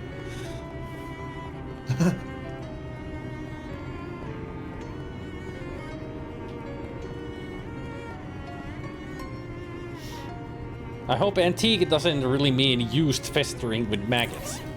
A dusty old crate of sticky old bandages. You pry the lid off the crate. Most of the bandages have disintegrated, but you find a half dozen that are still intact.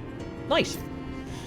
They don't make these things like they used to, probably because it turned out they're like 75% poison. I mean, they restore 15 health. They're really strong bandages.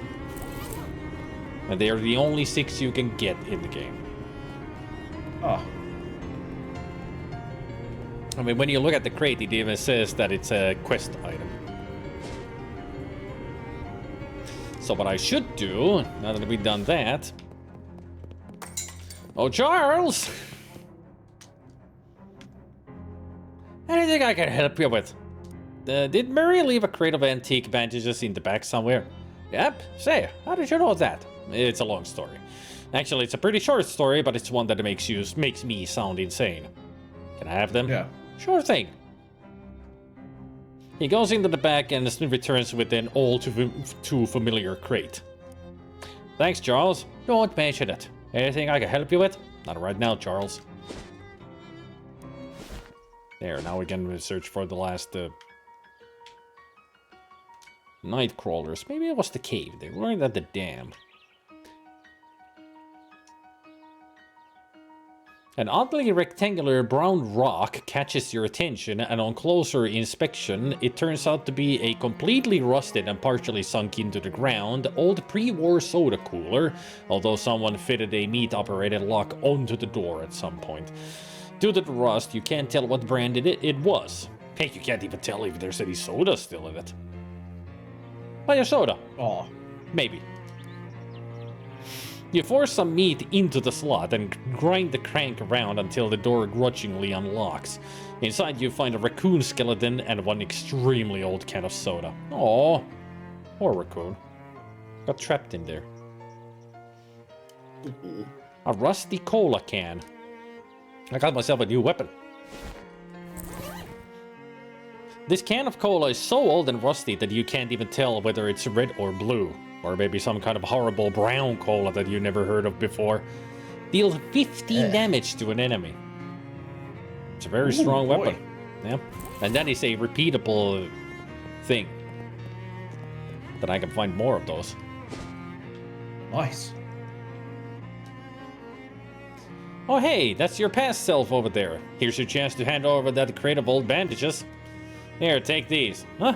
These what? It's a case of antique bandages. They'll come in handy. But I can't use them. I have to keep them so I can foist them off on another me to close the loop. You're just sticking me with a pointless errand I'll have to do later. It's interesting that I have to remember the way I spoke these lines before. Gotta try. Yeah. I'm trying to keep the loop in that way as well. That they say the same thing the same way. It's not easy. Yeah. It's working. Oh, jeez. Were you really such a whiner back then? So much so that you had to refuse medical supplies from your own self? Good grief, Yeah. how embarrassing. We were. No, dummy. You used these ones, then asked Charles Wallace for the crate of old bandages that Murray left in the storeroom. That's where I got these. But didn't you get them from yourself like I'm doing now? For crying out loud. Were you not even paying attention? This is mortifying. If you ever run into the future you again, you're gonna have to apologize to him. No, I used those. Look, just take them. Jeez, you got a lot to learn about causality. Okay, fine. Jeez.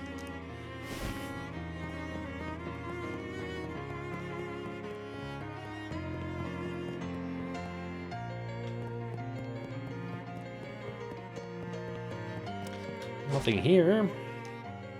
Let's see. More grease from a rock. There it is. The final. Hooray! 5 plump night crawlers. You know, I should get some food. You should. Hey! So I will be leaving the voice chat and will be probably staying in the chat for the rest of the evening. Okay. Thanks for... I need to go make food. Yeah. Thanks for providing voices. As always. Thanks for, just, I was trying to learn, look for the words in my brain while doing another thing at the same time, so my brain multitasking wasn't working properly. You're welcome for, I'll see you later, bye! And there he goes.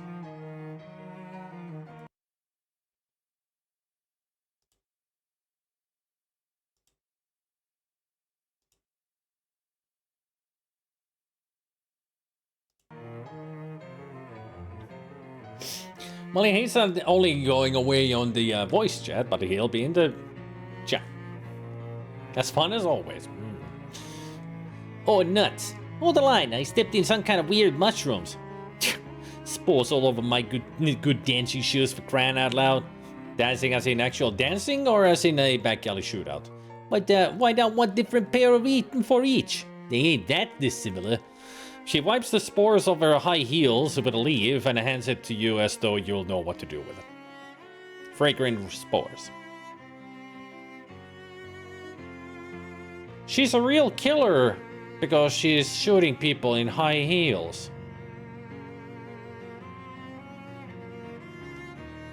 The dame is loaded, alright. A handful of mushroom spores with visible aroma lines wafting off of them.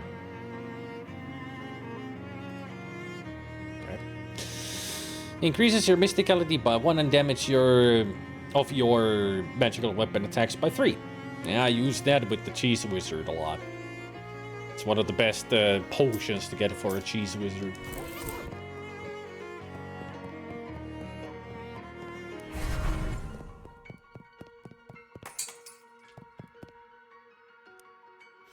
Hi, Grady. How's the worm hunting going?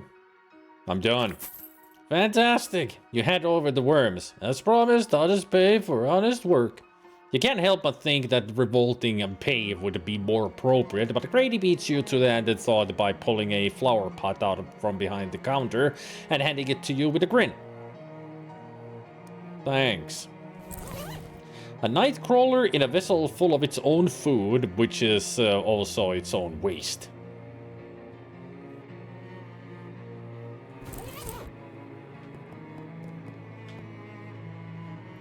The mousetrap has been rearmed. Sneakily disarm it.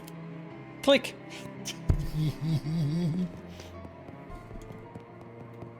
The mousetrap is disarmed and Grady has no idea. I wonder if we changed the future. A fat, happy-looking cat lounges here.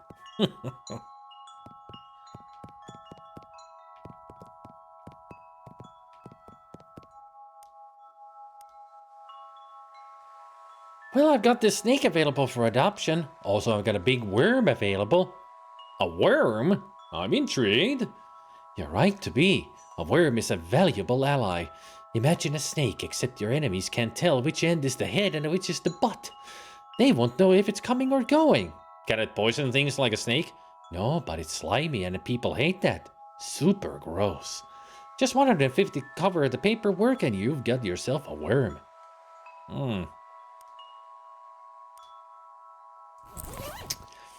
I'm almost out of meat. Still, I think the worm is a pretty good familiar.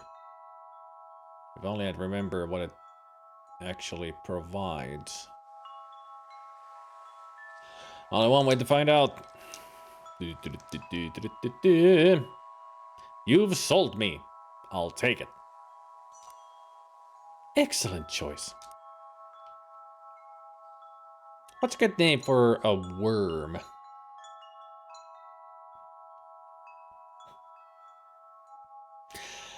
I don't know if I should, well, there's Earthworm Jim, yes, but... How long of a name can you give them?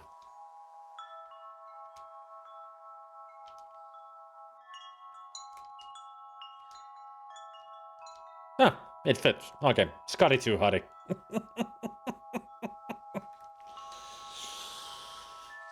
This is a wrestling joke because there is a wrestler called Scotty Too Huddy, and his finishing move was the worm. Literally doing the worm. The dance move.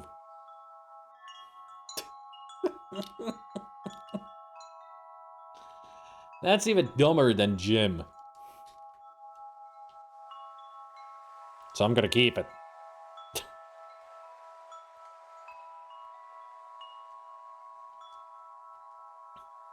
Scotty Too Huddy, the worm. Scotty Too Huddy, huh? Great name for a worm. Here you go. Scotty Too Huddy. If I had added doing at the end, it would have been Scotty Too Huddy doing the worm.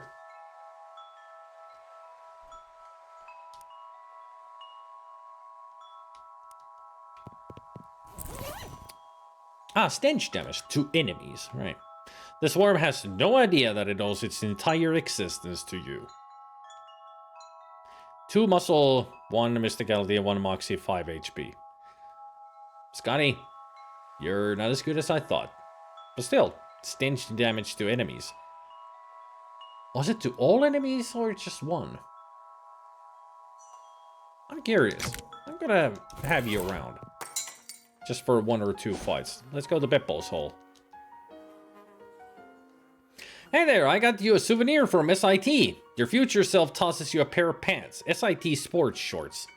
You went to the Seaside Institute of Technology? Wait, I'm going to the Seaside Institute of... Yep, don't forget to buy a pair of pants from the gift shop. To give to myself? Can't I just give him these ones? Yeah, but then you won't have them. So you'll have to buy a new pair for yourself. Which ones are these? What did you do? If I tell you, you won't be able to make the choice anymore. This is nonsense. Yeah, it's pretty messed up. How did I get into this situation? I've been wondering that since the last time I had this conversation. I still have no idea. Alright, well, see you later.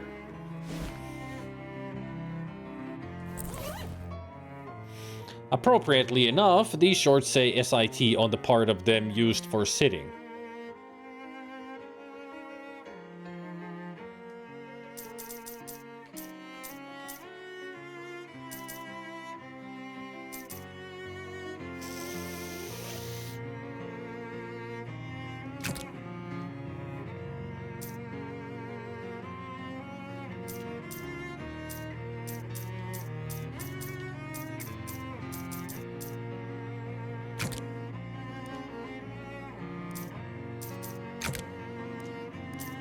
There. Fireproof riveted SIT sports shorts. 1 muscle, 1 physical armor, and 1 hot armor.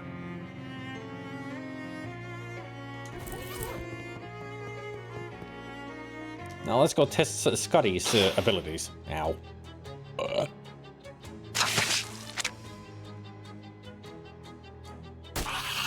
Yeah, just 1 enemy. Hehehe.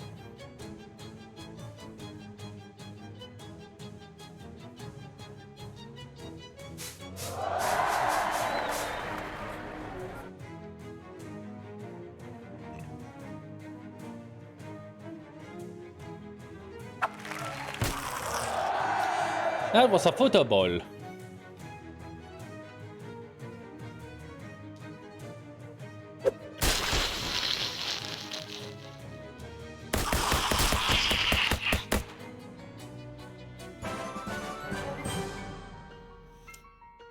There are now slightly fewer spiders in Beppo's hole. This is the organ where spiders keep their poison. The organ they use to play their hymns is kept in a spider cathedral.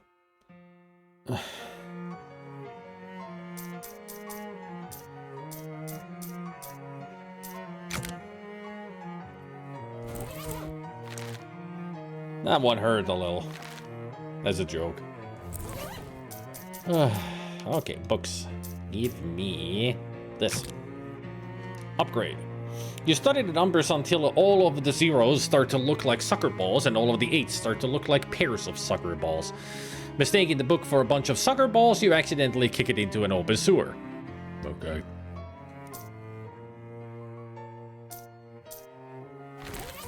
It's 100 needed for the books. 100. Yeah, now it's 52 that I need so I can get the next book upgrade. Or if I want one of these, then it is 102. Which one should I go for anyway? I think next one should go for competitive instincts to get the 30% plus meat drops.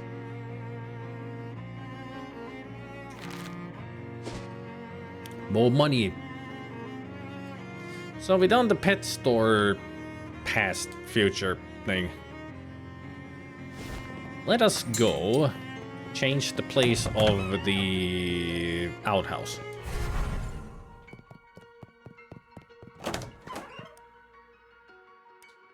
I changed my mind about where to put the outhouse. Okay, we started digging, yes, so that's fine. Where'd you want it instead of the bait shop? The Sandwich Museum. They've already got a pretty state-of-the-art toilet facility there, but, well, never hurts to have a backup, I suppose. Alrighty, I'll get the pit dug tomorrow and have the outhouse finished the day after. What else can I do for you? Anything on sale? Nope.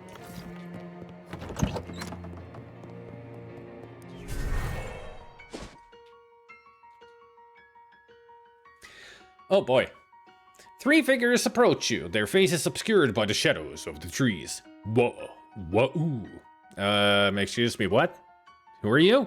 As they step into the light, you see that they have human bodies, but their heads are hideous, misshapen fungal growths. They glare at you with beady black eyes. Wow. Holy crap on toast. You clear your throat. Wah. One of them scowls angrily. Wah. Wah. One of them scowls angrily. Ooh. They're staring daggers at you now. They exchange glances and mutter wah-oos, then move toward you with a menacing air. It looks like they're fed up with your nonsense and have decided to teach you a lesson you're more able to comprehend.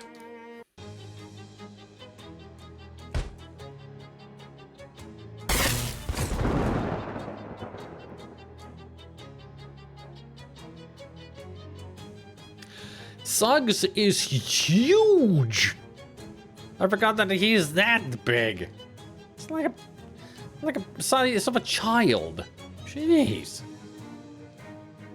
Whew.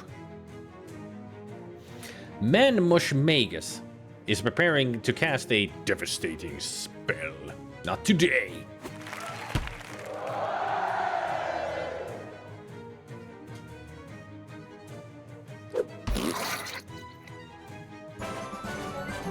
You won! Hopefully those guys weren't a diplomatic envoy or anything like that. Hey, a mushroom steak. This is not really a steak, but a steak-sized slab of mushroom stem. The steak is just easier to say than all that. Actually, should go to my room to put that potted worm in place. You find a spot next to the window for that horrible potted worm grade he gave you. Great!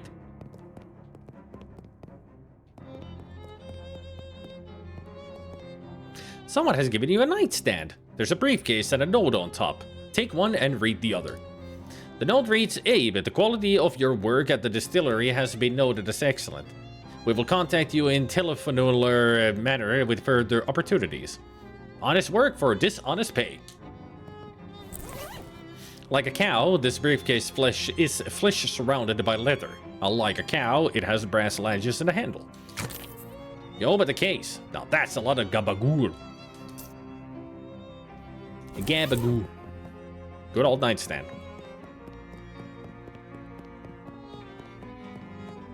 Hello, you awful little creature.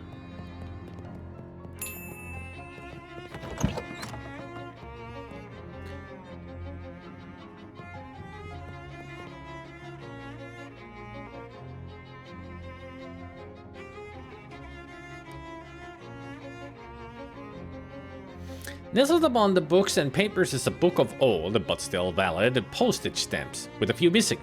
They're surrounded with a haze of weird, shadowy energy, but you can still clearly see the illustrations of cute dogs on them. Wait a minute, cute dogs? That's just like the stamp that survived your luggage fire. Oh, dang, of course. That stamp is what destroyed your luggage. All your best stuff was in there. Your clothes, your teddy bear. That tears it. This shadow business has become personal. I mean, it was personal already because of Murray being your uncle and all, but now it's extra personal. Grrr. What's up? These stamps! These stamps have shadow gunk on them and one of them killed my luggage. Oh my gosh. I guess that was my fault. I ran out of stamps and found those inside Mary's desk. I didn't even think to test them. I'm so sorry. It's not your fault. It's whatever is causing this damn shadow stuff. I'm definitely going to put a stop to it, though. Wait, how many of these stamps have you used? Just the one, thankfully. The rest must have already been gone when Murray found them. Oh, that's good news, at least.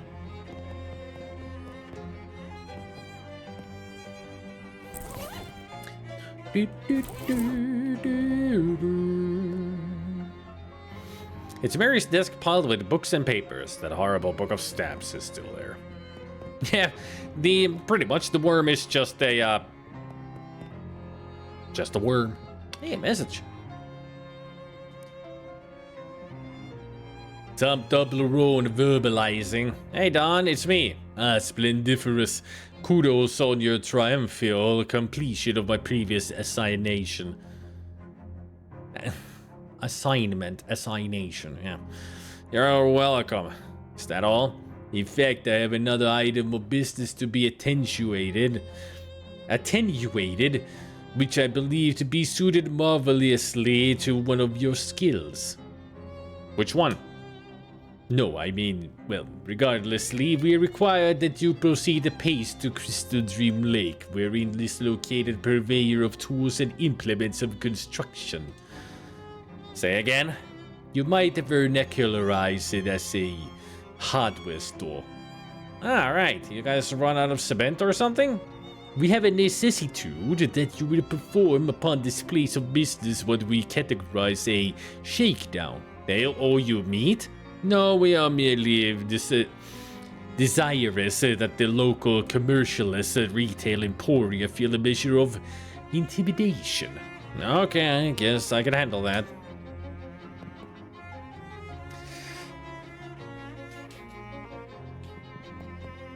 Speaking of, it's kind of paradoxical that the meat is used as currency you can't eat. Yeah, but it's been since the beginning. I hope it would give stench or sleaze resistance. Yeah, but it's just a useless pet.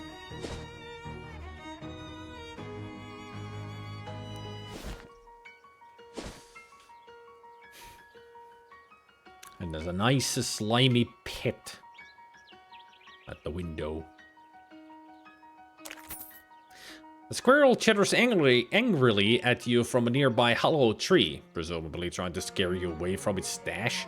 A real tactical mistake on its part, since now you know where its stash is. It scampers away as you peer into the hole. You find not just the expected nuts, but also several wallets? Huh, has this squirrel been mugging hikers? Maybe you should get out of here before it comes back with a knife. That squirrel had 11 meat from several wallets. Apparently it didn't steal from very rich people. This outhouse has another one of those time portals in it because it's apparently impossible for us to make a game that doesn't include a blatant Day of the Tentacle reference.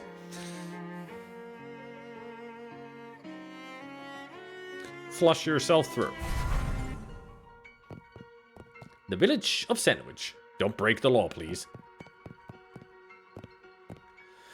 This discarded newspaper says it's March 3rd, 1692. That's a few days before the last entry in the diary from Putnam House. Somebody led this horse to this water, but the horse is finishing the job itself. A water trough, fulfilling its destiny of hydrating a horse. Go ye fish!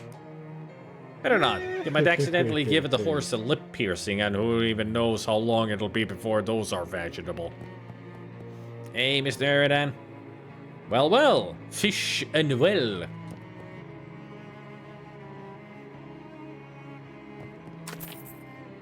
There's some meat on the hook. Yet again.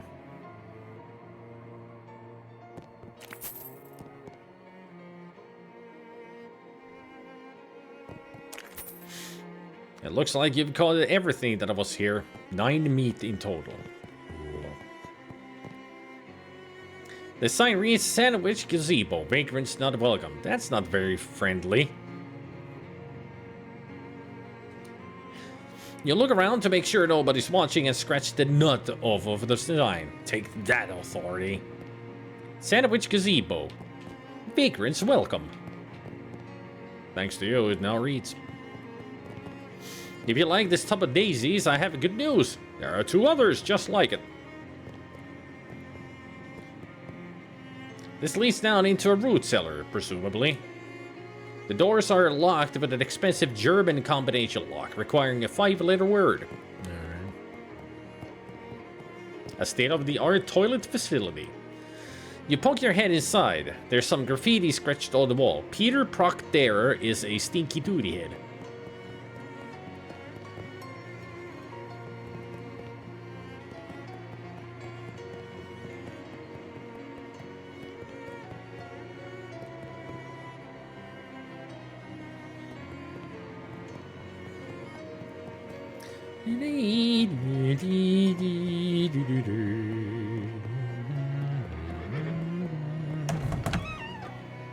Oh, hello. Come right in. Sorry, I didn't mean to intrude. Not at all. I'm always glad to have visitors when my husband is out riding the circuit. My name's Abe Horrent. A pleasure. I'm Teresa Danforth. A handmade bed, which has been made, presumably also by hand. A bunch of barrels. No secret passage. There is 0 reason for you to expect there to be one. A nice clean wash basin, as one would hope it would be.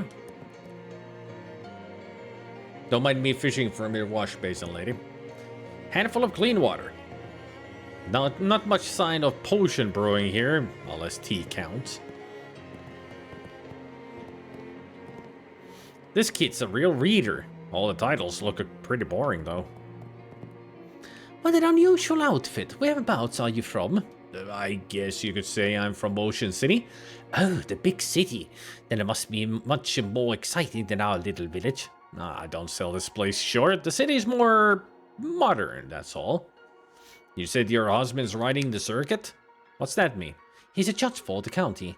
Most of the little towns out this way are too small to have their own courthouse and judge, so they save up their legal matters and Clarence rides around to settle things once a month or so. That must take a while. Does it get lonely while he's away? Oh, our boy Tom and I keep each other company well enough. Your husband's still out riding the circuit? Indeed, Clarence will be gone for many days, but our boy Tom and I keep each other company well enough. What's with all the barrels? We won a year's supply of cream at the last county fair. Didn't expect them to give it to us all at once. None of us even particularly care for cream. Would you care for a ladleful, or even a whole barrel? No thanks, I'm good. Talk to you later. A bunch of barrels, apparently full of cream? It's a lot of cream. The door to this house is locked. If only you had some way to unlock things that are locked. Yeah, perhaps a key or a lockpick.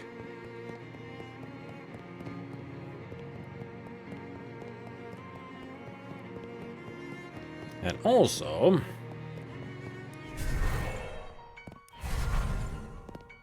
it feels like to go back to the future, you'd had to flush yourself up the drain? That doesn't make any sense. It's the officially second worst method of time travel.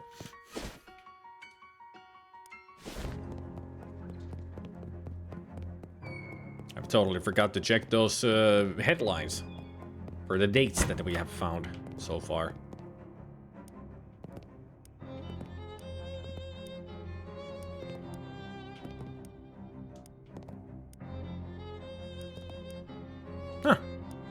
Thought I had found some new ones. Alright.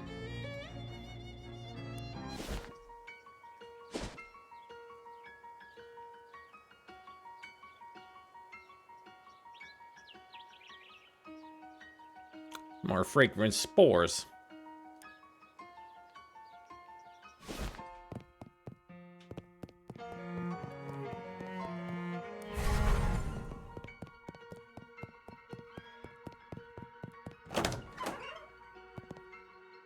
The sign is written in crayon. Today is the trial of Patricia Williams, who stands accused of stealing Tom Danforth's pocket watch, making a dumb-looking doll, writing Peter Proctor is a stinky rude word head on the wall of the outhouse. Oh yeah, duty, such a rude word. A regular church altar. One of the kids has left a gloopy jam sandwich lying on the corner. Ah. It's not blood in the future, it's just old moldy jam. A group of 3 kids is scattered around a little girl holding an odd doll. Order! Come on, if we're gonna have a trial, we've got to do it properly.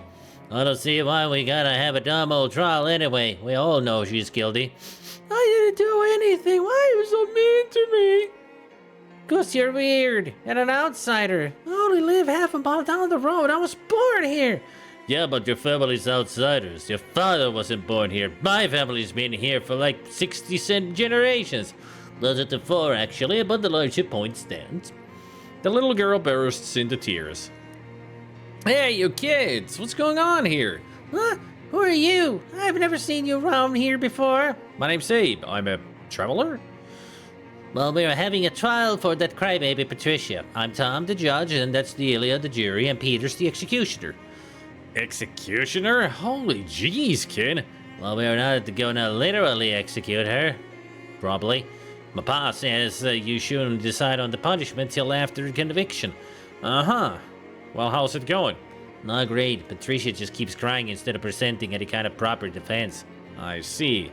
Still, will you be my attorney? Attorney. Will you be attorney? Well... That's a good idea, actually. Then you can present the case and she can cry as much as she wants. Oh, she gonna pay for it. My father ain't gonna lend attorney if he used to some slanderizing crybaby. I guess I'll do it pro bono. Oh, thank you. So, what's the trial about? The defendant stands accused of 3 crimes: stealing Tom Danforth's, that's my gold pocket watch, defacing the public outhouse with a very rude slogan about Peter Proctor, and making a weird doll. I didn't do any of those things. You got the doll right there. Look, it's got 3 arms. That's weird. But it was circular when I made it. Okay. What do I need to do? Well, we're at the part of the trial where the defense would submit evidence that contradicts one of the charges. What were the charges again? Patricia's accused of stealing my pocket watch, vandalizing the outhouse, and making a weird and asymmetrical 3-armed doll. I promise I didn't. Promises don't count in a court of law. You've got to prove it. It's okay, Patricia. I got this. I'll be right back. You can't just leave. You're in the middle of a trial. Yeah, but what if I have to go? That's what I'm saying. You can't. No, I mean, what if I have to go? You know? Oh. Well, Look, kid, I can't just unload in the middle of a church. Jeez, mister. All right, fine. I hereby suspend the trial for a short recess. Thanks.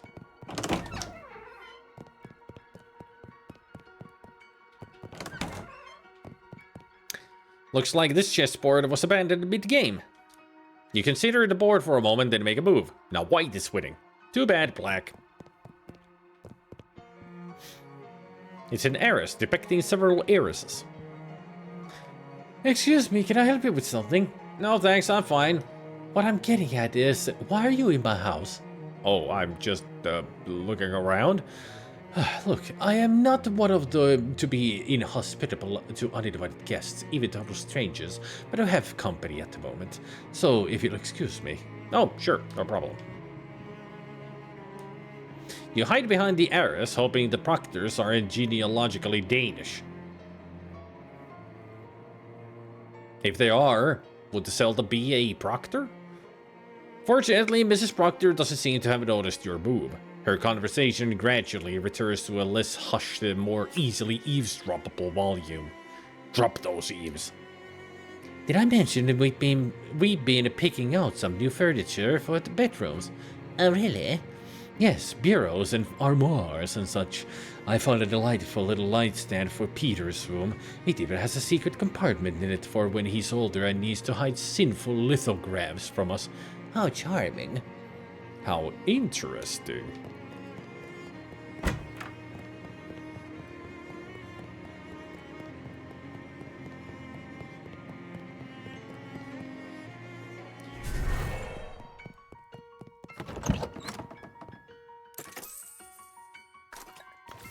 There, we got the rubbing paper now.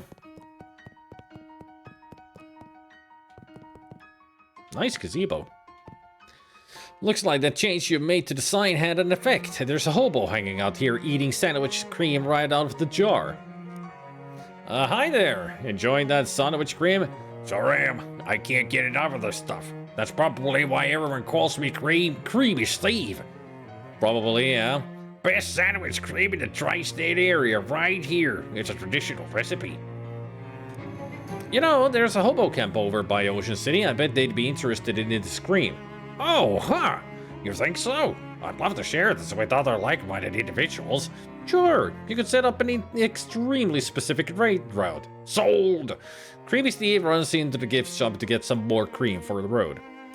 Okay, then. The sign reads, Sandwich and Gazebo Vagrants welcome, thanks to you.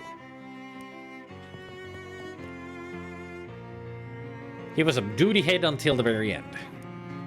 You make a rubbing over the gravestone. There's someone who will be very interested to see this. Or at least that you will be very interested to see the look on his face when he sees it.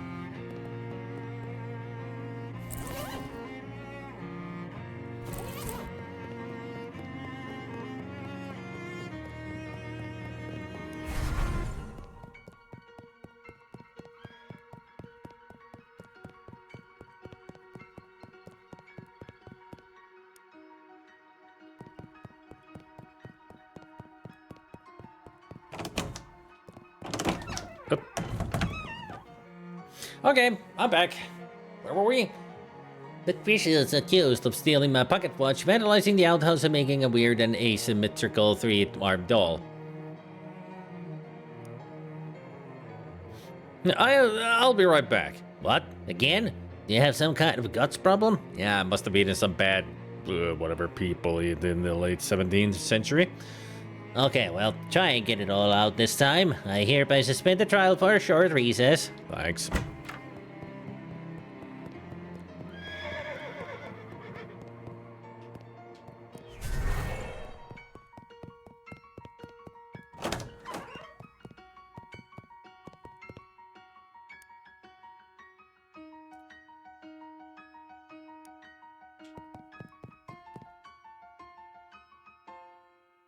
Take care, sweet.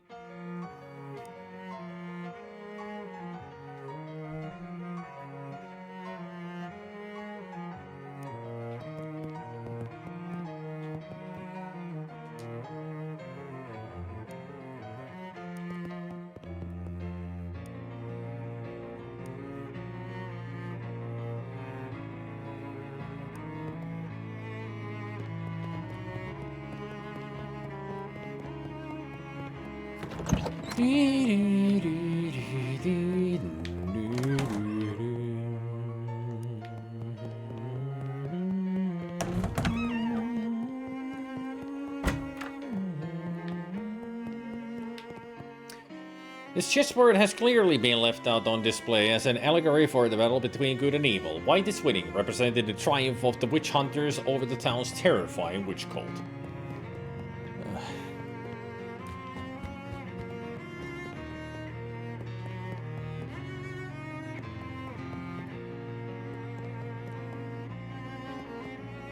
This velvet rope is keeping you out of Peter's room, despite the fact you have legal authority to search it. Kind of. You unhook the velvet rope and stash it somewhere out of mind. This door is no longer blocked off.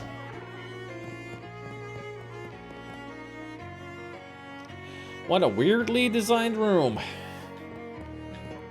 Wow, this kid had his very own sculpture of a toy box. It's solid mahogany. So it's not even a real toy box, just a sculpture. A half-height dressing mirror. Bend over and take a look. Hi, Abe. Bye, Abe. Custom child height window. I would say more like a toddler height. This child's bed from 100 years ago is still nicer than any bed you've ever owned. Peter Proctor's nightstand, you presume? The only thing inside is a sheet of paper listing several things that have been taken away by the Historical Society for Restoration and Cataloging. A bag of fancy glass marbles and steel ball bearings, a fake spider made of horsehair and copper wire, stuff like that. Nothing that seems relevant to the trial. Yeah, cat height. Yeah. Check the hidden compartment. You reach inside the drawer and feel around until you find the little catch that makes the secret compartment pop open. Oh, what's this? Severed ragdoll arm. Huh, what is this? This seems suspicious, but isn't the problem with Patricia's doll that it has too many arms?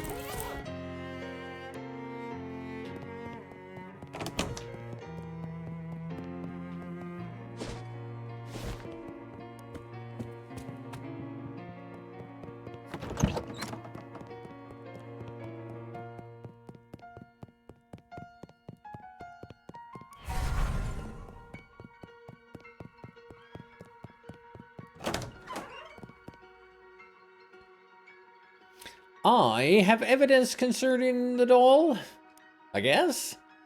You guess? That doesn't sound very evidential. What did you find? Well, I found this little arm that looks like it was torn off a ragdoll. But if Patricia's already has 3... Let me see. Oh yes, this is mine, look! Patricia holds up her doll, showing you the stitches where she fixed the hole left by the torn off arm. Wait, your doll was originally a regular 4-armed one? Uh-huh, I made it based on yours because I thought it was neat. Hang on, a 4-armed doll is regular in 1692? Not everywhere, but around here, yeah. I got so bored. I wanted something different, so I made a doll with 4 arms. But I'm not allowed to be different, so I had to tell Mom and Pa it was the regular fashion of 4 dolls, and I don't know, it just became a thing. I think I get it. So you were mad because you thought Patricia had out-differentiated you by having an asymmetric doll. Yeah, I'm sorry, Patricia. That wasn't fair. Your doll's really good. I like it better than mine. Oh, thanks. I forgive you, Delia. Our dolls can hug and make up. Hee. Say, that's funny. I just noticed the fabric on the missing arm has gone all stiff, like it's really old or something. Oh, And I'm wondering why you said in 1692 like that. Well, I guess might as well come clean. I time-traveled here from the future. That would explain it then. I expect a little more pushback on that, to be honest. Where'd you actually find the arm? We haven't really resolved that what happened. I found it in... I found it in... Who cares? It's just a stupid rag doll. If your parents had any money, you two could have real dolls instead of making your own out of trash. I found it in a secret compartment in Peter's nightstand. Why, you... Yeah, that figures. Not surprising in the least. Charge dismissed. So what's left? Since you solved the matter of the doll, Patricia's just accused of stealing my pocket watch and vandalizing the outhouse. I'll be right back. Are you serious? I would not subject myself to this humiliation in front of a bunch of kids if it weren't serious. Good grief, fine. I hereby suspend the trial for a short recess. Thanks.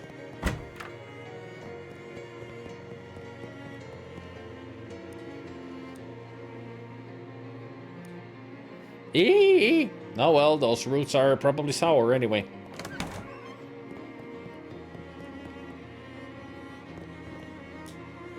You don't really have any reason to do that.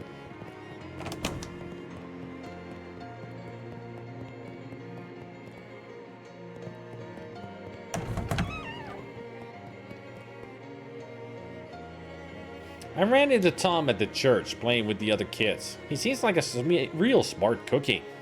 Oh my yes, he takes after his father. Always got his nose in a book. It'd be nice if we spend more time together, but the pocket watch Clarence got Tom for his birthday has helped. Pocket watch? Yes, a fine gold pocket watch. To help keep track of when he'd come back, we'd be back, Clarence said. Tom really cherishes it. Do you know, the boy said he wants to be buried with that watch. Buried with it. Uh-huh. Oh. Talk to you later. I have something not so kosher to do.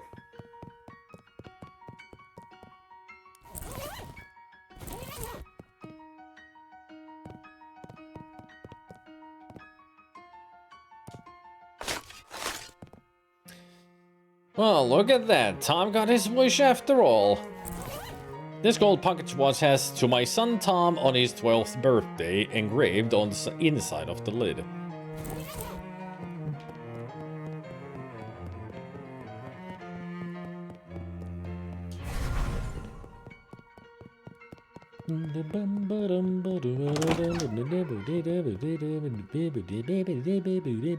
I have evidence that proves that Patricia didn't steal the pocket watch.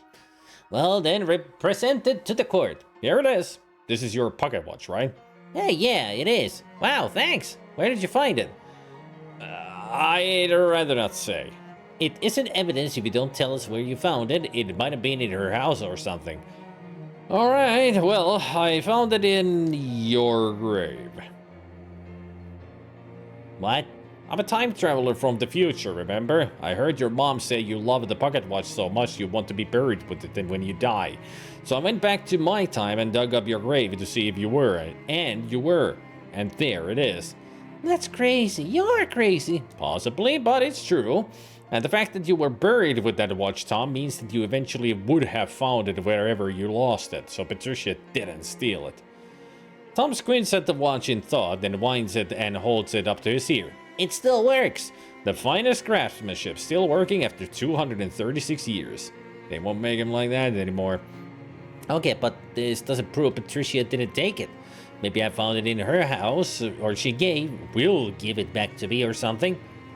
Maybe, but it's a closed loop now. We can't ever know how you would have gotten your watch back, because now you got it back because I just gave it to you. And it isn't that all you really wanted, was to get your watch back? You never really believed that Patricia stole it? I would have liked to know what happened to it, but yeah, all right. Sorry, Patricia. I hereby withdraw my accusation. Hey, Chris. Thanks. So where does this leave us?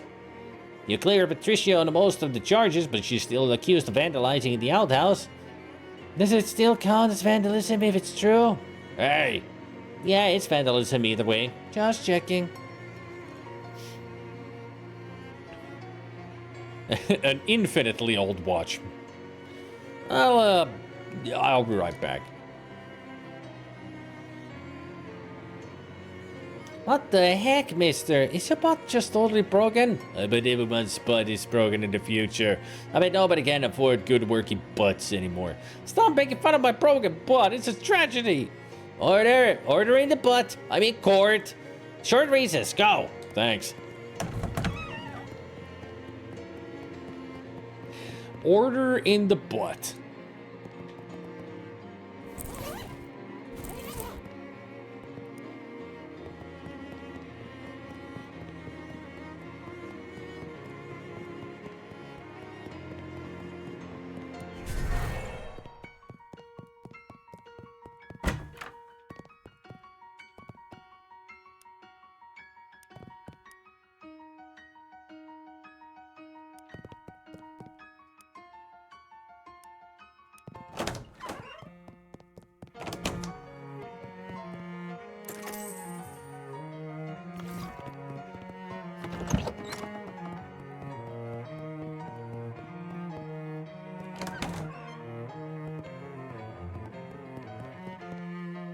An old and dilapidated church altar. There are some brown splotches on the corner that are quite probably old jam.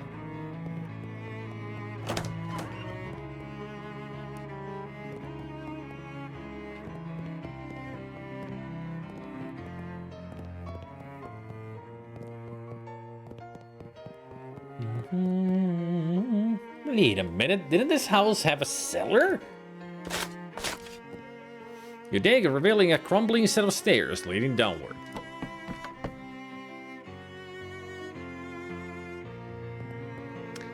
What's this? These ancient chalk marks are mostly rubbed away and indiscernible, but they might once have been part of an ancient ritual circle. In the middle of the circle, you see the broken pieces of an old pocket watch. Was there actual witchcraft going on here after all? Spooky. Empty shelves, just ancient trash, nothing but burned books. The worn and dusty remains of an ancient ritual circle.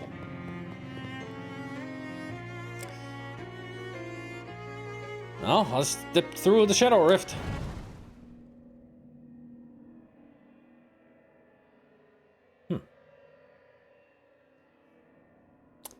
Hang on a minute, is this the one that I'm thinking about?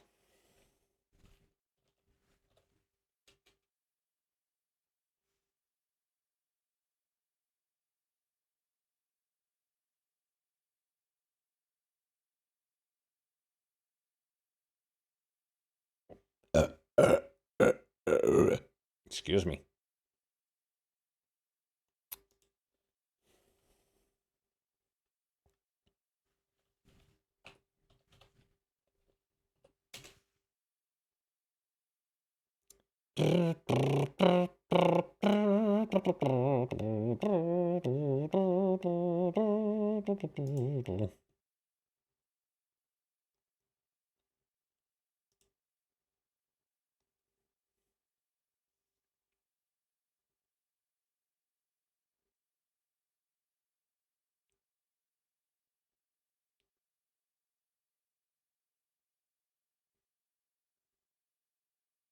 Aha, yes. This is where I need to have a little bit of shadow taint. Poof. Leave this rat race behind? Yes, for now. Alright.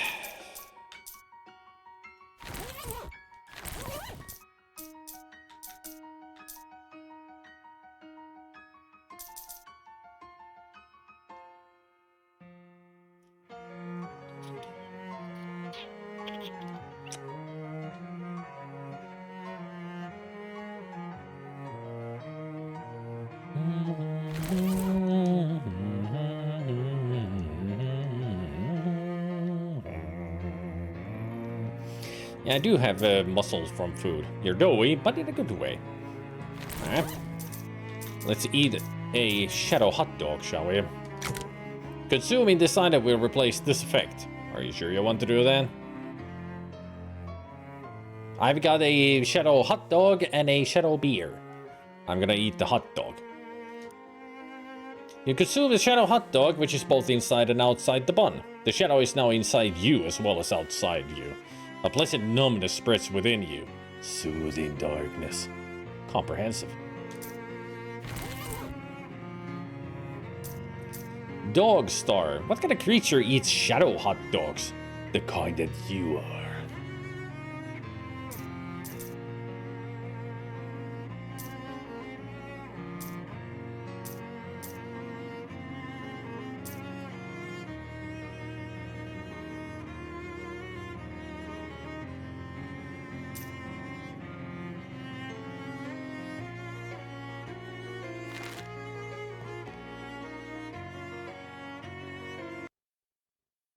Let me see.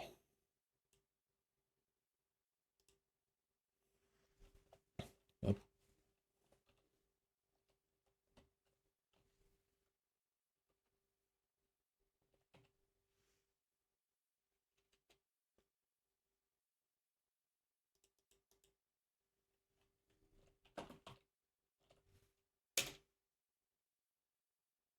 Okay, not finding anything there.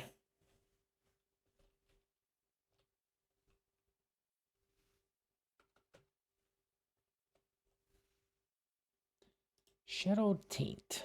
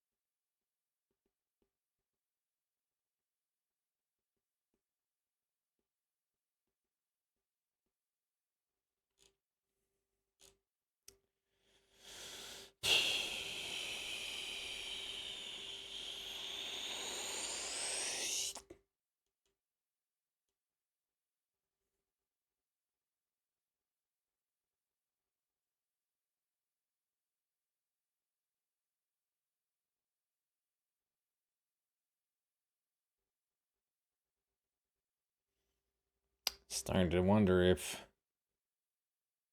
I have.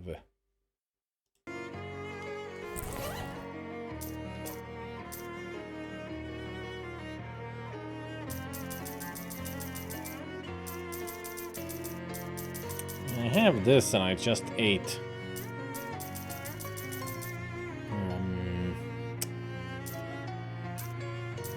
So maybe I should drink the shadow beer as well?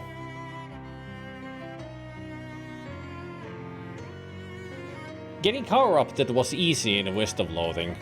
Getting shadow tainted, this is not that easy, apparently. But I'm sure drinking the shadow beer will aid me in this quest. I mean, certainly, it seems like it would be a good idea.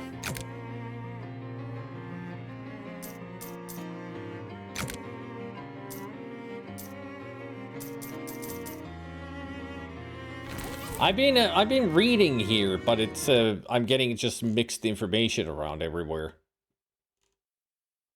I mean, I have the Rift Crystal that apparently affects the being shadow tainted by a lot, and now that I've eaten the hot dog, I should be at the level 0 by, you know, by default getting that Rift Crystal, but we need to be at least level 1, but...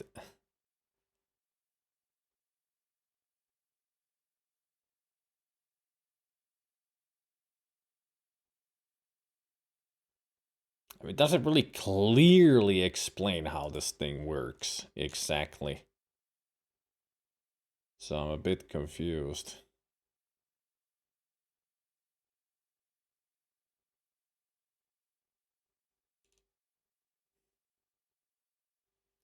That's the problem. I mean, I could be at Shadow level 1 already. But it doesn't, like, clearly say if things change. But apparently having that haunted perk that I do doubles the corruption. The shadow corruption. So I should be at the high level, you know, like level 1 already or so. These are just so badly written, it's hard to tell.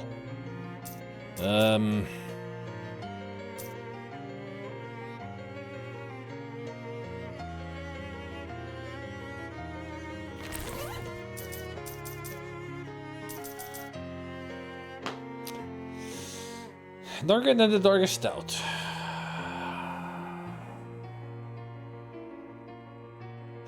What I should do is actually clear this place up here. And if I cannot take what is in there, it means I'm not high enough in shadow level. So I'll drink the beer.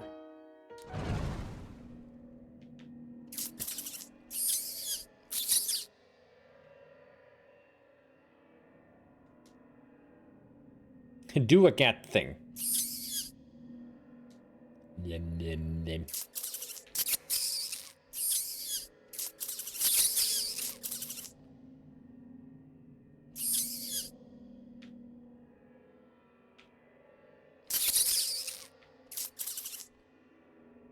Why won't you move?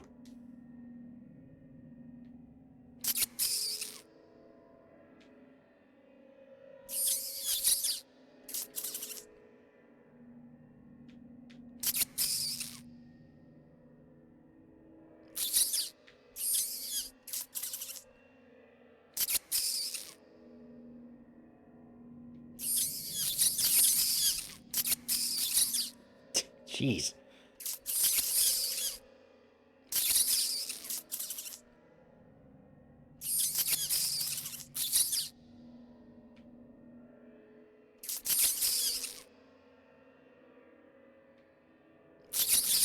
There we go. Doop-a-doop, doop-a-doop-a-doop. Now it says close it. A throbbing ring of negative energy around an oversized rat shape. Leave this rat race behind.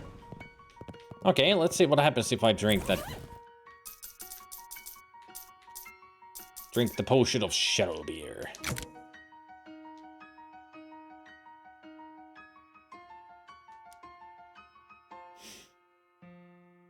Out of focus, cold. Yes. You crack open a boy with the cold ones.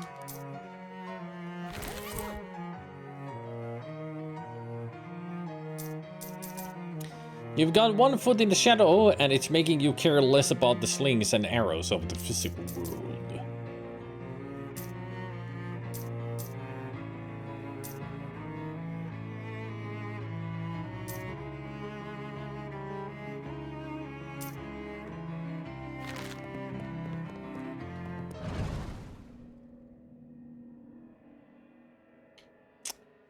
This is kind of annoying of a system.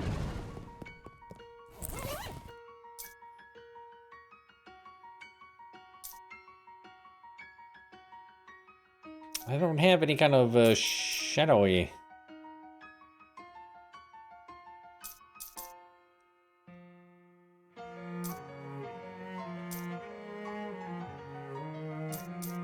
I got a shadow banishing ring, but that's not what I need. I don't really have any shadow items like attire that I could wear. I destroyed those one pants that I could have gotten, but even for that I would have needed levels of shadow taint. I mean, that's the problem. To get any of the items from there, I need a certain level of shadow taint. That right here would be level 1.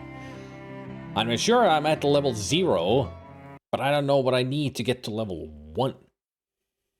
Like, this really does not explain how exactly to get... Well, it does explain how the items and such affect you.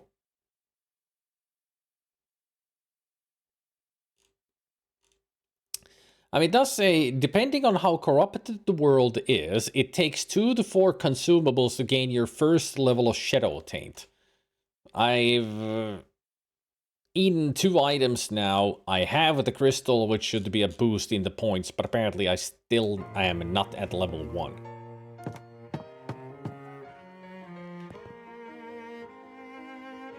Would it actually affect if I use the bomb in a fight?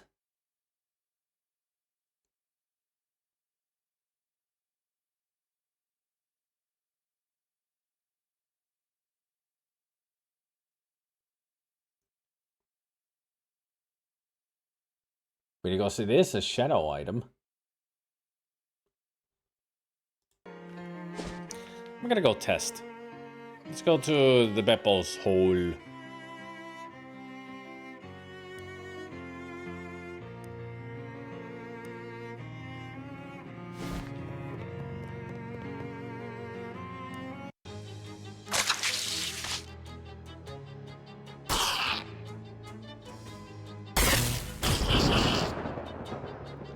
Alright. Time to bomb away.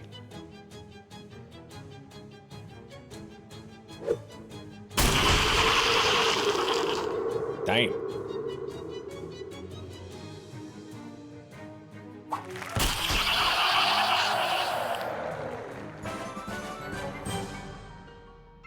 There are now slightly fewer spiders in Beppo's hole. Spider-like wand and eggs. This is likely to start some arguments about whether or not various things technically count as wands. Deals your mysticality plus 2 physical damage and causes 2 poison. If I use this with the snake tooth ring, I would cause 5 poison. Too bad it's a wand, but I can still turn it into a melee weapon. You swore long ago that you'd never deliberately walk into an impenetrable mass of spiderwebs.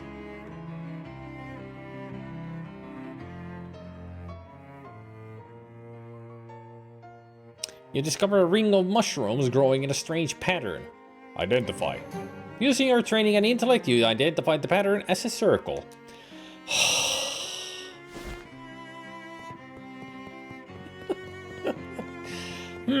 What pattern is this? Ah, yes. A circle. Just walks like. Me too. So stupid. But hey, I got 5 XP out of it. I'll take it.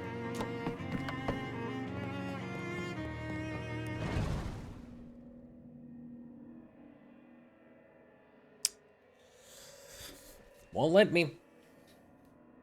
What does this Shadow Rat even do? I'm gonna take a look. It's a familiar. Deals its mysticality and spooky damage to random enemy. So it's just different damage type, but it's like the worm and such.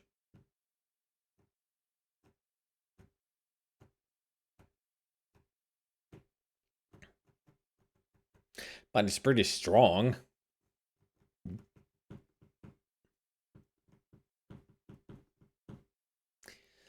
Maybe I cannot take it.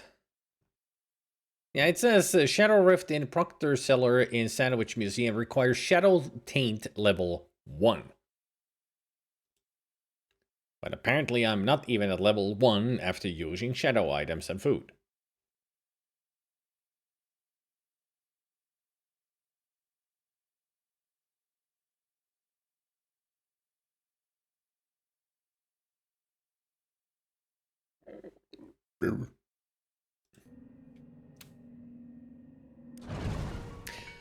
I'll leave that open just for now.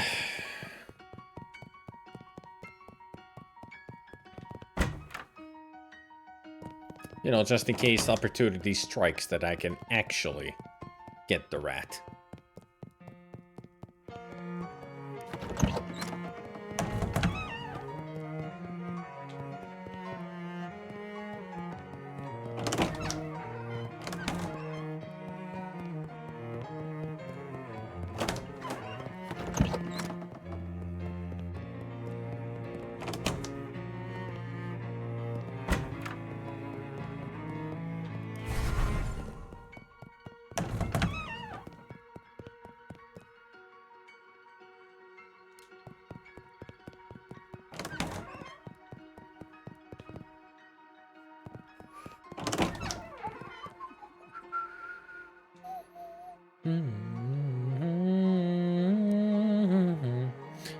I'll be right. Okay, just go. Not even he's like, ugh. Just go.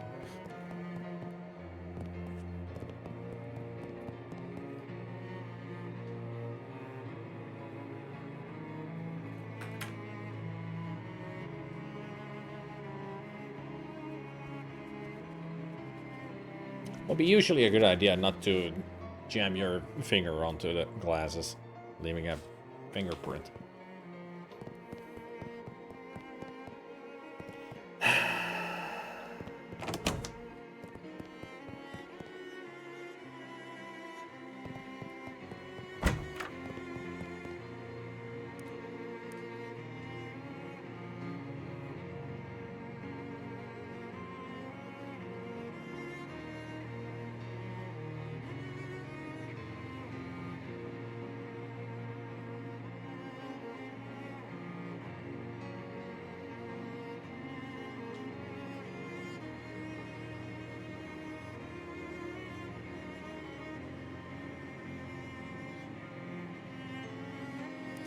Nope.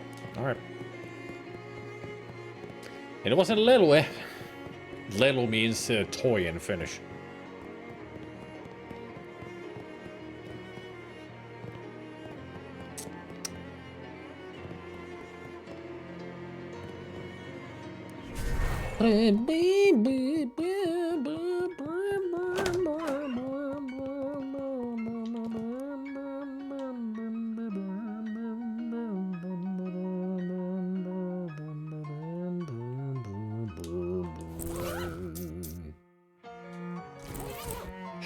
I can't remember how to solve this.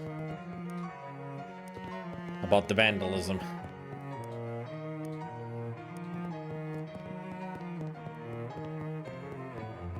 I mean, I can't remember how to get into this house in the past. I'm missing something vital, but I don't know what it is.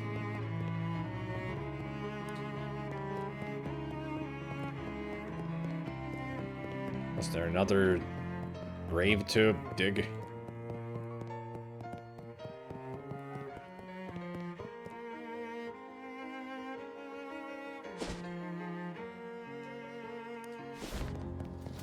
Are you sure that we cannot check like the 1886 about this Proctor?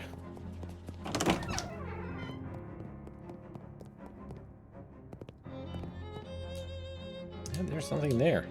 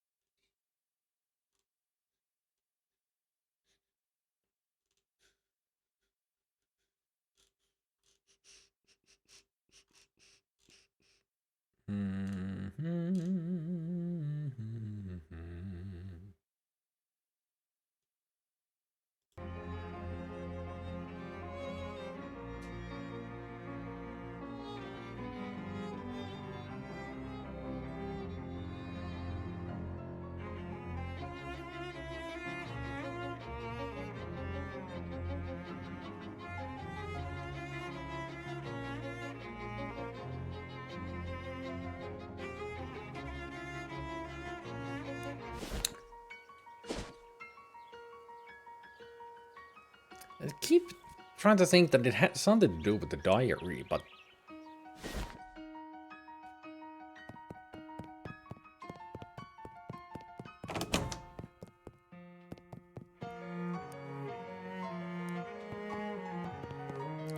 But it won't let me do anything with it.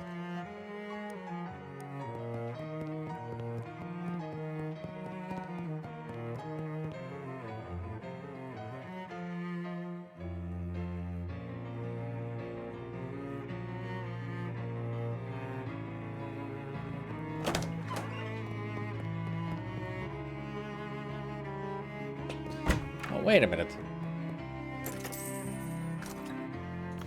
I think I need to make a rubbing of the freaking graffiti on the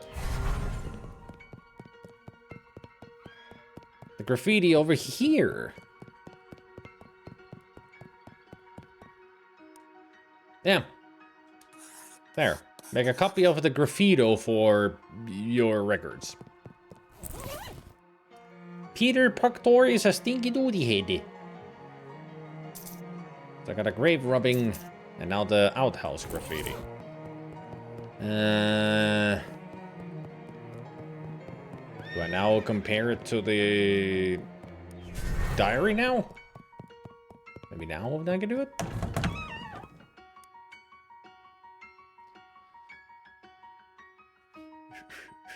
Wait a minute, this handwriting matches the graffiti from the outhouses. Turn the page out. You look over your shoulder and see the guard watching you. You're going to have to distract him if you want to get away with tearing a page out of this book and then get away with the page you tore out of the book. Trick him into leaving. Hey, Jack, sorry, sir, I just get paid to stand here and keep an eye on things. I don't actually know anything about the exhibits. Pull out some of the pins. You discreetly pull a bunch of the pins out of the doll and drop them on the floor. Fortunately, it isn't quiet enough in here for the guard to have heard that. Sweet.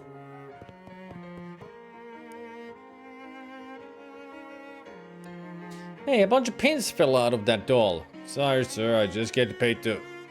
What did you say? Some of the pins fell out of that weird voodoo doll or whatever. That might be dangerous. Someone could step on them. Oh, jeez.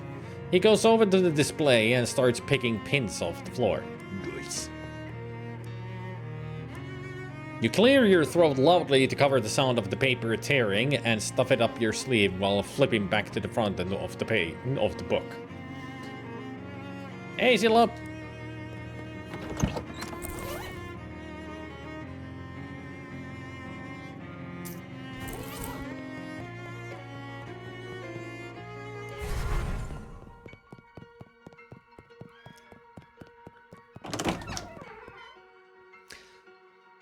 I'm back.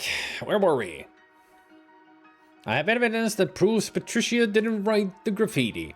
Alright, let's see it then. I have here 2 pieces of paper. This one is rubbing from the outhouse, showing the graffiti in question. Peter Proctor is as thick as the graffiti in question, alright? My father basically owns this crabby town. You won't get away with this slander, Patricia. Technically, it's a libel, not slander. What's the other piece of paper? This is a page from someone's diary. Someone who clearly thinks Peter Proctor is a stinky duty head. And if you compare the handwriting to the graffiti, they're a perfect match. Wow, they sure are. Whose diary is this from? The diary this came from belongs to Delia Putnam. What? Give me that. She snatches the diary page away from you. Wait a minute, I don't remember writing this. Hey, this is dated 3 days from now. The paper is really old too. What's going on here? I already told you guys I'm from the future. I stole this from a museum. My diary was in a museum? Wow. So you admit that I wrote the graffiti? Yeah, whatever. It isn't libel if it's true, right? Hey. Yeah, that's right. That's correct. And in any case, the charge against Patricia is hereby dropped. You do owe someone an apology, though, Delia. Yeah. Not you, duty head. He means Patricia. Sorry, Patricia. It was Peter I was mad at. I didn't mean to get you in trouble for it. It's okay. He is a duty head. Hey! What's next? Everything's being accounted for. Congratulations, Patricia. You've been acquitted of all charges. Oh, thank goodness. Thank you, Mr. Abe. No problem. I was happy to help. Is there anything else we can do for you in return? Well, there is one thing I'm curious about. Do you kids know anything about witches? Witches? You mean like black magic, consorting with the devil, that kind of thing? Yeah. Oh, check out this group who thinks witches are real. Yeah, that's just scary stories that parents tell their children to make them go to bed on time. So no witches, no witch trials, nothing like that? Nope, not that I've ever heard of. And my dad travels the whole region on his court circuit. Huh. Okay, thanks. Oh, look at Patricia. She's so happy.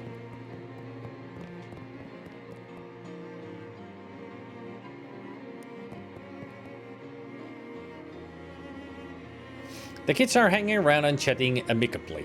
It's nice to see them all getting along. Show Peter the rubbing of his grave. Hey, Peter. Come here a sec. What do you want? I got something to show you. From the future.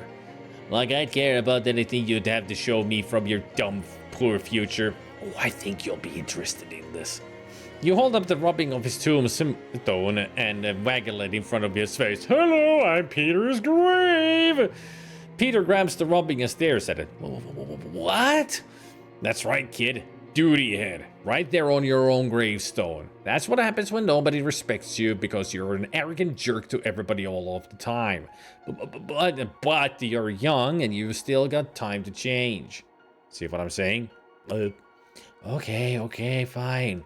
I'll try to be nicer to people. Good boy. Hey, Delia.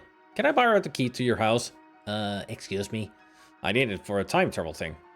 He probably wants to burglarize you and make a killing on the antiques market in the future.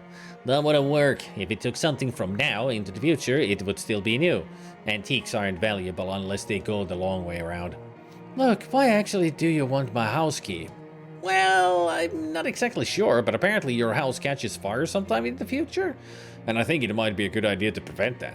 Wow. Yes, I agree with you. Unfortunately, I lost my key when I was out playing in the countryside. You have some kind of magic future way to find lost keys? Well, maybe I'll think of something.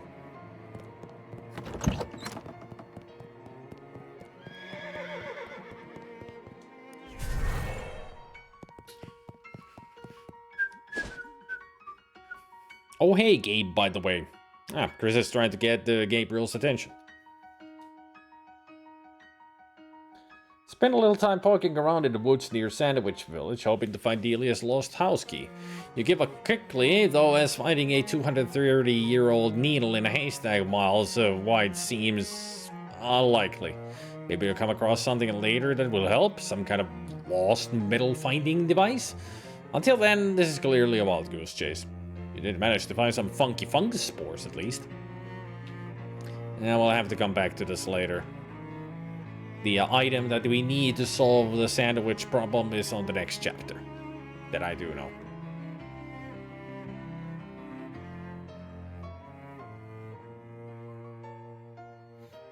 Just off to one side of the trail, you see two things at roughly the same time. The first thing is a whole flock of those horrible murder fairies dancing around merrily and laughing in shrill little voices. The second is the bloody carcass of a medium-sized bear that they're hopping up and down on and occasionally chewing. Here's the third thing. All of the fairies stopping what they're doing and turning to look at you. One of them pulls out a revolver and giggles. Another flips open a straight razor and makes a noise that sounds a lot like a confused and dying bear.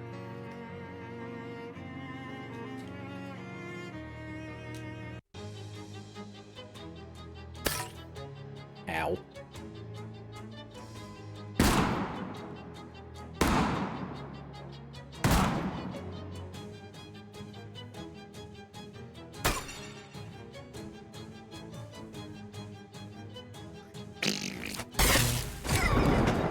Well, there goes that one.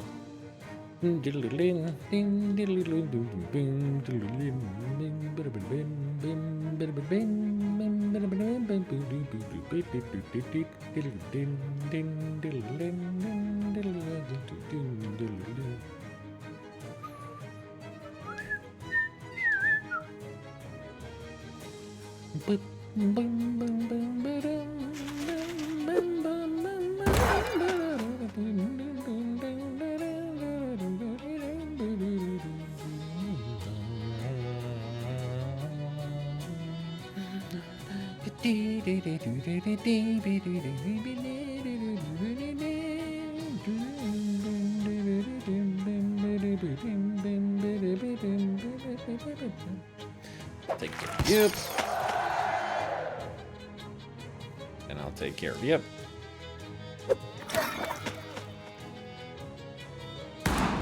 Well, there goes Scotty. No, not Scotty. That was Suggs.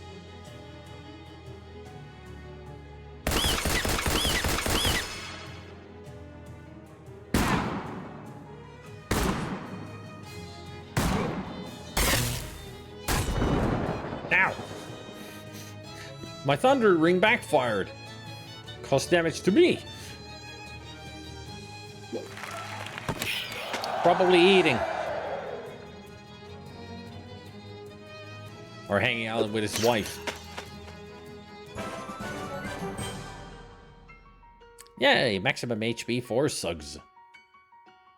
They could call you the Fairy Slayer if that would be a weird thing to call someone.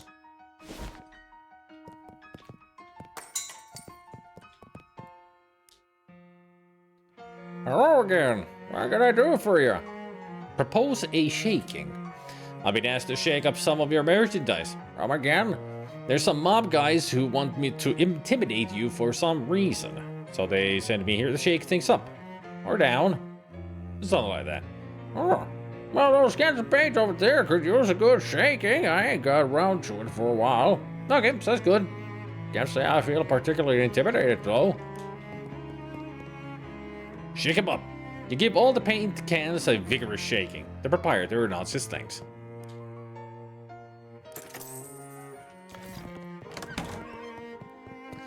I guess that works.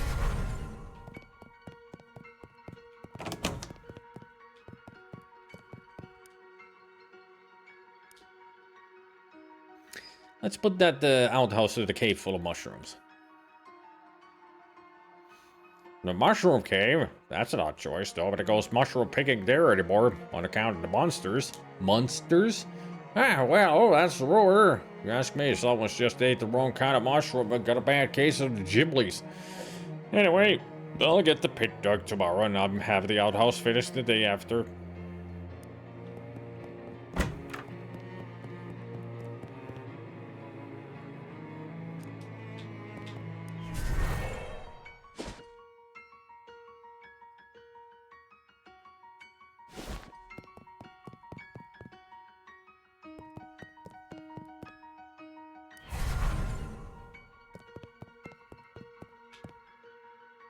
Huh. Mushroom people. Voodoo people. That temporal anomaly does not look inviting at all.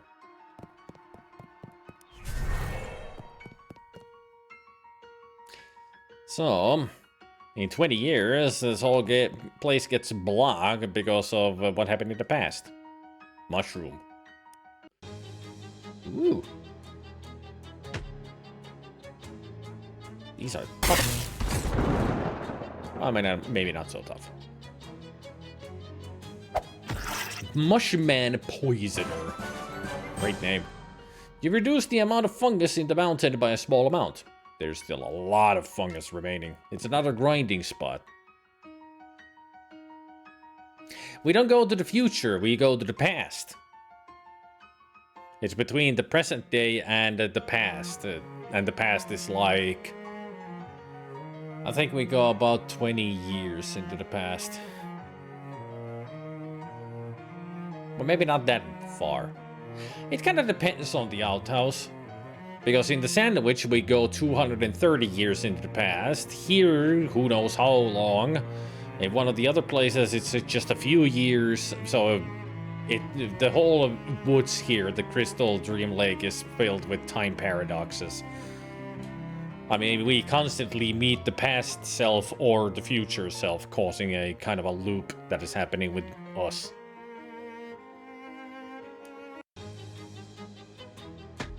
This place is just weird. Wow, my thundering ring hit the freaking Suggs this time. Play ball!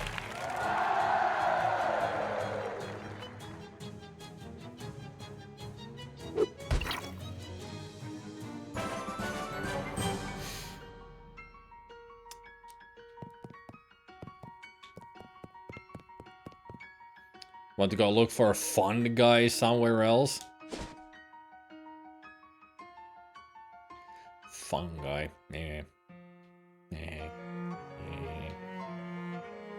Let's go to Ocean City. Let's see if I've got the payment for my job.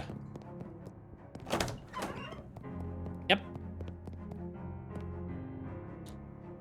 Hey, but congratulations on your successful shakedown. You will be contactinated with another request in due timeliness. This guy really doesn't know how to speak English. He tries to be all fancy and it's all... 400. Now that's a lot of gabagool. Gabagool. Gooba gabba.